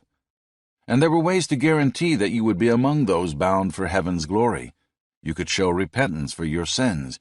You could purchase pardons that brought you immunity to the results of your evil acts. You could share in the body and blood of Christ through the communion offered by your local priest on a regular basis for a small fee. And you could go on a pilgrimage. No wonder the citizens of Germany found the Pope's excommunication intolerable. He was excluding them from hope, snatching away the only thing that made life tolerable. More to the point, he was depriving them of the fantasy of control, a necessary device for tricking the body into survival. Religion continues to offer its minions that vital slice of delusion. Fundamentalists Anonymous, a group of former religious extremists who have bolted from the reactionary Christian movement, says that to the fundamentalist, Christ is a device for resolving every puzzle. Submission to religious authority, the fundamentalist believes, will give him control over the vagaries of life. As we've seen before, modern fundamentalist leaders are following in the footsteps of Pope Hildebrand and attempting to translate their grip over the illusion of control into political power, using organizational entities like the Christian Coalition, the Christian Voice, the American Coalition for Traditional Values, the American Family Association, and the resuscitated Moral Majority to implement the divine covenant by which some ministers proclaim that God has destined his true believers to rule America. Like Pope Hildebrand in the 11th century, fundamentalists have not been content to reign supreme in matters of the soul, for they would like to rule the earth. The memes of magic, medicine, medieval Christianity, and modern fundamentalism offer an illusion that duplicates the health-giving force that saved a rat in a cage from harm. They hold out the illusion of power over the shocks and pains of life. Power and the invisible world. Fetch me a fruit of the banyan tree. Here is one, sir. Break it. I have broken it, sir. What do you see? Very tiny seeds, sir. Break one. I have broken it, sir. What do you see now? Nothing, sir. My son, the father said, what you do not perceive is the essence, and in that essence the mighty banyan tree exists. Believe me, my son, in that essence is the self of all that is. That is the true. Chandogya, Upanishad, chapter 6, verse 13. The fundamentalist submits to the authority of his minister. Holy Roman Emperor Henry IV bent his knee in the snow to the Pope, and we submit to the authority of the doctor. Control is power, says the dictionary, and the dictionary is quite right.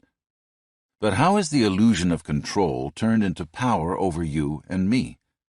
Witch doctors, prophets, priests, scientists, and medical doctors gain our confidence by giving us the feeling that they have tapped into an invisible truth, a truth hidden behind the surface world we see.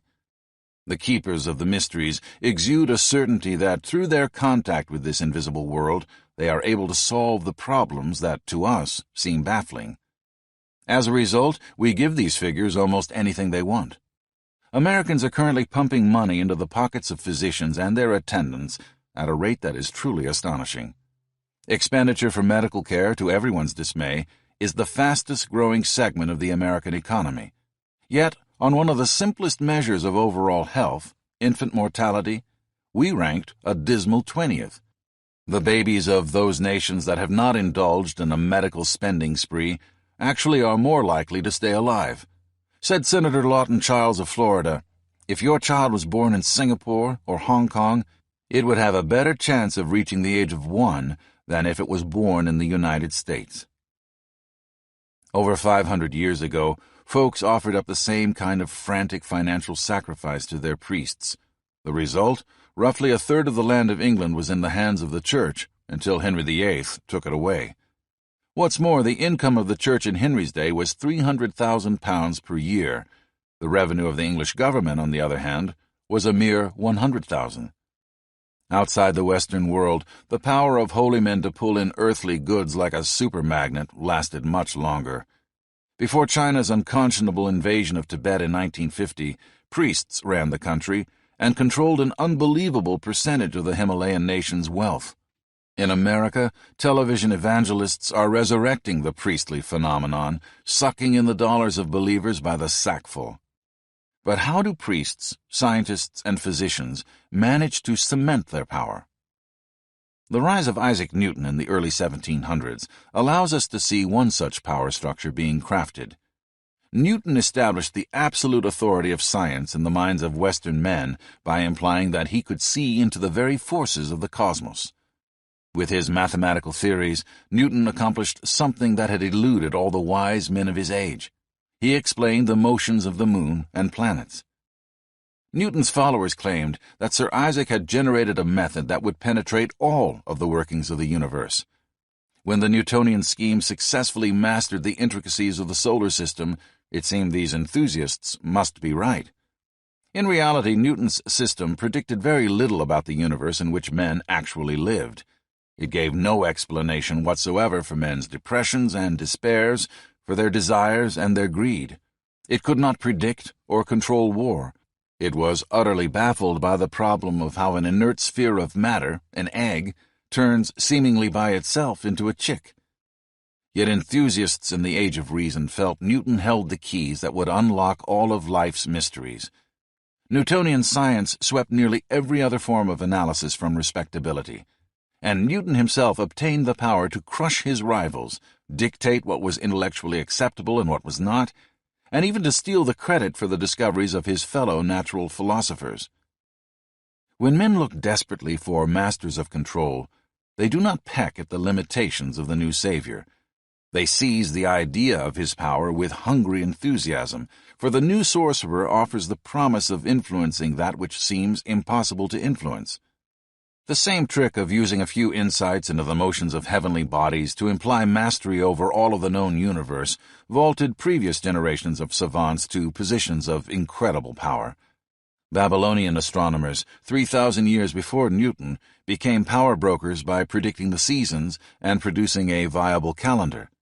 So did the Chinese emperors, who made sure that the computations of their own calendar were kept top secret, since those calculations were the key to their hold over the state. In Central America, Mayan and Aztec priests also held massive power by virtue of astronomical virtuosity. These priests were housed in elaborately architected city centers, while the peasants who raised the crops they ate resided in hovels in the countryside. Tribute of all kinds flowed to the divine intercessors: food, clothing, and gold. Furthermore, these middlemen for the gods could dictate life and death. The holy men ordered the armies of the Aztec Empire to scour distant lands in search of captives. Then the priests sacrificed the prisoners of war by the tens of thousands to satisfy their invisible gods. On occasion, the Aztec clerics would cut open the chests and tear out the hearts of as many as 5,000 humans in a single day. The key to the power of the Aztec priests was similar to that which made Newton the king of science. These Central American men of wisdom made careful astronomical observations and worked out a system for predicting heavenly events. Because the priests could foretell a few celestial occurrences, the citizens around them concluded that priestly power didn't stop there. Surely, the priesthood must have found a way to peer into the invisible machinery that dominates life and death, illness, misfortune, and the luck of the triumphant. Newton, the Aztec priests, the medieval pope, and the modern doctor all gained power through a simple device: the impression that they held the levers with which man could manipulate an invisible world. Our cultures, in fact, are our collective fantasies about the worlds we cannot see. They are tapestries of memes. If you were a Sioux 100 years ago, you believed that there were spirits who manifested themselves in eagles and clouds. If you're a modern Westerner, you know all of this is bunkum. If you're a traditional New Guinean, you believe that ancestors hover around your hut ruling the family's affairs like puppet masters, pulling the strings of health, wealth, and happiness. If you're a Christian, you feel that aside from an occasional ghost haunting a house in Amityville, the ancestors have all had the good grace to depart shortly after they died. On the other hand, if you're a Christian, you believe that a man who breathed his last on a cross 2,000 years ago was the son of a vast and immortal being hovering somewhere above the visible sky, and that someday this long-departed soul will return to earth and usher in an entirely new order of things. If you're a Buddhist, you know with absolute certainty that this is a figment of the Christian's imagination. Many of us moderns are convinced that we are above believing in unseen forces that quietly shape our destiny. But are we?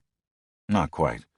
Our beliefs in invisible powers mold our behavior as surely as the certainty that an ancestor's spirit hovering in the corner of his hut influences the habits of the traditional New Guinean. You've seen coughing and sneezing, but have you ever seen a germ? Only the caretakers of our invisible world have spotted them, the scientists. Yet many of your sanitary decisions may well be based on the fear of these microorganisms, mini-monsters, of which you've never caught a glimpse. You probably avoid cholesterol, but have you ever had a peek at it? For those who don't use a microscope, it's as ethereal a force as the cloud-riding spirits of the Native Americans. With poor guidance, we stumble our way through the invisible, sometimes blundering badly. We accept most child-rearing theories, for example, with no evidence. The Sioux are horrified that we hold up a newborn baby and spank it. They believe the baby should be cradled tenderly and given love. Victorians thought that by holding a baby, you spoiled it. The same notion persisted in America through the first half of this century. In 1928, J.B. Watson, the leading American psychologist of his time, repeated the concept emphatically in a book that became the child-rearing Bible of the next 20 years. There is a sensible way of treating children.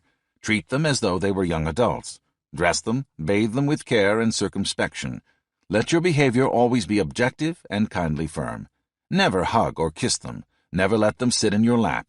If you must, kiss them once on the forehead when they say good night. Shake hands with them in the morning. Give them a pat on the head if they have made an extraordinarily good job of a difficult task. Try it out. In a week's time, you will find how easy it is to be perfectly objective with your child and at the same time kindly. You will be utterly ashamed of the mawkish, sentimental way you have been handling it. In conclusion, won't you then remember when you are tempted to pet your child that mother love is a dangerous instrument? An instrument which may inflict a never-healing wound, a wound which may make infancy unhappy, adolescence a nightmare, an instrument which may wrench your adult son or daughter's vocational future and their chances for marital happiness. Watson pontificated that mother love was a force that inserted itself into the invisible machinery of a child's psyche, destroying him as surely as an avenging ghost. You and I would not be able to see this psychic damage until it was too late, but Watson could peer directly into the unseen world of the human mind. After all, he was a psychologist. Research indicates that Watson's advice was just short of criminal. Anthropological studies of the Kung of the Kalahari show that children whose mothers pet them constantly often turn into far more self-confident adults than the coldly raised progeny of civilized Londoners. Why did parents follow experts like Watson into what was apparently a pit of error? Why are they today following specialists who say that you must deal with your child's misbehavior only by reasoning with him, or that you must encourage a child to vent all his hostile feelings? Because raising our young is another area in which we are wrestling with invisible forces. In fact, we do not know what spoils a baby. We often do not know why he is crying at this very minute. We certainly don't know what effect our picking him up today is likely to have 20 years from now. And when we are pathetically attempting to deal with the invisible, when we have the least evidence of reality, that is when we are most vulnerable to the power of the experts.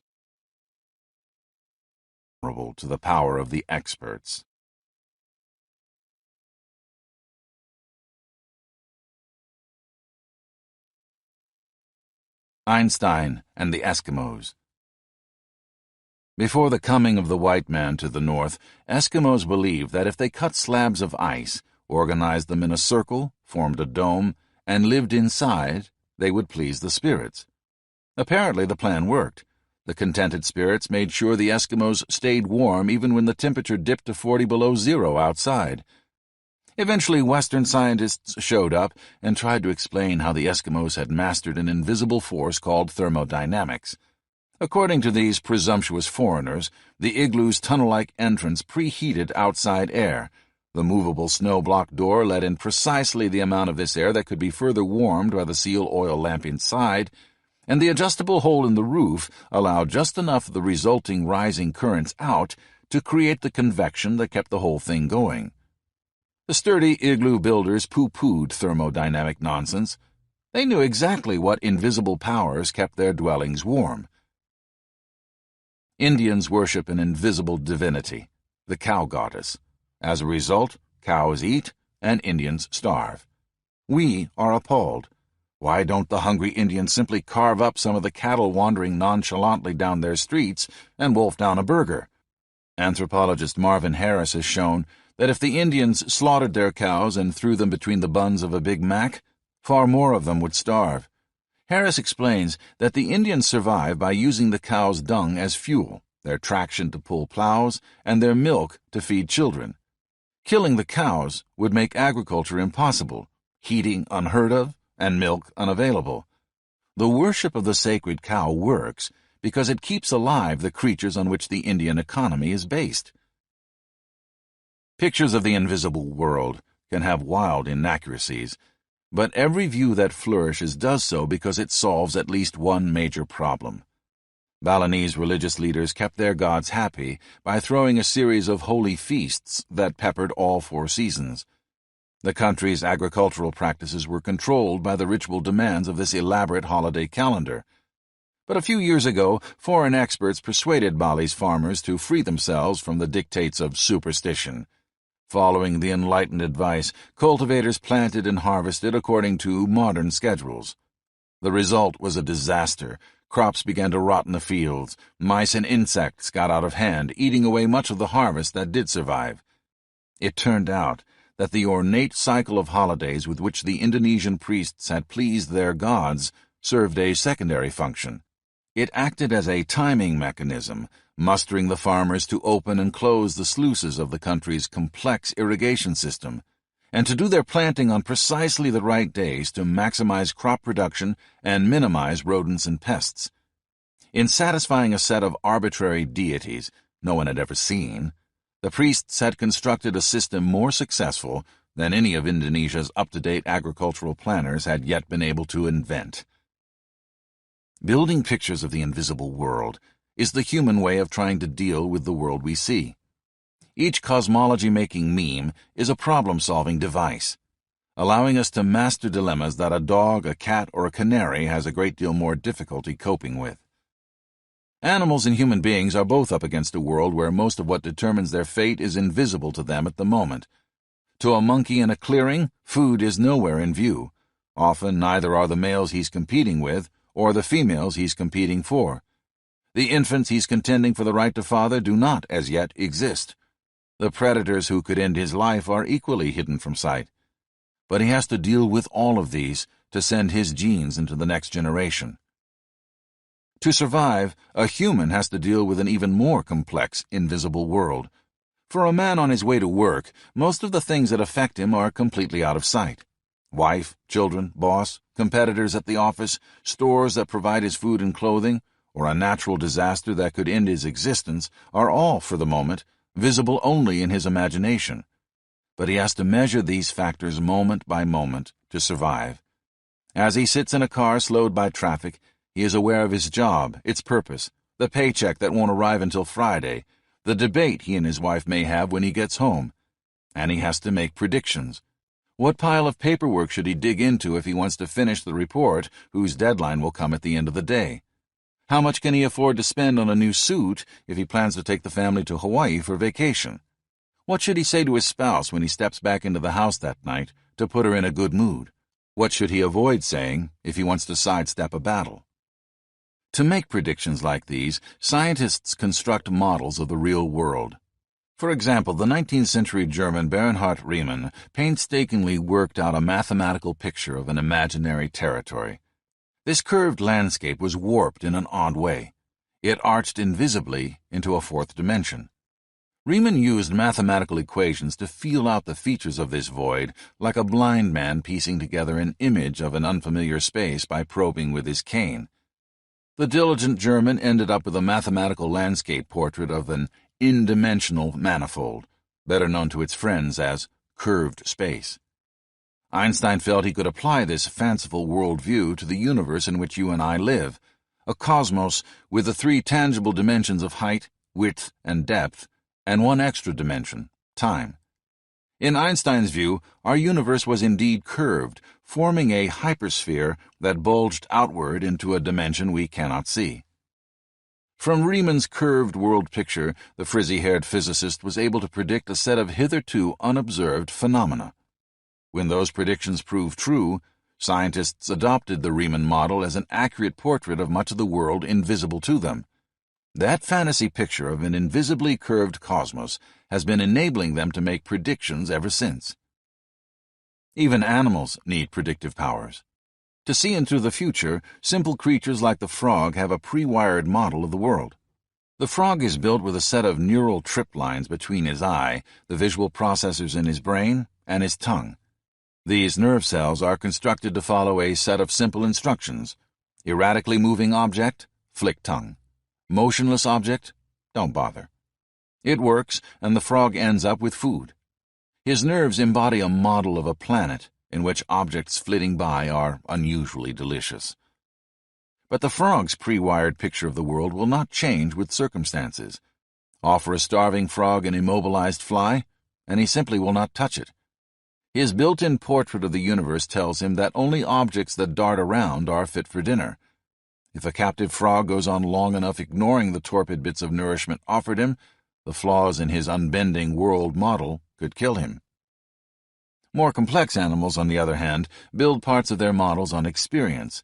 Their pictures of the invisible world are changeable.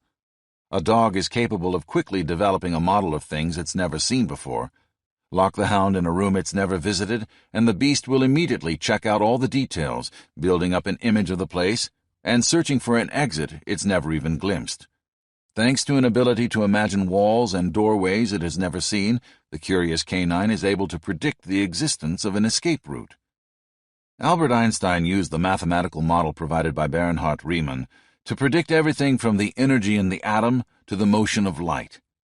But instead of employing math to construct models, our minds most often use metaphors. Our brains are picture-making machines. Every culture has a worldview, not an algebraic set of cosmic calculations. Uneducated medieval Christians pictured the earth as a flat disk that ended somewhere over the watery horizon. They predicted that small boats that sailed too far from the Atlantic shore would never be seen again. Renaissance intellectuals, on the other hand, revived the old Greek image of the terrestrial surface as a sphere. To Columbus, this meant that he might sail off into the western sunset and emerge with the sunrise on the Earth's eastern side. Columbus's optimism was based on a portrait of an underbelly of the planet that Europeans had never beheld, an image of the invisible. Genes are the form of replicator that dominated the evolutionary marathon for nearly 3 billion years. But in the latest blink of geological time, these strands of nucleotides have been outpaced by the matterless organizers called memes. Among the most potent memes are visions of things unseen. Like genes, memes do not operate in solo, but interlock in the mosaics that form Weltanschauungs, worldviews. A culture's view of its world is generally a vast grid of metaphors, starting with the creation of the universe, and designed to answer every mystery in life. That diagram of the cosmos is a tool with which we pry open our environment, a tool that creates strange byproducts. It offers an illusion of control, the illusion that turns on our immune system and our minds. The worldview also confers power on those who claim to be its guardians, sorcerers, doctors, scientists, and priests. It helps the powerful pull a social organism together. On occasion, as in the case of the Chinese Cultural Revolution, it even impels that social creature's members to lash out and kill. Yet a culture's picture of the invisible universe, its unifying cluster of memes, accomplishes something more. Though it may be riddled with bizarre errors and ludicrous imagery, a vision of the unseeable produces some small fragment of real mastery. Pictures of the invisible world helped Columbus cross the ocean, the Eskimo tame his winters, and the citizen of Bali regulate his irrigation. Someday, they may even help us moderns conquer the medical problems that doctors still insist do not exist. The Mysteries of the Evolutionary Learning Machine. The connectionist explanation of the mass mind's dreams. The secret behind the problem-solving abilities of worldviews is the same as that behind the success of superorganisms. It lies in the power of networks. One of the most irritating mathematical dilemmas facing computer scientists is the traveling salesman problem. Imagine that you're a salesman about to go out on a trip. You've decided to visit 10 different cities. How would you figure out which town should come first on your route, which should come second, which should come next, and so on, to give you the shortest mileage? Simple, you'd just sit down with a map and have an answer in an instant. But it's not that easy. Turns out that the potential number of sequences in which you could hit these 10 destinations comes to 181,440. Well, how about flicking on the switch of your desktop PC? Unfortunately, a conventional computer is rather slow at solving traveling salesman problems. Normal computers measure each potential routing one at a time. With close to 200,000 different options to test, that's a time-consuming process. And the traveling salesman dilemma is one that industry encounters all the time. Phone companies laying cable, for example, run into variations on the conundrum that make the simple 10-city example look like child's play. What's to be done? The stumbling block comes in part from the way normal computers are set up. Looking at a problem only one small part at a time, they can't see the big picture. In the mid-1980s, however, a new breed of computer experts began to experiment with machines that can explore a broader canvas. These are called connectionist webs or neural nets. Conventional computers deal with information the way a railroad switching yard deals with boxcars. A train a half-mile long arrives at one end of the yard in Chicago, dragging cars destined for Boston, Washington, Philadelphia, and New York. The trains on tracks next to it are also a jumble of cars headed for Boston, Washington, Philadelphia, and the Big Apple. The trick the yard handlers have ahead of them is to take each train apart, couple all the cars headed for New York to one locomotive, and send that locomotive on its way. At one end of the yard are 20 parallel tracks of trains waiting to be disassembled. At the other are 20 parallel tracks of trains that have been put back together and are preparing to depart. But the critical process takes place on one narrow set of tracks in the center of the yard where all the breaking down and reassembling is done. And each incoming train must wait its turn to get on that slender stretch of working track. A conventional computer also stores a sizable batch of information in a kind of holding pen, but has to shoot it, one small bit at a time, through a processor where the real work of computation and comparison is accomplished. This is called serial processing. Neural nets function in a radically different way. They don't use the narrow railroad track approach to information processing. Instead, they are shaped like spider webs that process information in parallel. The lines of the webs are electrical channels whose conductivity can be raised or lowered. The junctions where the lines meet are switches that can be turned on or off. Neural nets can solve problems by making rough models of the real world as they learn from data we give them. Here's how you'd solve the salesman's dilemma using a neural net. You'd pick 10 junction points on the web to represent 10 cities. You'd adjust the conductivity of the lines between them in a manner proportional to the distance between them. If two cities are 100 miles apart, for example, you'd set the resistance to 1 ohm. 200 miles apart, 2 ohms. 300 miles, 3 ohms. You'd turn on the current. The switch points representing your 10 cities would flicker on and off for a few fractions of a second as the network sought an equilibrium. Then it would disgorge the answer to your problem. In essence, the neural network works by using a model of the terrain the salesman is planning to travel. What's the advantage of this electronic model making? California Institute of Technology's John Hopfield showed that neural networks can solve the traveling salesman problem 10,000 times faster than a normal computer. Neural nets, like the human brain, can infer an invisible world from scraps of visible information. Give the word bat to a neural network built by neuroscientist James Anderson at Brown University, and it will respond with a list of the qualities of animals. Give the machine the word diamond, and it will spit out geometric shapes. Give the two words together, and the machine will come up with baseball. In its limited way, the neural net has inferred a broad picture of a complex and, at the moment, invisible mini-world, the baseball stadium, from two tiny fragments of information. Humans do the same. At this moment, thanks to the words bat and diamond, you can picture a runner stealing bases. Look around you. How many runners in baseball uniform do you see before your eyes? Like the neural net, humans can infer a picture of the world from two little words. The neural network technique does have its drawbacks. In the case of the traveling salesman problem, for example, Caltech's Hopfield points out that there is a bit of fuzziness about the net's answers. They are only the best solution 10% of the time, but they are close enough for all practical purposes. 90% of the time, the neural nets pick one of the two top answers. That's one of the two best out of 181,440. Normal computers, on the other hand, solve the traveling salesman problem with 100% accuracy, but they do it too slowly to be of any earthly value. Worldviews share the neural network's fuzziness. They are not precise, but they are frequently close enough. They can be wildly inaccurate. It isn't accuracy that counts, however, it's utility. They may be sloppy, but they render solutions to real-world problems fast.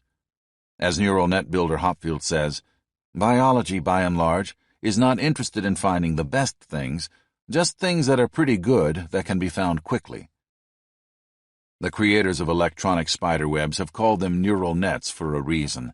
These problem-solving skeins of wiring are deliberately modeled on the networks of nerve cells in the brain. In fact, the brain contains webs of circuitry so vast that the machines being built in scientific laboratories are minuscule by comparison. The worldview you build from childhood is carried in billions of cells whose connecting threads are precisely adjusted to give you your picture of the world. The late Dr. Donald Hebb, one of the foremost theoreticians on the subject of the human brain, called those networks cell assemblies. He described these as circuits through which stimuli flow like waters through the delta of the Mississippi. If that's true, it would help explain a bit about the nature of understanding. Hebb's model of interconnected mental circuits helps us comprehend why, though we're hit with thousands of random perceptions, very few stick to us. Occasionally one jumps out as significant because it seems to fit within our pattern of beliefs and can be patched into our existing neural net. If we believe that life is a battle between Satan and God, some small event can seem proof positive that Satan is out to snare us. If we believe, as the Chinese and the Romans did, that the heavens are filled with messages about our fate, the sight of a shooting star may trigger a sense of imminent calamity. If our belief system says absolutely nothing about a relationship between the stars and life on Earth, that same blazing meteorite will seem like a passing curiosity of no lasting significance and may never make it into the brain circuitry at all. In the case of the person who believes that the heavens portend events on Earth, the sight of the shooting star is patched into an outstretched web of neural connections and takes its place in the greater whole. We hunt, over the next days or weeks, for the event it forecasts. A neural network like this takes a lifetime to build.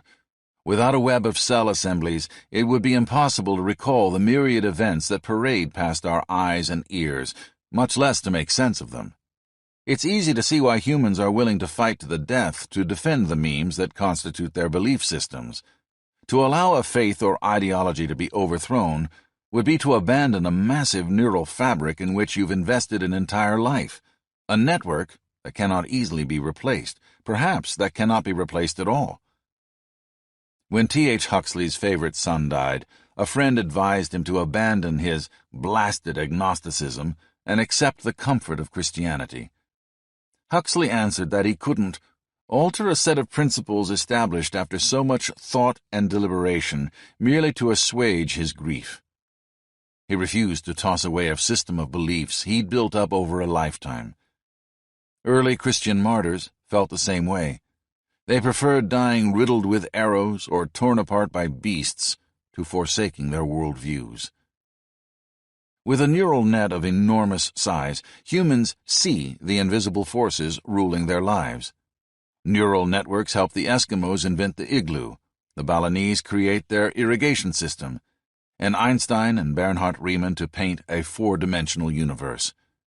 Neural nets and the conceptual webs they hold give us our illusion of control over those things that elude our grasp. In fact, they are the imprecise mechanisms that sometimes give us control's reality. Society as a neural net. A social group is also a network. If a hunter corners a mother otter, she'll cry out for her mate. If the hunter kills her, her babies will starve. She's only one nexus in a web of relationships. Marvin Minsky, co-founder of the Artificial Intelligence Laboratory at MIT, thinks of the brain as a society of sub-assemblies cooperating to learn about the world.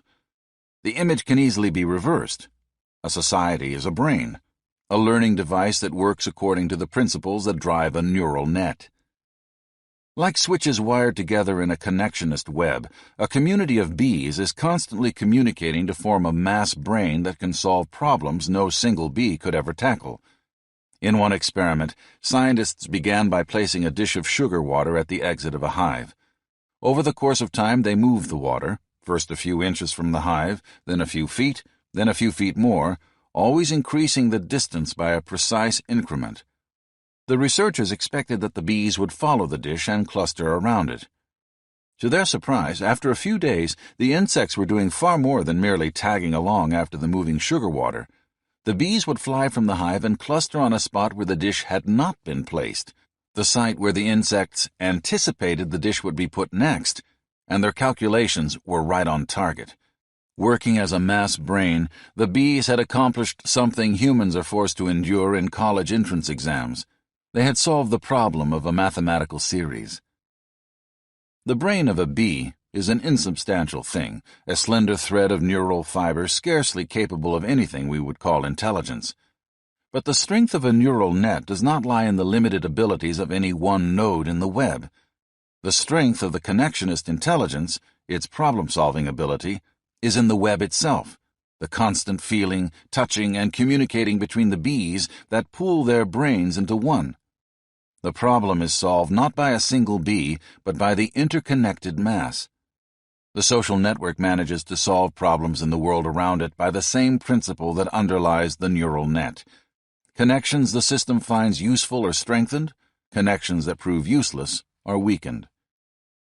When a bee flies off, finds a source of nectar, and comes back home, it indicates to its hive mates where the nectar is located, whether the trip involves battling a stiff wind or breezing merrily through still air, and if the cache of food is packed with nourishment or simply contains a marginal snack.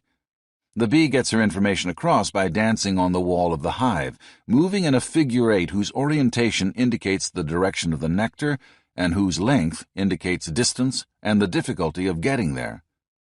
But how does an individual bee gauge the need for nectar in the hive? She does not step inside the habitation to check how full the honeycombs are. Incoming transport bees sense the demand for the cargo they deliver by a simple social cue, the kind of cue that humans have their antennae out for at cocktail parties. If a burdened bee arrives at the hive entrance and workers rush over immediately to unpack her nectar, the incoming flyer knows that there is a considerable hunger for more deliveries. The freight carrier is imbued with a sense of energy and rushes off to pick up another load. If the nectar-laden hauler lands on the entrante lip and is left untended, if, in fact, she has to look around forlornly, begging for the attention of one busy worker after another, then she knows the need is not so great. She is hit with a sense of lethargy and bumbles back to work with sluggishness. When the bee who fails to find an eager welcoming committee goes through a downshift in mood, her response to social cues is more than an individualistic emotional dither. It is the secret to the social network's problem-solving power. For the communal learning machine operates by turning up the pace of elements that are needed and shutting down the speed of those that aren't. People are also woven together in a superorganismic web, and our mood swings, like those of the bees, give that web part of its problem-solving power. Frederick Erickson, a sociolinguistic microanalyst at the University of Pennsylvania, points out that humans constantly exchange bee-like signals. We give our conversational partners cues, nodding our heads, smiling, grunting in the affirmative, gesturing with our bodies, frowning. The average mortal knows from personal experience what the impact of those cues can be. If we run into a gathering of friends, spring a tantalizing bit of information on one of them, and everybody else edges over to hear it, we feel invigorated. Energized by mild euphoria, we may prattle on with additional details about the topic that's just drawn all this attention. If, on the other hand, we spring a piece of gossip that to us seems irresistible, and the people near us immediately march away, we become discouraged and are less likely to continue that particular line of conversation. Like the bee arriving with unwelcome food, we aren't motivated to deliver more of a tidbit no one seems to want. The power of social cues to switch our moods on and off has an enormous impact on the movement of information through the social system. An idea everyone is hungry for will flow rapidly through the human network as the individuals propounding it are encouraged to repeat it in ever more excited tones. The idea no one cares for is likely to wither away as its adherents grow discouraged and morose. At its most extreme, those who feel their contribution is unwanted will do more than simply wilt for a few hours. When the revolution of 1917 bore down inexorably on Russia, it eventually became clear to the followers of the Tsar that all was lost. Protopopov, the Tsar's iron-fisted interior minister, looked like a man transformed. He appeared shrunken, beaten, and so prematurely aged that he was virtually unrecognizable. When Protopopov was at last forced to resign, he said, "Now there is nothing left to me but to shoot myself." Likewise, as it became clear that the Tsar's political power had slipped from his grasp and a revolution was in the offing, the ruler of all Russia went through a similar physical transformation. When Count Kokotsev entered the Tsar's residence at Tsarskoye Selo for an audience on January 19, 1917, he was appalled by what he found. Russia expert Harrison Salisbury says that Kokotsev hardly recognized the Tsar, so much had he aged. His face was thin, his cheeks sunken, his eyes almost without color, the whites yellow and the pupils gray and lifeless.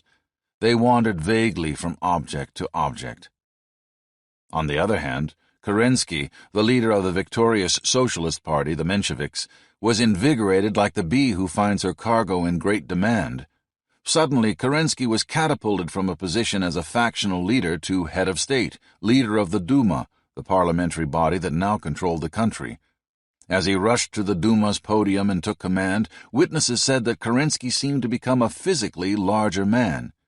"He grew," exclaimed V.V. Shulgin, a monarchist Duma deputy who was present when Kerensky brought order to the confused deliberative chambers. "He grew in the mud of the revolution." In neural nets built by computer specialists, nodes that are needed to solve a current problem are strengthened, and those no longer necessary weaken and shut down. The same thing happens with human beings. Like bees, we are in constant contact. Clint Eastwood rides into town from the desert, carrying his own gun, and shares his thoughts with no one. On the other hand, when you watch a classic Clint Eastwood film, you're generally seated at your television. A half an hour before you saw the movie, you watched the news. That broadcast gave you a sense of where your country stood in the relative hierarchy of nations at that moment.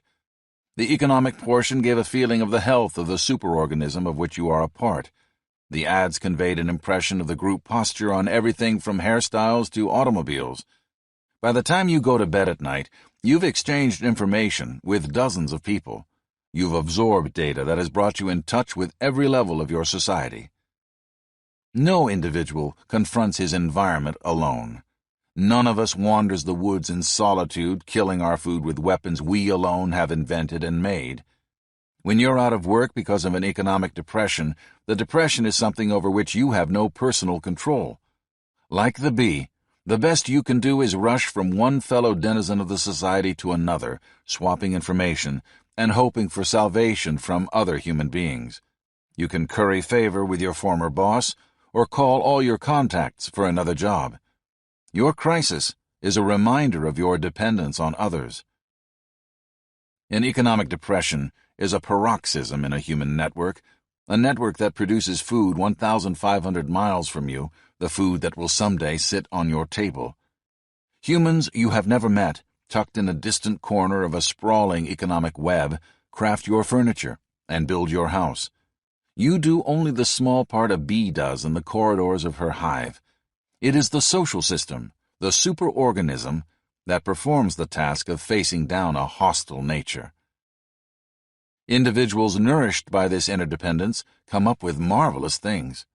Shakespeare took a language shaped by the networking of millions of minds over eons of time, pulled historical legends from early England's rise and tales from a Roman Empire that had long since died, then combined them with the zeitgeist of his era, and created plays unlike any humanity had ever seen. Sigmund Freud knit together the experiments of the French scientist Jean Charcot, the experiences of his fellow physician of the mind, Joseph Breuer, the talking cure invented by one of Breuer's patients, Greek myths, and the religions of primitive tribes to craft the theory of psychoanalysis. The brain that makes a decision about whether to throw George Bush out of office or support Bill Clinton's health policies, about whether to follow Mao in a violently destructive cultural revolution or demand that Mao himself be overthrown, about whether to turn the individualism of Erich Fromm into a national creed or go hog wild, as the revolutionary Russians did, for collectivism, is not a massive tissue the size of a cantaloupe.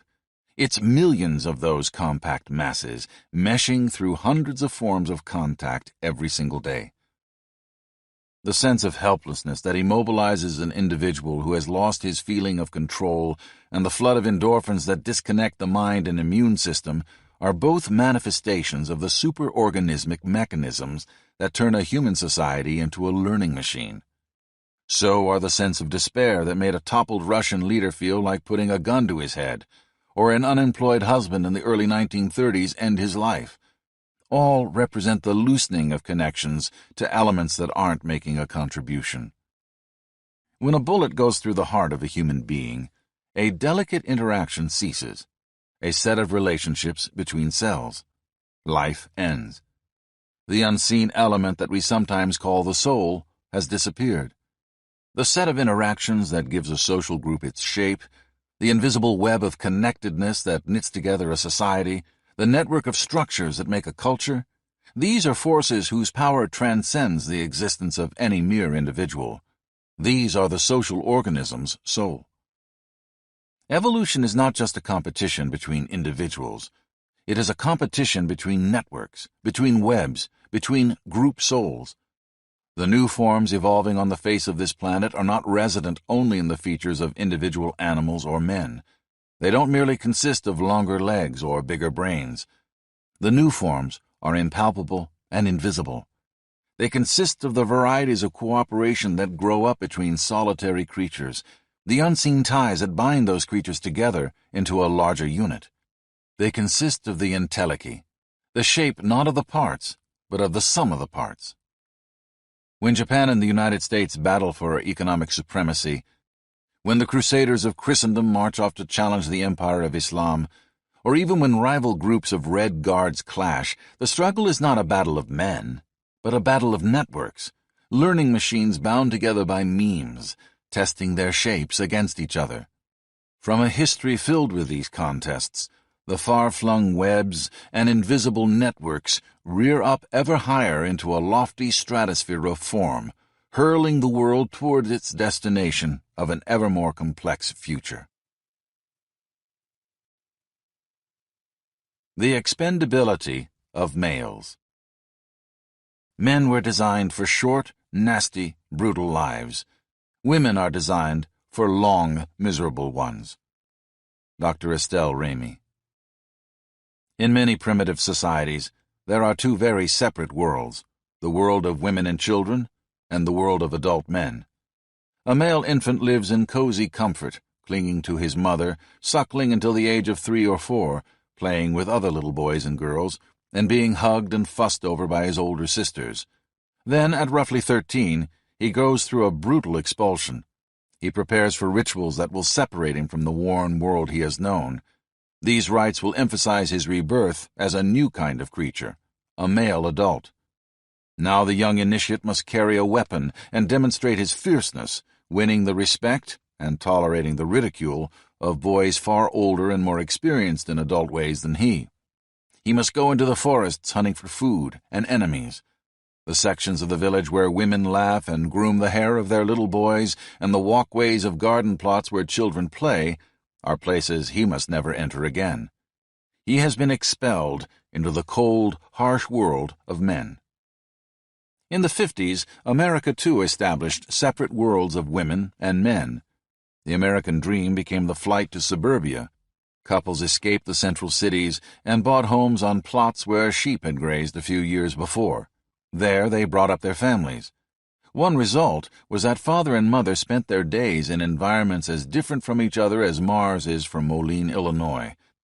Out in the suburbs was the world of women and children, where doting mamas dragged their kids from dance lessons to Cub Scout meets, stopping off at the shopping center on the way home. The city was another planet, a macrocosm invisible to the kids. It was the unseen world into which the father disappeared every day when he set off for the train, a place whose rhythms were faster, whose ethics were more brutal, whose rewards were more difficult to achieve, and whose punishments could turn a man into an insomniac. Among Native American tribes of the plains, some boys chose not to make the violent transition to manhood and remained in the world of women and children. They were called Berdache, women men. They wore woman's clothing, did woman's work, married men, stuffed their clothes to look pregnant, and even cut themselves to imitate menstruation. Ever since the 60s, young people have dressed in more and more androgynous styles.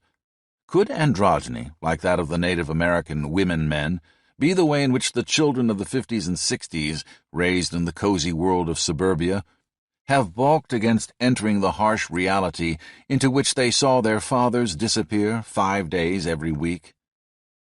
No matter what the truth of this conjecture, androgyny may also be a rebellion against a fact of life that is not speculative in the least, the expendability of the male. In nearly every known society, men alone are cannon fodder, laying down their lives to defend the tribe or aggrandize a leader. Males in animal groups and primitive societies may seem rather glorious creatures accorded the privileges of gods, but in reality, they are treated by nature like the biological equivalent of paper plates, creatures whose prime feature is their disposability. When times get tough for the Karamojong in Uganda, they save their scraps of food for their girls and allow the boys to die. In 1979, when Uganda was starving in the grip of civil war, the Karamojong tossed the stiffened bodies of their male children out of the village each night. The only creatures growing fat were the hyenas, who feasted on the discarded corpses. Male expendability starts in the womb. The egg of the female inches in solitary splendor down the fallopian tube, inviting impregnation. It has no competition. On the other hand, the sperm, the male's contribution to procreation, vigorously swim the lengthy course up the vagina and uterus, beating their long, thin tails in an effort to outrace the millions of their brothers headed for that solitary egg. Only a single spermatozoan, one literally chosen by the ovum, manages to finally penetrate the egg's outer membrane and achieve the grand prize of impregnation. The losers die. But that is merely a preview of the casual manner in which nature tosses male lives away. Male fetuses are the primary victims of natural abortions, miscarriages, and stillbirths. When times are tough, nature shows her preference by hiking the rates of spontaneous abortion for males to higher than normal, but continuing her tendency to preserve her embryonic daughters.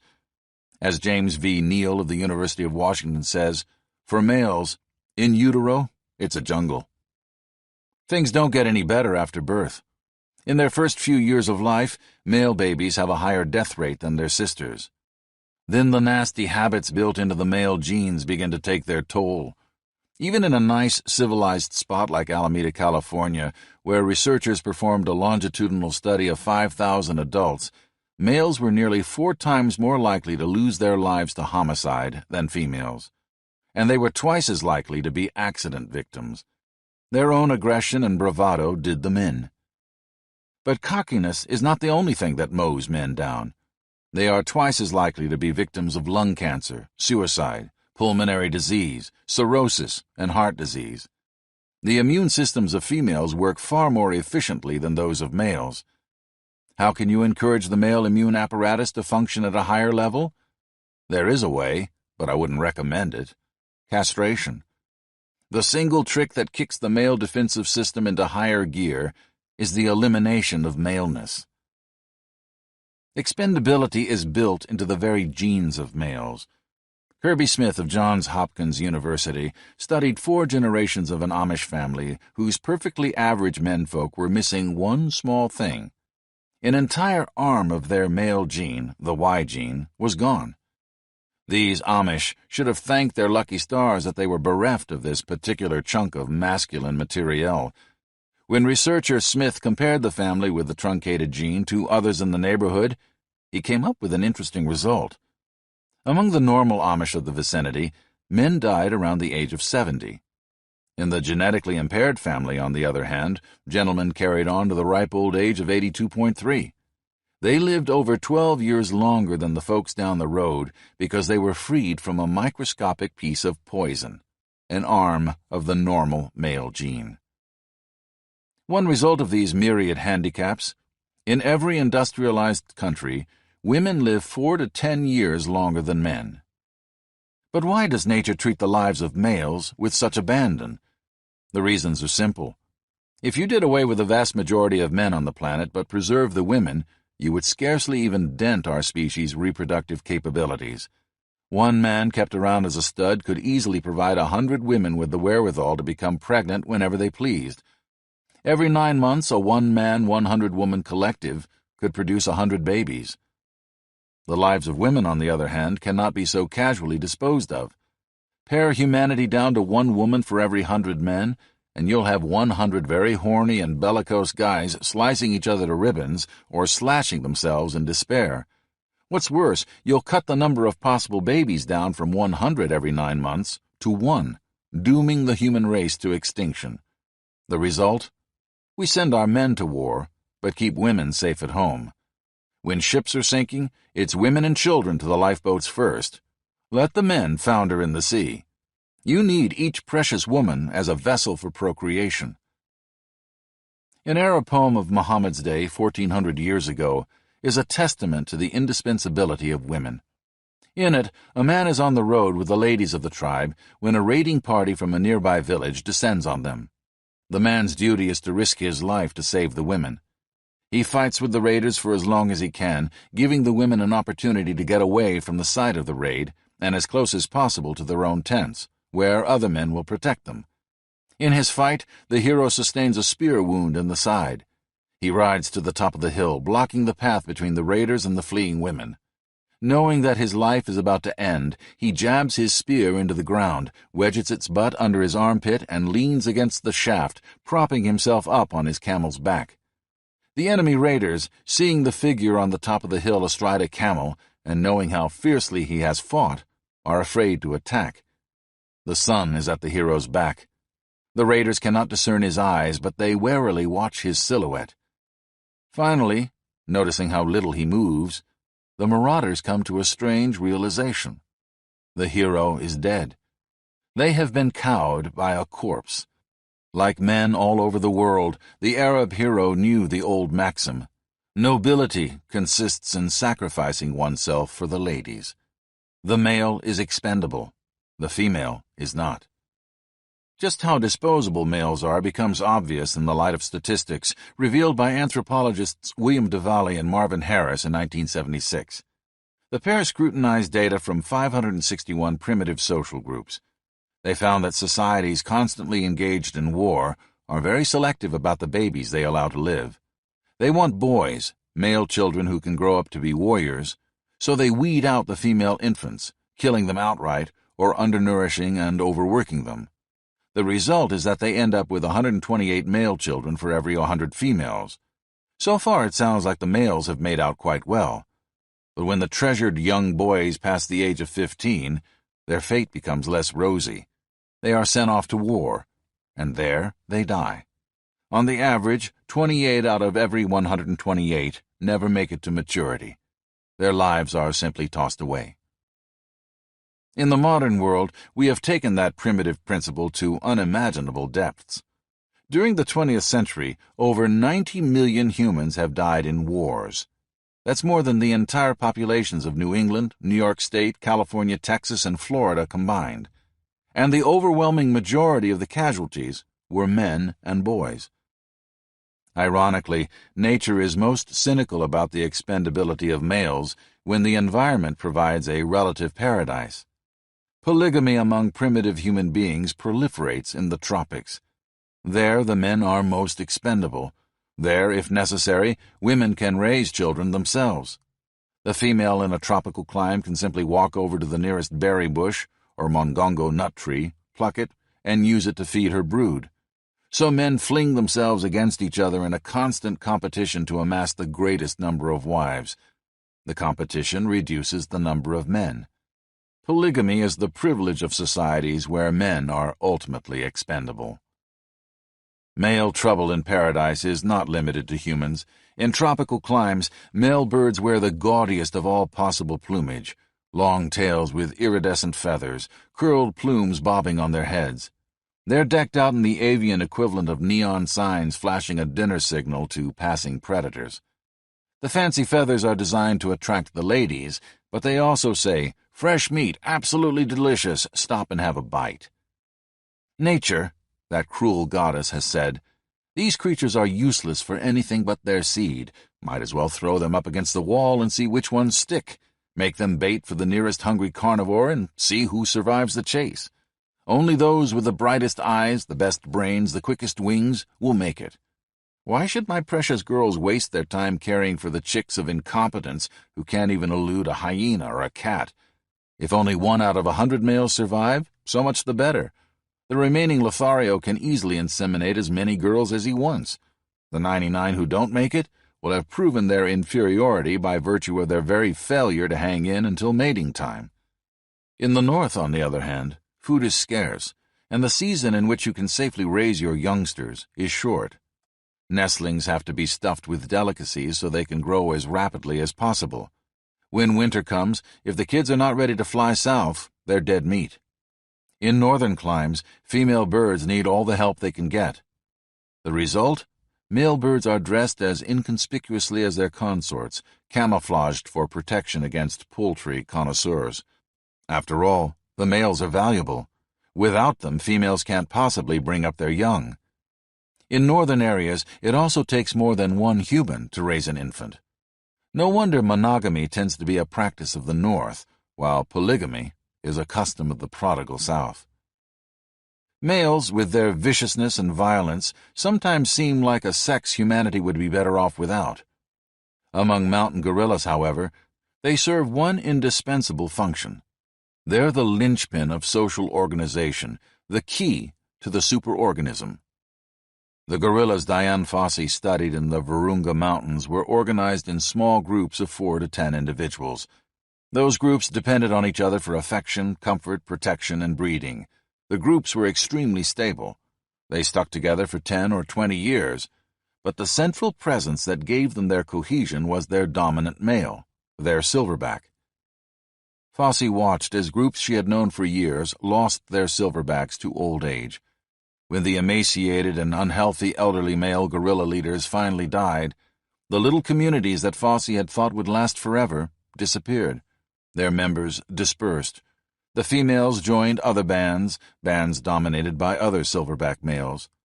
For without the silverback to provide a focal point for organization, resolve quarrels, and offer protection against the incessant raids by wandering bachelors and rival groups, the females could not continue together. But if you're a man, don't take too much comfort from this fact. You're still far less necessary than you think. In a vast variety of species, the social order is held together entirely by the female. Elephants provide a good example. The females travel together in a close-knit group, operating under the leadership of a massive Amazon who settles disputes and protects the troop with her fierce charges. The unfortunate male, on the other hand, is excluded during most of the year from polite society. He wanders the forests, a gloomy, solitary brute, until that brief period when he is needed for sexual purposes. Then, for a short time, he and his messy tendency to battle his brethren are tolerated by the ladies, but barely. There's reason to believe that males are becoming more disposable in modern American society than ever before. The age of information is upon us. Only 100 years ago, the vast majority of Americans eked out a living by physical labor. That was true even as late as the 1940s. By 1956, it had changed. For the first time, the majority of U.S. workers did no physical labor at all. Most men and women had moved from factories to offices, where they pushed paper, made decisions, held long meetings, read reports, and placed phone calls. Their job was gathering information, weighing it, and spreading it to each other. In the mid-1800s, when the railroads were built, John Henry was a mighty man who drove cold steel through the heart of a mountain, making his hammer ring. Joanna Henry would have had a much harder time of it. In the information age, men no longer have the edge. Women's brains are every bit as quick as men's. Men were disturbingly expendable in the era of the Arab propped up by his spear, but today they are more disposable than ever. If the women's movement were to decide that the night had come when all the ladies of the world should walk quietly into the bedroom, a butcher knife in hand, and eliminate a snoring burden who insists on drinking beer and smoking cigars while watching Sunday football, the time would be now. Save up enough semen in communal refrigerators, and it would seem the species could move along quite well without males. In fact, an increasing number of women live with other women and turn to artificial insemination when they want to have a child. Fortunately, most women seem to need men emotionally. They flock to singles bars, put personal ads in newspapers, and sit in corners of the office complaining about the lack of available mates. Bless them. What's more, economically males have not yet become entirely obsolete.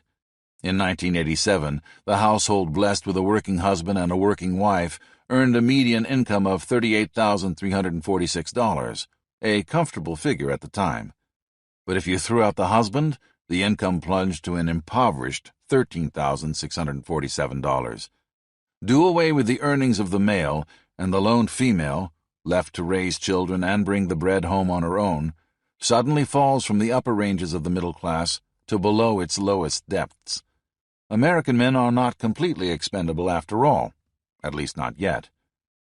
None of this mitigates the fact that, in the eyes of nature, individual men are a dime a dozen. For males, as we will soon see, are the extinguishable junction points in the neural net, the disposable elements that make the social learning machine work. Could it be that men in this country sense their expendability? Could that be the reason modern males are, perhaps for the first time in American history, working hard to imitate female virtues?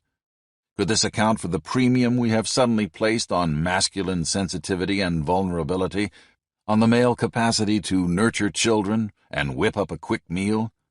Could it be that men are trying to hide from the fate they sense that nature has in store for them? The fate of leading short, nasty, brutal, and bloodily ended lives? How men are society's dice. Why does nature so cavalierly dispense with the lives of men? Mother Earth is normally a miser, but she turns into a spendthrift under one condition, when she wants to gamble. Her two favorite games of chance are sex and her own version of Monopoly, the competition for territory. During most of the year, every member of an ant colony is considered precious. If a worker ant sends out a smell of distress, others rush over to rescue her. But in midsummer or early fall, the colony invests some of the surplus it has built up during the season of plenty to produce a swarm of sexually mature individuals, new queens and males who fly off by the thousands to try to find a mate. The exercise is a gaudy display of disposability, a ritual in which the colony that normally hoards every scrap throws its most precious product, life, away. Those males who manage to inseminate a willing female quickly discover that they are marked for termination. Their amorous partner gives them a fatal bite in the stomach or simply leaves them to wander and die. By satisfying their lust with 6 or 7 swains apiece, the thousands of princesses fill their internal sacs with a lifetime supply of sperm. Now a new task awaits these would-be queens, to find a home. A very few succeed in stumbling their way over stumps and rocks until they find a spot where a new nest can be built. This lucky handful manages to establish new colonies. Others try to make their way back to their birthplace, crawling into the nest from which they've come. Most are stopped at the entrance by sentries, attacked, paralyzed, and literally dragged off to the trash heap. Of 3,000 hopeful queens, 8 may survive. Nature has wasted lives prodigiously, tossing away ants by the thousands. She does the same among humans, killing hundreds of thousands, sometimes millions, in war. And there, too, it is the newly sexually mature whose lives she flings about with abandon. But why? What does nature gain from this? In the case of the ants, her reasoning is simple. Each sexually mature ant's life is a toss of the dice in a casino where the odds are vastly against survival. There are very few places suitable for habitation, and to find them takes tremendous expenditures of time and effort. So the superorganism of the hive produces 3,000 pairs of eyes and antennae, each of which will hunt for new real estate as if its life depended on it. And it does. The innumerable adolescent queens will fan out, taking advantage of random shifts of the wind as they fly, landing to feel their way across the countryside. They will explore every crack in the ground, every crease in a tree. In only 2 days, they will dedicate 144,000 ant hours to the property hunt. Very few of the old nest's new eyes and ears will live to establish fresh colonies from scratch, but a handful will zero in on a suitable site for homesteading. And the superorganism of the old colony will have achieved its purpose, spreading an offshoot into new territory. You could call this expansionist effort of the ant superorganism a primitive form of imperialism. The annual swarm of adolescent ants is a gamble, and a cruel, costly one at that. The only way to assure a win is to place a tremendous number of bets. The strategy is one of the favorite ploys of the network mind. Among humans, nature favors one set of chips in particular for her games of chance: post-adolescent males. T.E. Lawrence, in The 7 Pillars of Wisdom, rides with an Arab dignitary who, like most Arabs of noble standing Lawrence met, has dedicated almost his entire adult life to raiding, rushing into some cluster of tents a dozen miles from home, killing a few of the men and stealing the camels, the sheep, and a few old clothes. Together, Lawrence and his friend visit the tomb of the dignitary's son. The brave young man had taken on the warrior hero of a rival tribe, a tribe of cousins, in single combat and won. In retaliation, he had been ambushed by 5 members of the rival gang. The solitary fighter had not survived the encounter. Though the dignitary has sired a small squadron of male children by his many wives, he is now down to one last son. His other male children have all been gambled and lost. What would have happened if those gambles had paid off? The victorious sons would have become heroes of the desert, exalted leaders with many wives, much wealth, and the respect and envy of their fellows. For example, Ibn Saud, founder of Saudi Arabia and its king until his death in 1953, started as a desert raider. He had an abnormal tendency to emerge from his battles victorious. The result? Through a long series of conquests, Ibn Saud consolidated a territory that, thanks to oil, became wealthy. He indulged in the luxury of naming his new kingdom after himself. The leaders of America, England, and every other Arab state bowed to his power. Presidents of banks and heads of massive corporations hungered for his favor. Superpowers fell over each other in a scramble to sell him weapons. Ibn Saud's sexual payoff was equally impressive. He sired 45 official sons by 22 mothers. He fathered at least an equal number of daughters by a bewildering variety of women that included concubines, slave girls, and wives of the night. As of 1981, roughly 500 royal children, grandchildren, and great-grandchildren could trace their origins back to Ibn Saud's loins. Gambling with the lives of men is not limited to the children of Islam. In early societies everywhere from Africa and Asia to Europe and South America, the soldier marching off to war could easily pole vault from farmer to aristocrat, expanding the territory of his tribe in the process. The Vikings, who were ordinary plowmen back home, packed their spears and swords in a boat, rowed over the horizon, and became the rulers of Russia, Sicily, and Normandy. Their descendants would someday call themselves czars and kings. The Mongols' property once consisted of a few ponies and the right to graze across Asia's most barren and frigid steppes. Then, in the 13th century, they set off, nearly starving on their compact horses, to become nobles in an empire twice the size of the Romans. Their leader, Genghis Khan, went from an unknown member of a despised tribe to a legend. The waste of life that created the kingdom of Saudi Arabia, the triumphs of the Vikings, and the conquests of the Mongols is appalling. But behind it lie the same primordial principles that drive the annual swarming of the ants, the superorganism's urge to expand, and nature's addiction to playing dice with the bones of animals and men. Is pitching a genetically acquired skill? By gambling with its males, a primitive society learns. It is led by the men who win, those who seem best adapted to the challenges of the moment. These leaders spread their ideas and their ways of doing things, their memes. The not-so-primitive Alexander the Great planted the exalted philosophies of Greece, from Persia and Egypt to Afghanistan, by slaughtering vast hordes of enemy males on the field of battle. Alexander's massacres are fact. Here's another example from the world of speculation. Humans are built to eat meat. The craving for it is wired deeply into our system. There is one hormone, cholecystokinin, designed to carry a message from the full stomach to the brain, quieting the appetite. The digestive system refuses to send that hormone on its way until fats and proteins move from the stomach into the intestines. In other words, your body withholds this hormone to keep you hungry until you've swallowed some meat. What's more, as anthropologist and food expert Ian Anderson puts it, we need unusually large amounts of protein and cannot synthesize as many of the amino acids as some mammals can.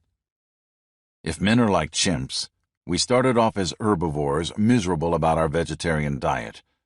Clumsy male chimpanzees who lumber around on all fours occasionally run across a crippled rabbit or a wounded baby gazelle. They do not try to pet or comfort the suffering beast. Instead, they smash it with a rock and drag the carcass home for a feast. When the butchers get back to the troop, the entire crew of chimpanzee females and children gather in a frenzy, hankering for some small morsel of the meat. Mothers, babies, and even the unlucky males who weren't in on the kill turn into sniveling sycophants. They crawl toward the hunters, holding out their hands pathetically, begging for all they're worth.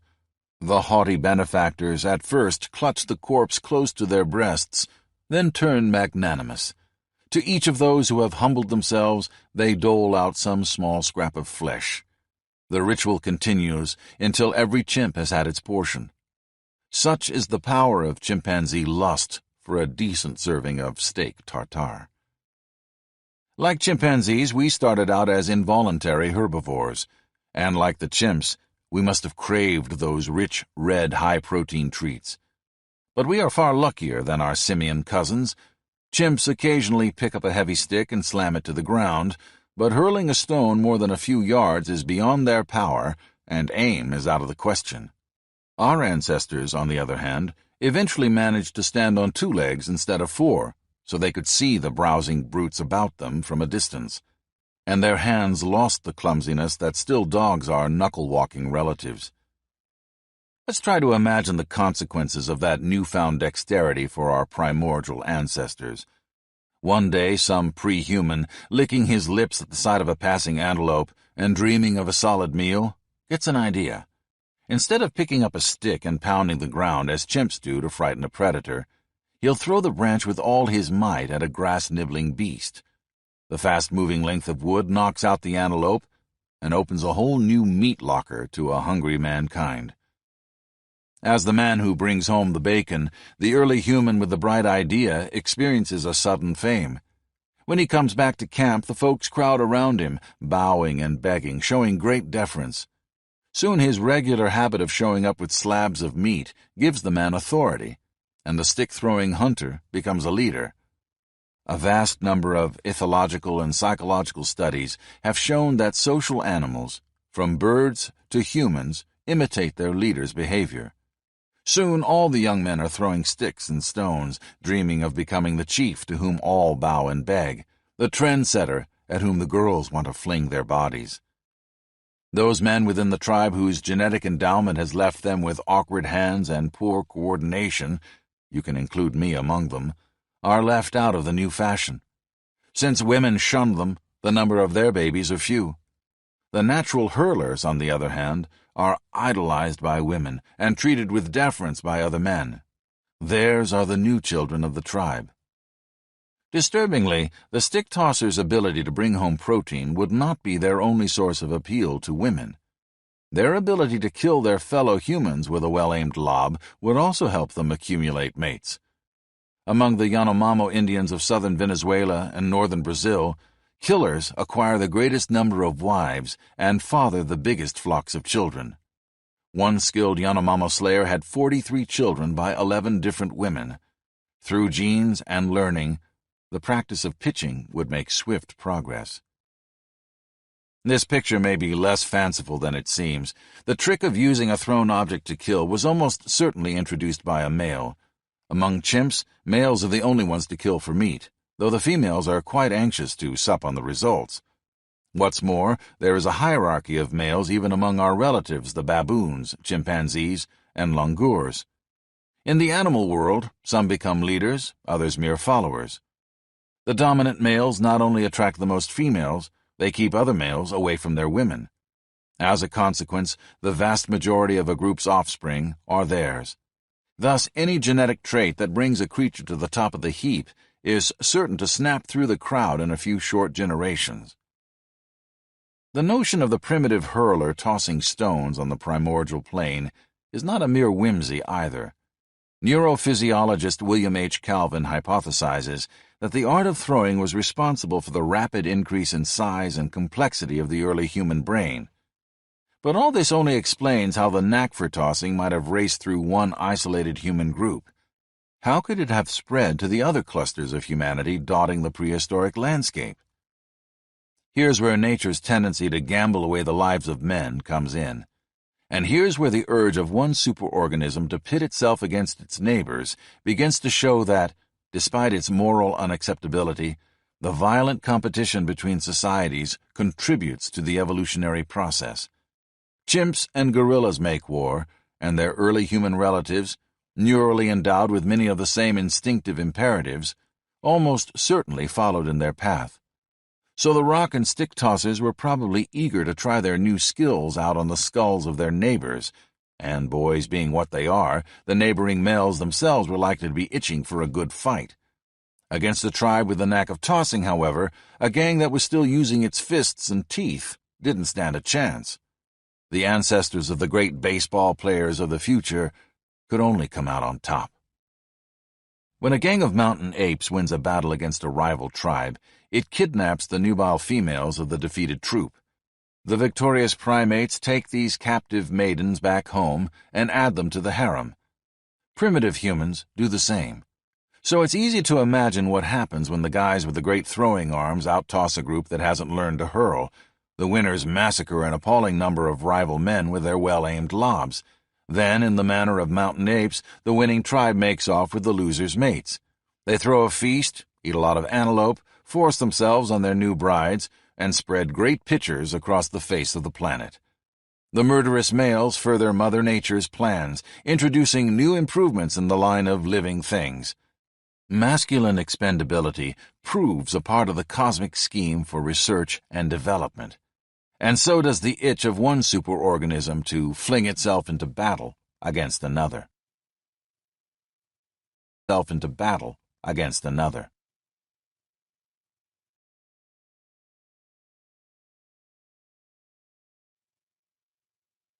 Oliver Cromwell. The rodent instincts don a disguise. Suppose we were, as we might be, an influence, an idea, a thing intangible, invulnerable, without front or back, drifting about like a gas. Armies were like plants, immobile, firmly rooted, nourished through long stems to the head. We might be a vapor blowing where we listed. Our kingdoms lay in each man's mind. T. E. Lawrence. Let peace be sought through war. Oliver Cromwell. In the good old days of the stone chopper and the Neanderthal, the driving force between group battles was the longtime champion of replicators, the gene.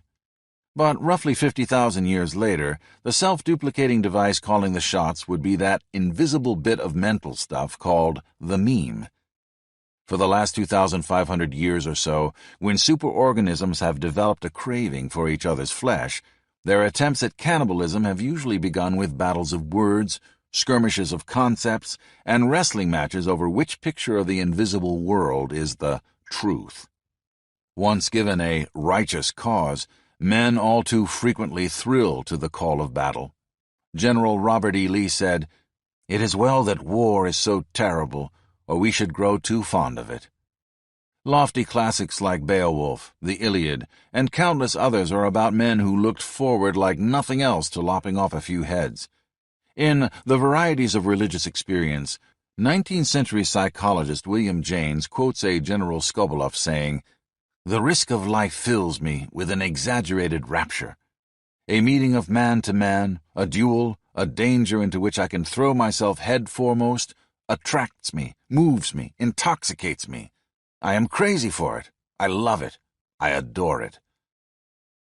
Behind this enthusiasm lies an ancient batch of neural weapons that the meme has found lingering in the musty basement of the brain. To see how these bits of pre-human instinct come in handy, let's pay a visit to a man of principle, a champion of ideals, a hero of piety and faith. In short, a total puppet of the meme. His name is Oliver Cromwell, and to understand him, let's briefly return to the subcerebral layers Paul D. MacLean called the reptilian and mammalian brains. In the late 1940s, the German researcher F. Steiniger put 15 brown rats who had never met each other into a cage. At first, the creatures cowered in the corners, frightened and apprehensive. If they accidentally bumped into each other, they bared their teeth and snapped. Gradually, however, it dawned on some of the males that among this batch of strangers were attractive young females. The gentlemen rodents became Don Juans and went a-courting. The first male and female to win each other's hearts now had something all the others lacked: an ally. The pair took full advantage of the situation and terrorized their cage mates. At first, the lovers simply chased their fellow rodents away from food, sending them scurrying to the safety of the far end of the enclosure. Later, the romantic duo hunted down their neighbors one by one. The female was a particularly quick killer. She would sneak up on a victim as it was quietly chewing a bit of chow, spring with a sudden speed, and bite the unfortunate in the side of the neck, often opening a wound in the carotid artery. Some that were attacked died of infection. Others, mauled and worn down by frantic efforts to escape, succumbed to exhaustion. When the happy couple had finished, they were the only survivors. The rats had cleared the new territory of competitors, transforming the cage into a spacious land of milk and honey for themselves. A new promised land. Now they could found a tribe that might, if left to its own devices, thrive for generations to come. A tribe that would carry the parental line of genes. In the Old Testament, Oliver Cromwell's favorite inspirational reading, the Jews had fought to free their promised land of Jebusites, Canaanites, and Philistines. In fact, their God had ordered them to do it. Why? Because God was the caretaker of a specific pool of genes. The Jebusites, Canaanites, and Philistines were not carriers of Jehovah's favored genetic strain. Hence, concluded God, they had no place in the land the Lord had set aside for his chosen pool of DNA. The commands of the Hebrew God were the same as those that primal instincts had delivered to the rats. What sounded like the voice of the Most High was actually the whispering of the animal brain. Oliver Cromwell's animal brains didn't just murmur their points of view, they roared. Cromwell was born in Huntington, England in 1599. His father was a cloth fuller who had accumulated a good deal of property in the little town. His mother came from a well-to-do family of farmers. As a child, Oliver was one of those little monsters whose behavior can make us ashamed to call ourselves human. He grabbed pigeons from neighbors' dovecotes, killed and ate them. He stole apples from nearby orchards. His raids on the fruit trees were so frequent that he was dubbed the Apple Dragon. Vandalism was another of his favorite sports. In particular, young Oliver enjoyed breaking down hedges. Cromwell had ample time for these escapades. He played hooky from school for months at a time. His parents took little pleasure in his hobbies and beat their rampaging boy endlessly, but the pain didn't even slow young Oliver down. In his late teens, the beast broke out of Cromwell in a slightly different form. Like a late 20th century teenager in a wealthy Connecticut suburb or an inner-city slum, he was obsessed with violence, sex, gambling, and substance abuse. Oliver delighted in attacking decent women in the streets. The historical records say he ravished them. In modern parlance, the term might be rape. Cromwell did not restrict his assaults to ladies. He was known to bludgeon respectable men with his quarterstaff. To top it all off, the lad drank like a fish. The mammal and reptile brains seemed totally in control of Oliver Cromwell's mind. Eventually, those animal puppet masters would prove useful in the service of a meme. The times were rife with roiling memes. The Catholic Church had held Europe in a headlock for over 1,000 years. Then, in 1517, a discontented priest in Wittenberg, Germany, had nailed a set of complaints to the door of the castle church. The priest's name was Martin Luther, and his protest against ecclesiastical corruption soon swelled into the movement called Protestantism. At the heart of the new movement was a meme that accumulated human converts at a rapid pace. According to the old ideas of the Church, men could reach God only through the intercession of Catholicism's priests, bishops, and cardinals. But those who embraced the new meme believed that men could find God in a far easier way. Printing had recently made the written word available to those who'd never had access to it before. Now the faithful could find the wisdom of the Lord by simply flipping open the pages of a Bible. One country the new meme soon won over was England. Well, sort of. King Henry VIII, always on the prowl for a wife who would give him a son, had a problem with ecclesiastical authorities in Rome. The Pope would not issue enough divorces, and Henry needed lots of them. Taking matters in hand in 1533, he used the new Protestant movement as an excuse to set up his own church. Henry hired his personal substitute for a pope, the Archbishop of Canterbury, and ensured a source of divorces on demand. Under the new English system, God was still available only through a hierarchy of priests. They just happened to be Anglican priests. Some Englishmen infected with Martin Luther's meme insisted on a more direct route to the deity. They read their Bibles and came up with their own ideas of what God might have in mind. Among those Englishmen were the Puritans. Oliver Cromwell became one of them. But memes do more than infect minds with abstract ideas. They occasionally mobilize those bits of the animal brain that drove the killer rats to clear their cage of rivals. Oliver Cromwell, a man whose animal brain had always been restless, was a godsend for the galloping meme of Puritanism. The greed of the meme revealed itself innocently enough at first. The English Protestants were eager for land, so they roused themselves with spurious tales of rebellion and massacre in Ireland. According to widespread stories, the Irish had taken up arms and killed anywhere from 20,000 to 200,000 innocent English Protestant settlers. The villains had supposedly left women and children to wander half naked through the snows, starving and freezing to death. Rumors declared authoritatively that the demonic Irish had held games to see who could stab his sword the farthest into a captive Englishman's flesh. Some said the Irish had even roasted Protestant Englishmen alive, then eaten the steaming meat. False as these rumors were, they aroused the English to a fury. A group of primarily Puritan London businessmen put forth a simple proposition. They would raise an army at their own expense to defeat the rebellious Irish and put down the outrage of papacy. In exchange, the promoters wanted to keep the acreage they confiscated from the Irish miscreants. One man who enthusiastically invested in the scheme was Oliver Cromwell. In fact, Cromwell bought £2,000 worth of shares, a fortune at the time. The return on his stake, he hoped, would be a substantial chunk of the liberated real estate. The cranial circuit that drove the rats to clear their cage spread its message through Cromwell's brain. He became possessed by a new idea. Why not cleanse Ireland of the Catholic Irish altogether, purging the land of those who satanically worshipped a devilish Roman pope? Ireland, said Cromwell, should be replanted. The purified soil should be sown with God's own crop, his chosen people. These chosen souls were, of course, the Puritans. Among the rats, the notion of replanting their cage had been dictated by a gene. The rodents exterminated those whose genetic complement differed from their own. But genes were not what united the Puritans. Puritans bore the blood of all the tribes who had settled England, the Picts, the Jutes, the Saxons, the Angles, and even a few Normans. These men of holy fervor were drawn together by an idea. They were welded into a social body by a meme. Then in 1642, civil war broke out in England. On one side were those who wanted the country ruled by Parliament. They tended to be the folks who believed that you could reach God simply by reading the good book. Among the parliamentarians were Cromwell and the Puritans. On the other side were the supporters of the king.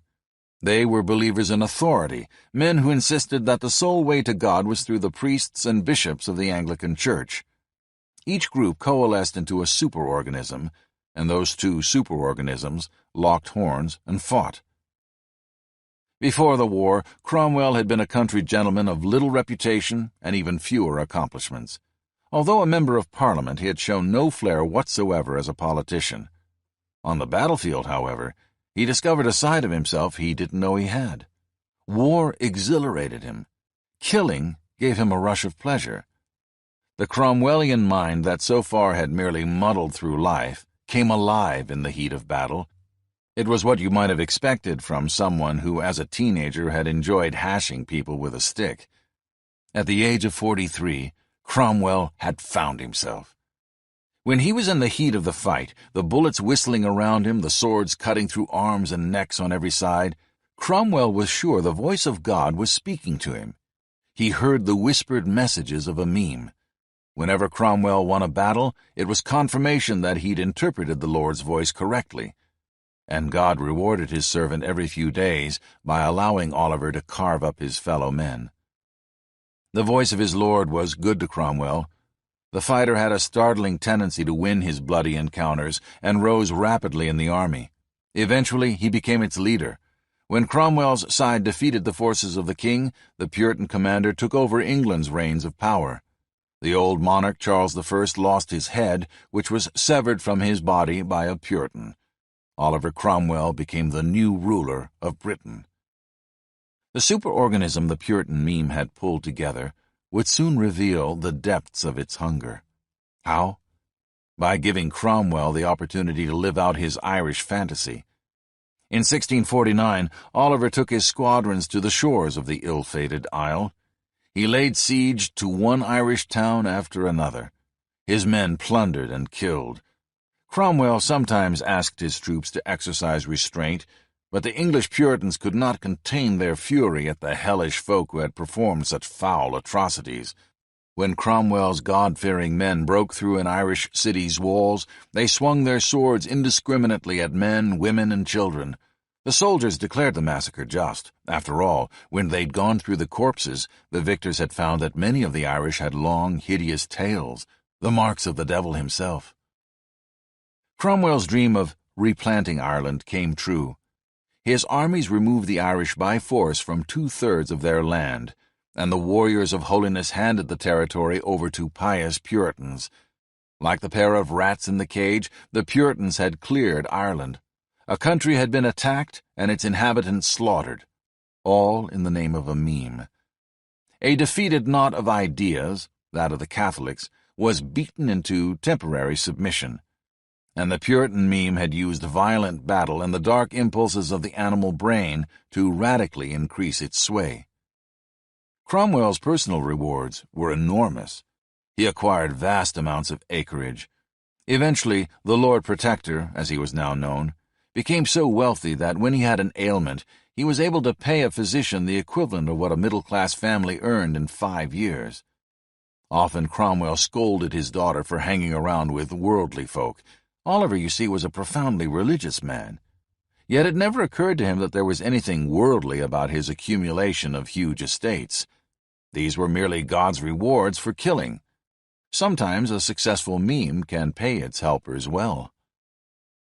In his own way, Cromwell could see that he was the servant of a force battling to impose its form of organization on the world of men and matter. He realized that he was a tool in a struggle between concepts of truly massive scope.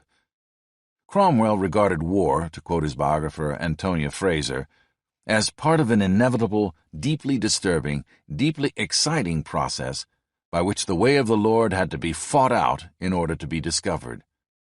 God's will, Oliver felt, would be found in the cannon's mouth.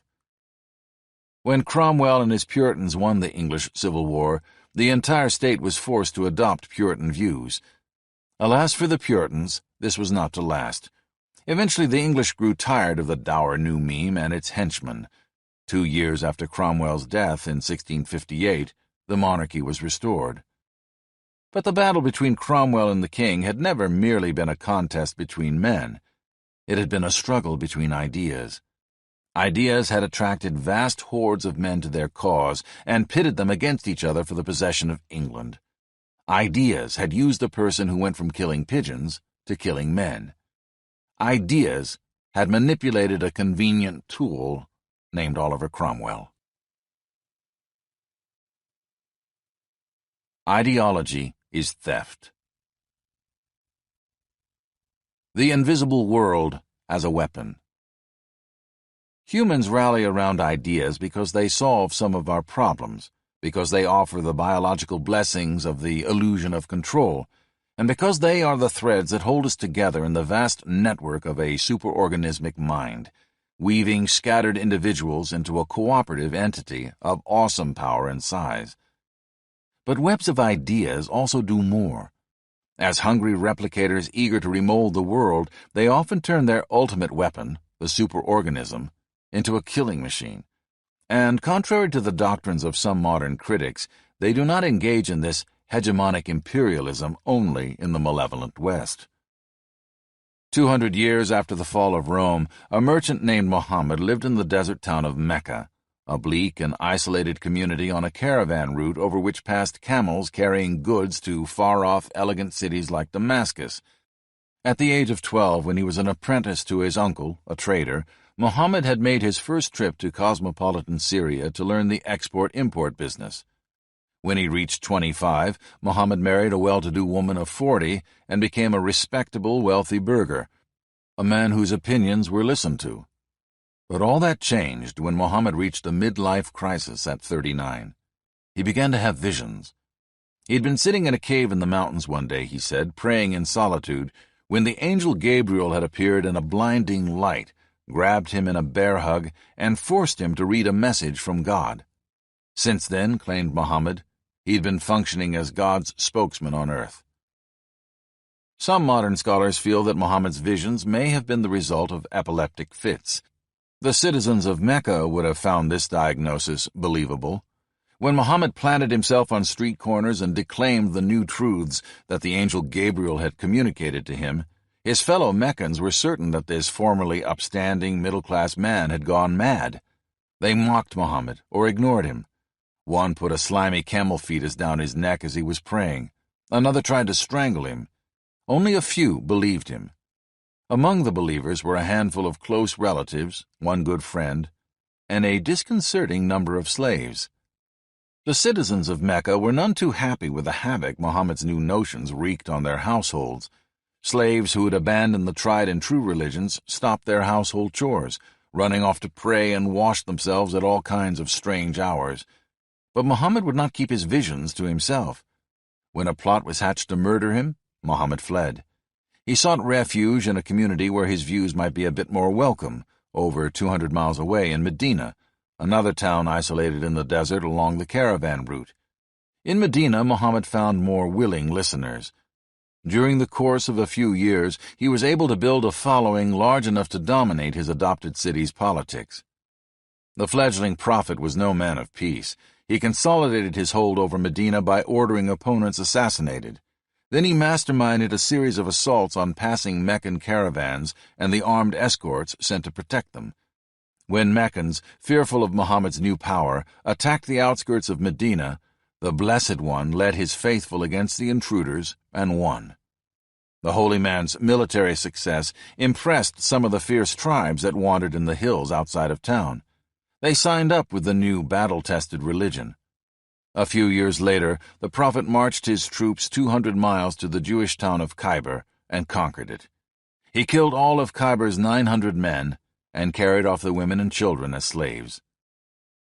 At last, Muhammad was ready to take revenge for the indignities his former neighbors in Mecca had heaped on him.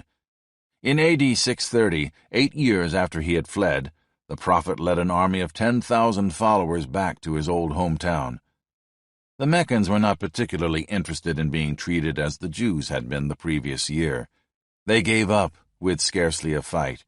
Thanks to the heavily armed Islamic squadrons parading through the streets, Muhammad was able to convert Mecca's inhabitants to the beliefs they had formerly scorned as the ravings of a madman.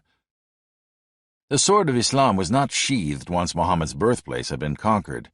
The city's wealthy traders and illiterate Bedouins joined the army that had begun in Medina and went out to conquer the world for their new belief. They were astonishingly successful. In short order, the legions of Islam overran the ancient empires of Persia, Mesopotamia, and Egypt. During the next 100 years, the Mohammedan hordes spread across northern Africa, taking Algeria, Morocco, and Libya. They invaded India, attacking towns that had defied even the invincible Alexander the Great. They snipped off parts of Spain and nearly conquered France. They even faced the mighty forces of the Chinese army at Talas in Central Asia.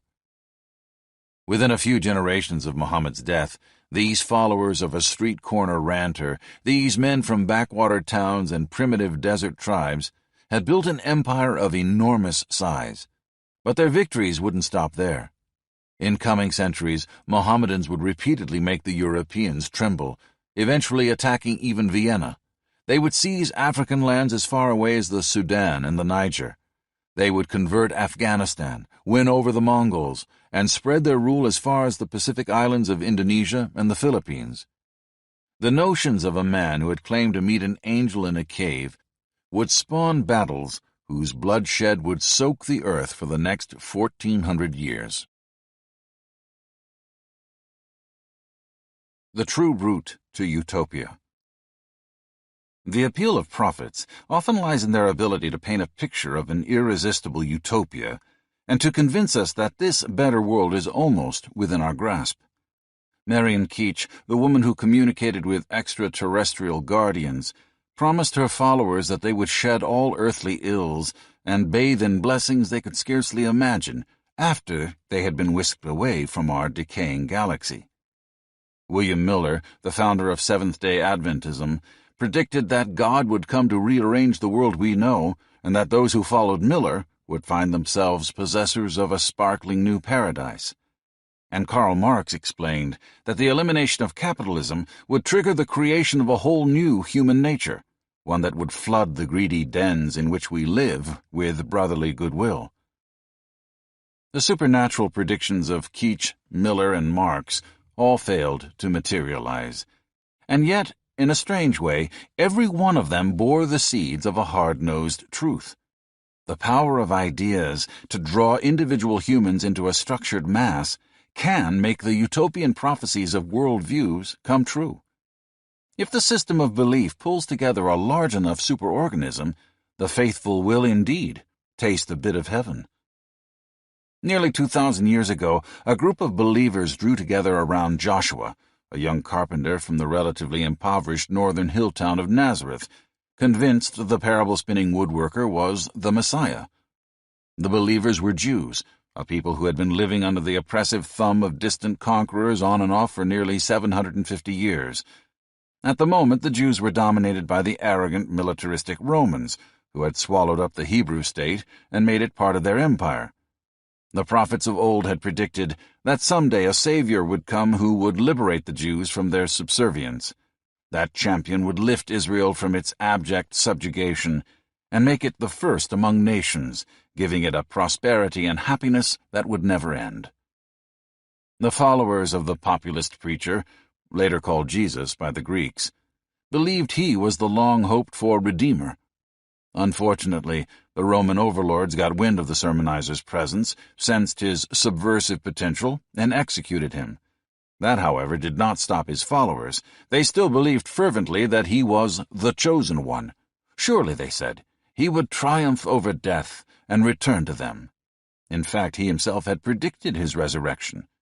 Any day now, the faithful told each other, he would come back, bringing with him the new earthly order. God never quite arrived.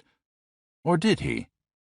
Over the next 300 years, the waiting followers of the martyred Galilean became a minority spread from one end of the Roman Empire to the other. Decent Romans spurned and mocked them.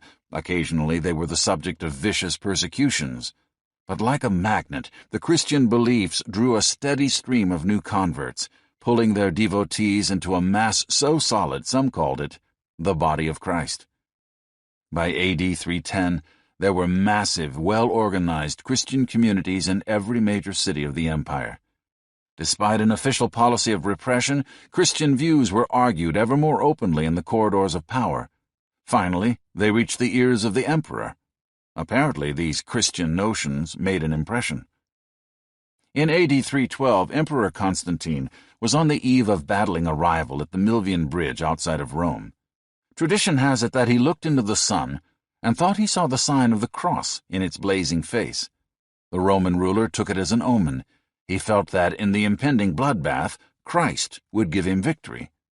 Constantine's forces won the day, and in the coming years the emperor made the religion that he felt had brought him his triumph the official creed of the state. In Constantine's eyes, Christ was a god of war. The nearly illiterate emperor had the cross emblazoned on his soldiers' shields and banners. The real Jesus, a country preacher of peace, would have been horrified, but that scarcely mattered now. Christianity took over the Roman armies, administration, and wealth.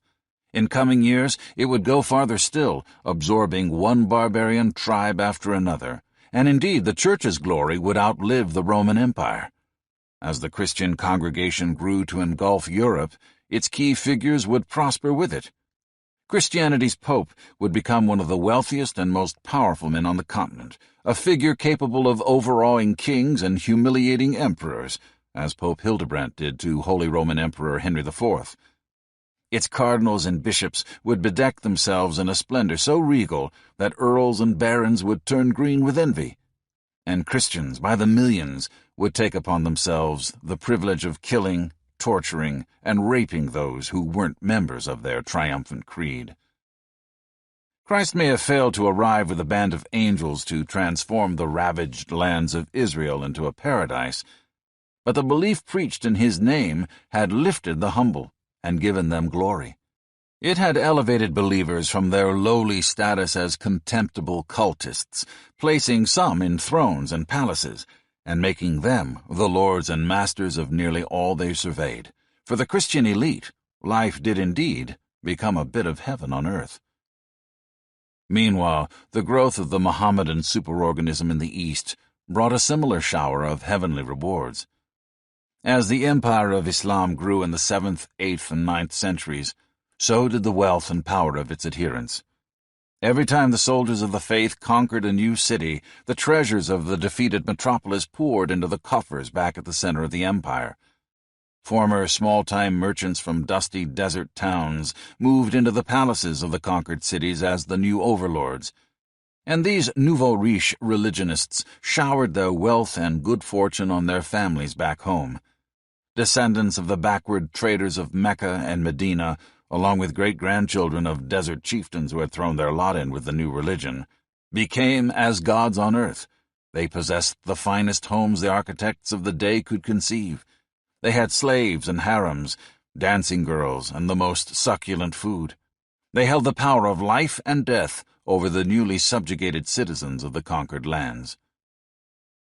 The writings of Abu Ali al-Muhassin al-Tanuhi, a judge in 10th century Baghdad, gave an astonishing sense of the Islamic elite's opulent lifestyle. Al-Tanuhi recalled, for example, that the Abbasid Caliph Mutawakkil desired that every article whereon his eye should fall on the day of a certain drinking bout should be colored yellow. Accordingly, there was erected a dome of sandalwood covered and furnished with yellow satin, and there were set in front of him melons and yellow oranges and yellow wine in golden vessels, and only those slave girls were admitted who were yellow with yellow brocade gowns. The dome was erected over a tessellated pond, and orders were given that saffron should be put in the channels which filled it in sufficient quantities to give the water a yellow color as it flowed through the pond. When the servants unexpectedly ran out of saffron midway through the afternoon, the caliph ordered them to fetch yellow fabrics from the public treasury and soak them in the water channel so the leaking dyes would keep the pond flowing with liquid of the correct hue. The afternoon's decorating scheme cost the empire's citizens 50,000 dinars. Allah had promised great rewards to the faithful, and he had delivered in spades. But no holy force stood behind the presentation of his gifts. The mechanism responsible was something far more down to earth. Muhammad's ideas, like those of Christ, had been a social glue creating a superorganismic bond, and the growth of the superorganism possesses the one power every prophet from Jesus to Marx has dreamed of: the capacity to deliver a small slice of utopia. Why men embrace ideas, and why ideas embrace men. Humans grab at ideas because ideas knit them together in groups of people who agree with them. They provide the comfort of companionship and mutual aid. That's one way memes seduce humans into their power. What are some of the others? Memes ride the human mind by offering the men and women who spearhead their cause a richer life. Fidel Castro, who carved out a slice of the New World to feed the Marxist-Leninist meme, acquired the run of half a dozen homes, a fleet of Mercedes-Benz limousines, Russian Gazik jeeps, luxuriously wood-paneled helicopters, a fishing villa, boats, gourmet foods, fine scotch, and what may be the ultimate luxury, a personal pâté chef. Memes frequently make the temptation to riches and power even sweeter by disguising the pursuit of these prizes as selfless idealism, ascetic dedication to a cause. Castro, after all, was not a greedy man, but a dedicated idealist. Memes also seduce us with the illusion of control, thus tweaking our hormones into higher gear and turning up the vigor of our immune system. What's more, the insights and technologies they produce sometimes actually do help us get a handle on the elusive forces of our fate. These enticements are some of the reasons humans embrace the meme. But why does a meme grab onto humans? So it can use a social bunch as a tool for self-expansion, driving a superorganism like a tank. More about that in our next chapter. Memes have an ultimate ambition, taking vast chunks of the world into their possession and restructuring it according to their form. It may seem strange to call a meme ambitious, but the mere shape of a successful meme dictates its acquisitive behavior. In fact, the evolutionary race between concepts guarantees that those that develop the cleverest lures are most likely to survive. Take, for example, the religious memes that include the notion of hell. Anyone who doesn't bite the hook enthusiastically is guaranteed a dire fate indeed. Who says so? The meme. The casual non-believer is supposedly setting himself up for a hot time in the old town sometime shortly after his death. The meme, be it Christian or Muslim, comes complete with vivid images of an infinite skillet in which the unwise will sauté for infinity. Buddhism handles the problem differently. Fail to follow the precepts of the faith, and you may spend your next incarnation as a sextaplegic cockroach.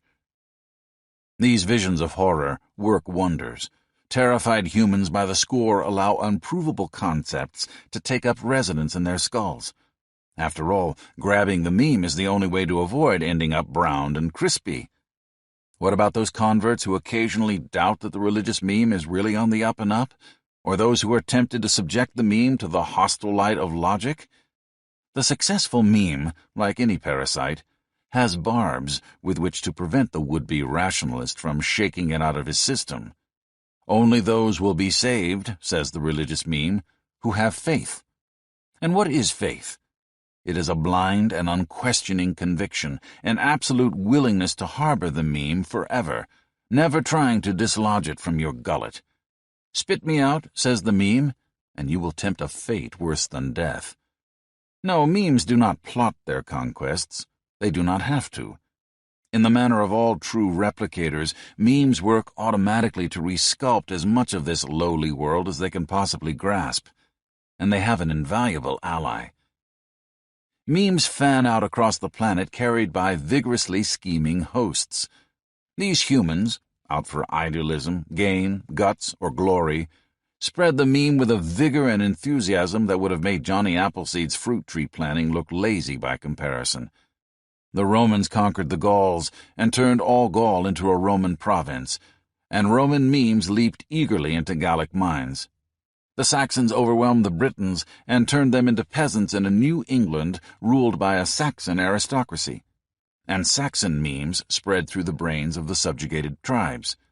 Americans took Hawaii and brought it under Washington's rule, schooling the island's children in American ideals, American memes.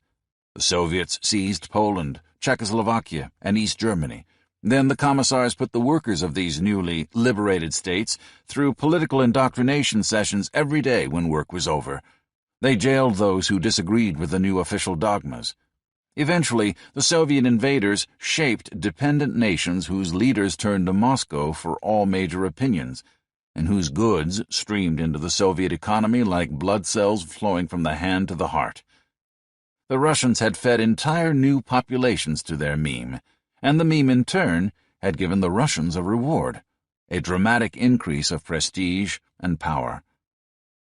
At the center of each society is an imperious master, the meme. The gunboats of 19th century America, the tanks of the Soviet Union, and the armies of Islam were merely the arms through which a meme reached out to grab fresh matter. They were the hands with which the meme reshaped raw substance in its own peculiar way. Righteous indignation equals greed for real estate. Man has much more to fear from the passions of his fellow creatures than from the convulsions of the elements. Edward Gibbon. There is no nation, it seems, which has not been promised the whole earth. Elias Canetti. An amoeba making its way through a pond filled with fellow creatures has a habit those other beastlets may find irritating. The amoeba is a sluggish microscopic blob that wobbles slowly through the fluid it calls home, looking for something to eat. When it encounters some other enthusiastically wriggling micro-creature, it gradually enfolds the neighbor in a watery embrace. To do it, the rubbery amoeba doubles up around the hapless creature, pinches itself together, and literally surrounds the drop of water that contains its guest. Then it sucks the drop and its inhabitant deep inside its own body. The ingested droplet now appears to a microscopist as a temporary bubble, technically known as a vacuole, moving within the amoeba's transparent form. The amoeba floods the bubble-like dungeon in which it has trapped its captive with digestive fluids. Slowly those liquids pick apart the proteins, amino acids, oxygen, and hydrogen that make up the body of the squirming prisoner. The host absorbs the resulting soup. Then his metabolism busily reassembles the components of his erstwhile boarder, this time fashioning them into sections of amoeba. One entelechy has disappeared, another has been replenished. William Buckley, the arch-conservative, and Arthur Schlesinger, a highly credentialed liberal, were arguing one day on Buckley's TV show about America's budget deficits. They disagreed about nearly everything. The one notion they concurred on enthusiastically was that bureaucratic agencies, such as government departments, mindlessly and inexorably attempt to increase their power, their budget, and their size. Like hungry amoebas, social groups have an automatic desire to grow. Schlesinger and Buckley had noticed a mechanism that guides the behavior of every kind of social pack, from a cluster of converts in a brand new religion to the followers of a fresh scientific idea or the patriotic citizens of a state. Jeffrey S. Wicken of Pennsylvania State University feels that this hunger is characteristic of all evolving complexes of components, from genes and memes to massive ecological systems. He says, for any evolving system, innovations and strategies that focus resources into the system while at the same time stabilizing the web of energetic interconnections of that system will be selected for. Superorganisms are hungry creatures, attempting to break down the boundaries of their competitors, chew off chunks of their opponent's substance, and digest and redistribute it as part of themselves.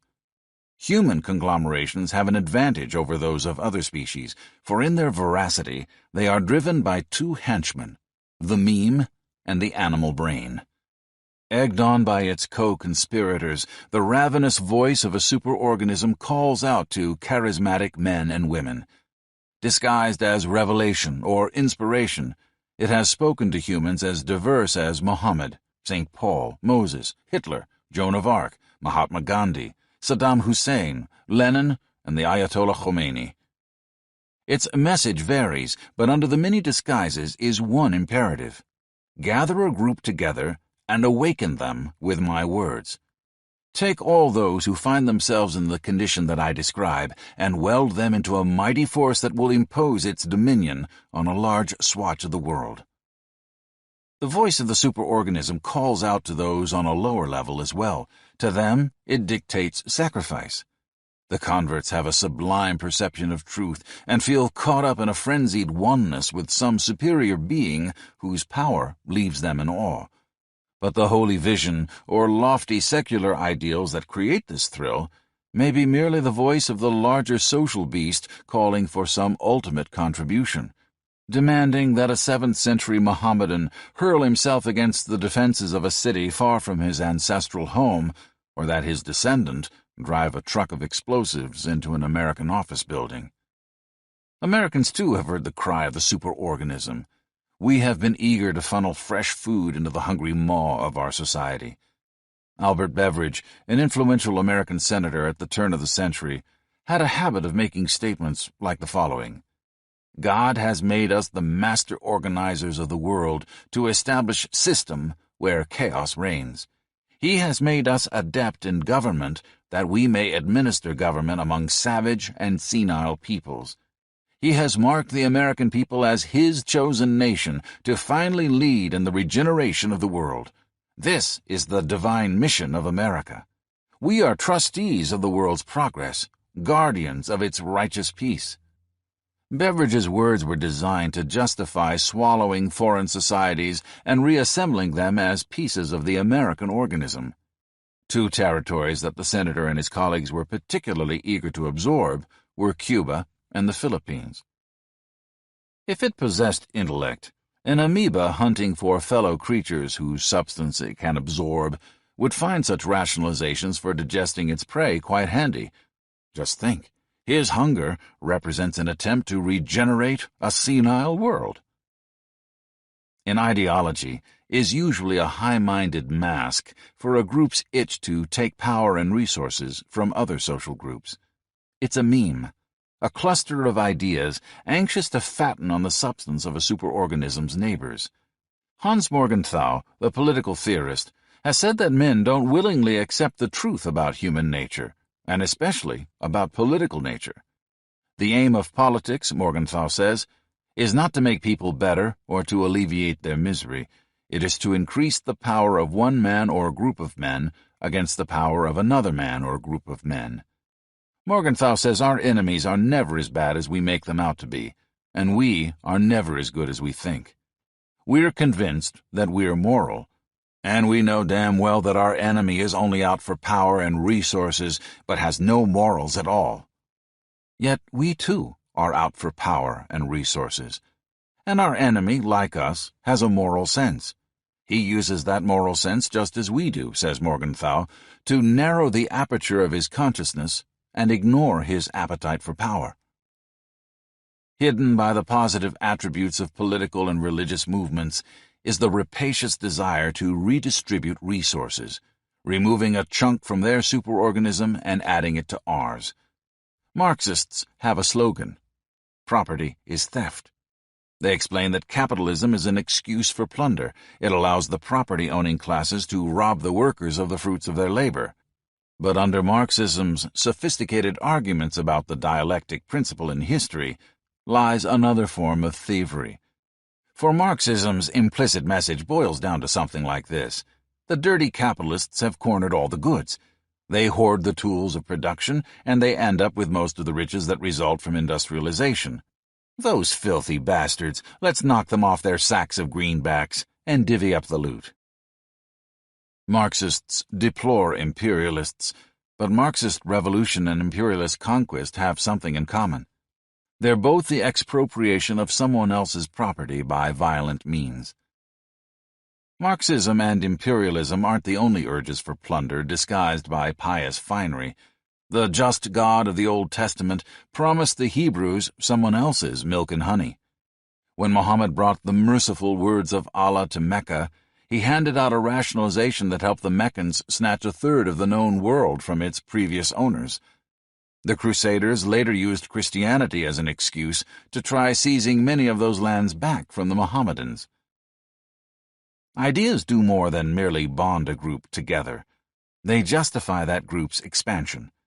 Like the hungry amoeba, the superorganism is anxious to grow. It is anxious to feast on the flesh of its neighbors.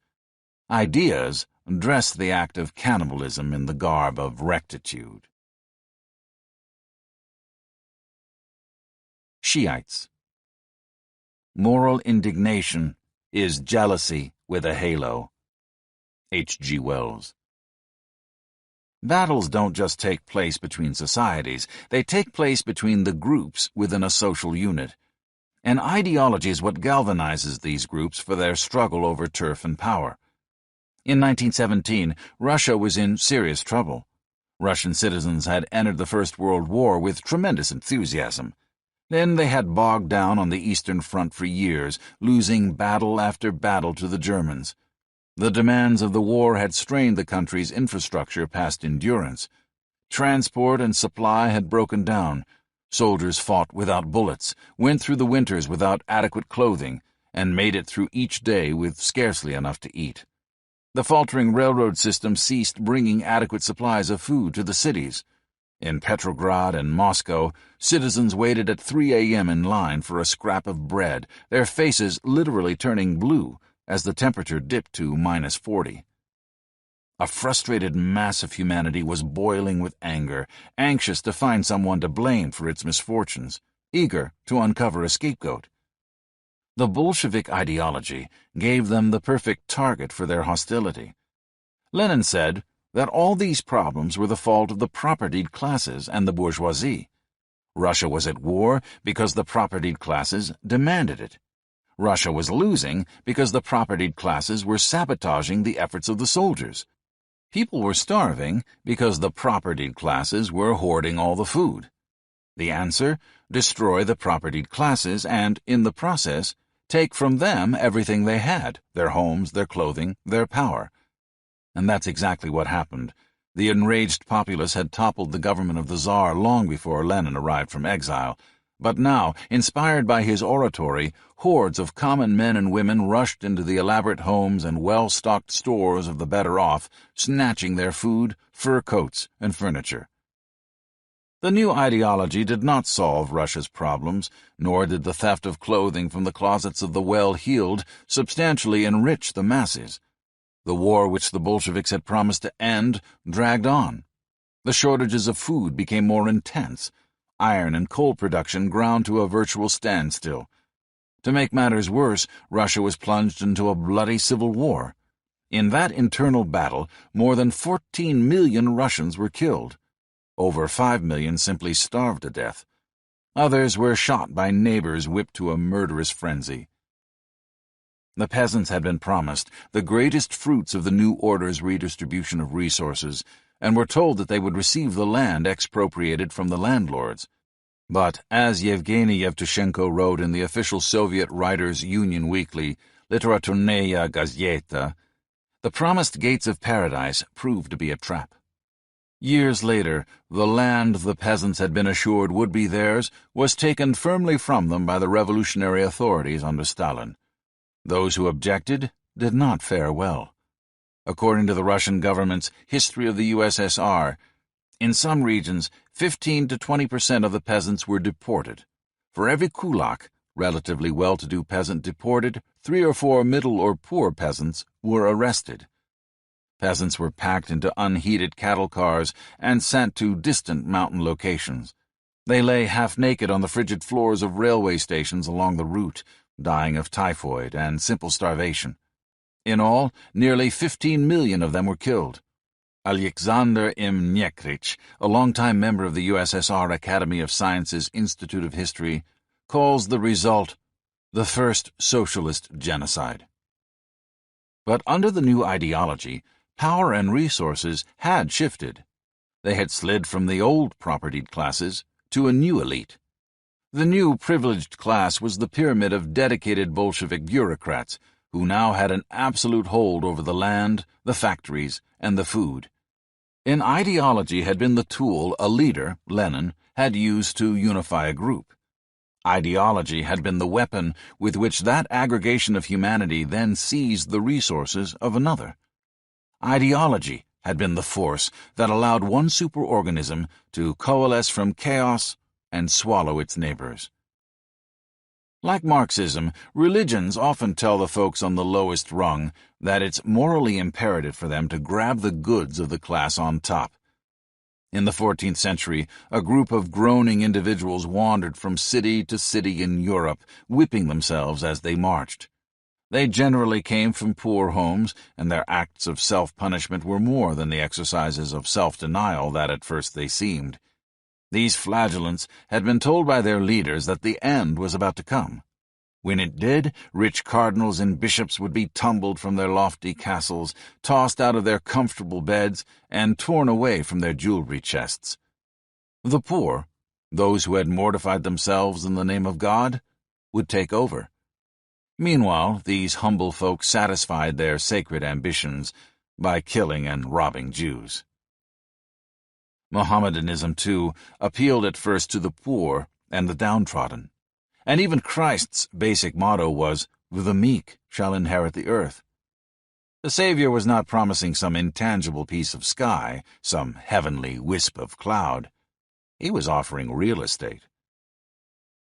Ideology is not only the mechanism that allows a superorganism to pounce, it is the indispensable armor with which one group inside a society girds its loins for warfare against another. In the early years of Islam, battles developed between two major Muslim sects, each professing its own form of orthodoxy. But under the surface of the ideological struggle was an entirely different kind of a fight, a confrontation between subcultures for dominance of the Islamic world. The battle between the Shiites and the Sunnis began only a generation or two after Muhammad's death. On the surface, the debate was over who should inherit the power of the Prophet. Who, in short, was the man Allah had chosen as the new spokesman of his truth.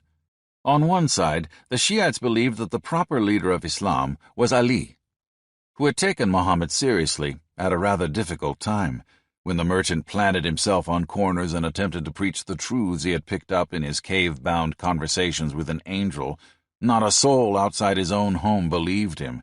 His only follower was his wife. Ali, the Prophet's cousin, had been 10 years old when Muhammad began his harangues. The youngster listened attentively to the seemingly lunatic new religion. Then the boy threw in his lot with his older relative. The Prophet probably welcomed the new believer with disproportionate enthusiasm. If he couldn't make a dent among the adults, at least he had won over a child. When Mecca's town fathers plotted to murder Muhammad while he slept, young Ali acted as a decoy. The killers crept up to the Prophet's bed in the middle of the night, only to discover that the sleeper stretched out upon it was the faithful youth. Meanwhile, the holy man was hot-footing his escape through the desert. Not long after, Ali made the long trek to Medina to rejoin his mentor. To forge even closer bonds to the chosen one of God, Ali married Muhammad's daughter, Fatima. Young Ali became Muhammad's lieutenant and standard-bearer when the Holy One led his followers in raids on passing caravans from Mecca, sustaining 16 wounds in one battle alone. Furthermore, the Prophet had treated Ali as an adopted son. Now that Muhammad was dead, the Shiites believed Ali was the man all Mohammedans should obey. Ranged against the Ali-following Shiites were those who believed in the legitimacy of the Banu Umayyah. In the days when only Muhammad's wife and cousin had believed in his utterances, another had come to uphold the truth of his mission. It was Muhammad's best friend, Abu Bakr, the first male adult to embrace the Quran. From the moment of his conversion, Abu Bakr had stood by the Prophet with an astonishing loyalty. When Muhammad fled from Mecca, the only man he trusted to travel with him was Abu Bakr. When Muhammad had moments of doubt or weakness, it was Abu Bakr who sustained him. In AD 632, Muhammad grew sick and feverish, then weakened and died. His last words were, "No one is needed now but that friend, Allah." But someone else was needed, a caliph, a successor, and Abu Bakr became that successor. He organized armies of Arabs and sent them out to conquer. And conquer they did, beginning the process that would quickly dismantle the ancient empires of the Byzantines and Persians, digesting them as segments of an entity whose name the world was only now beginning to hear, the Empire of Islam. Ali waited patiently in the wings as Abu Bakr led the faithful. The young man was certain that his day would come. When Abu Bakr died, Ali and his Shiite followers were confident the mantle of power would descend on him. But it did not. Instead, it passed to members of the Banu Umayyah tribe. The Banu Umayyah, like Muhammad himself, were Mecca's merchants. They were men of the world, accustomed to dealing with the polished citizens of Damascus, Cairo, and Baghdad. They were organizers, able to understand and administer the affairs of state. All these skills were desperately needed in a superorganism that would go from the possession of one town to the digestion of Persia, Armenia, Syria, and Egypt in only 33 years. But the Shiites were not willing to take the Banu Umayyah's succession lying down. They claimed that the usurpers had stained the holiness of Islam. With their captured wealth and expropriated palaces, their elegant robes and princely ways, the Shiites claimed that the Umayyads had strayed from the spiritual path of Muhammad's truth. The followers of Ali staged a series of battles and assassinations to purge the Prophet's legacy, but they lost. On one level, the conflict between the Shiites and the Umayyads, whose successors are today's Sunni Muslims, was over religion. It was an argument about which is the true Islam, the Islam of wealth, sophistication, and ultimately corruption, or the Islam of purity, self-denial, and attention to the poor. But on another level, the struggle was something else. It was the grappling of two superorganisms to see which could swallow the other, a wrestling match between two massive subcultural divisions among the followers of Islam. It was a contest between the people of the country and the merchants of the city, a fight between rich and poor. While the Umayyad followers were city dwellers sustained by trade, the adherents of Ali, the Shiites, were uneducated, accustomed to living at the subsistence level, and dedicated to the notion that bloodshed was the only source of a man's nobility. The Shiites identified with the poverty of Ali himself, a man so penniless he'd been forced to turn to relatives to obtain the money he needed to raise his children. These illiterate wilderness dwellers felt that the Spartan way of life that had fallen upon them as a necessity was holy, but that the customs of the city were not. The Shiite followers of Ali overlooked the fact that though Muhammad had preached generosity toward the impoverished, he himself had been a city dweller, a man of wealth, and, like the Banu Umayya, a merchant. The battle was more than a contest between abstract ideas. The Shiites were fighting for the right to install members of their own group as the governors of the recently conquered cities of Cairo and Damascus and as the rulers of Mecca and Medina. They were out to guarantee that when the treasures of battle flowed back from the conquered capitals of distant lands, a Shiite would divvy them up, and Shiites would receive the jewels, tapestries, and slaves. After the Shiites lost, the Umayyads became the rulers of an empire that would someday extend as far west as Spain and as far east as India. But the battle between subcultures in the Arab world did not end. In fact, it became a semi-permanent feature of Islamic society. In later ages, new reformers sprang up, inveighing against the wealth and luxuries that had corrupted the old leaders. The reformers preached poverty and purity. They railed against the corruption of money, fine palaces, and showy clothes, and they promised to sweep clean the holy places of leadership. Gathering followers, the reformers frequently toppled the old rulers. Then a strange thing invariably occurred. The ascetic leaders who had praised the simple ways of the desert moved into the palaces of the materialists they had driven out. Served by slaves and fattened on the fine food and pleasant ways of the city, they too grew self-satisfied and wealthy. These zealots had made a mass of humanity hungry for the goods of those on top and had justified that hunger as saintliness. They had pulled a social beast together with ideology, and each had used the momentum of a ravenous superorganism as a crowbar to pry open the palaces of power. Today, the descendants of the Shiite Bedouins attack a new set of city sophisticates, machine-gunning them in buses, torching their shopping districts, or bombing them in cafes. This time, the vulnerable city folk against whom the Shiites direct their rage are Egyptians, Frenchmen, Germans, and Americans. The alleged motivation of today's army of the faithful is religious idealism, but the real goal is a bigger piece of the action. Once again, ideology has become the device that justifies a superorganism's need to nibble the flesh of its neighbors.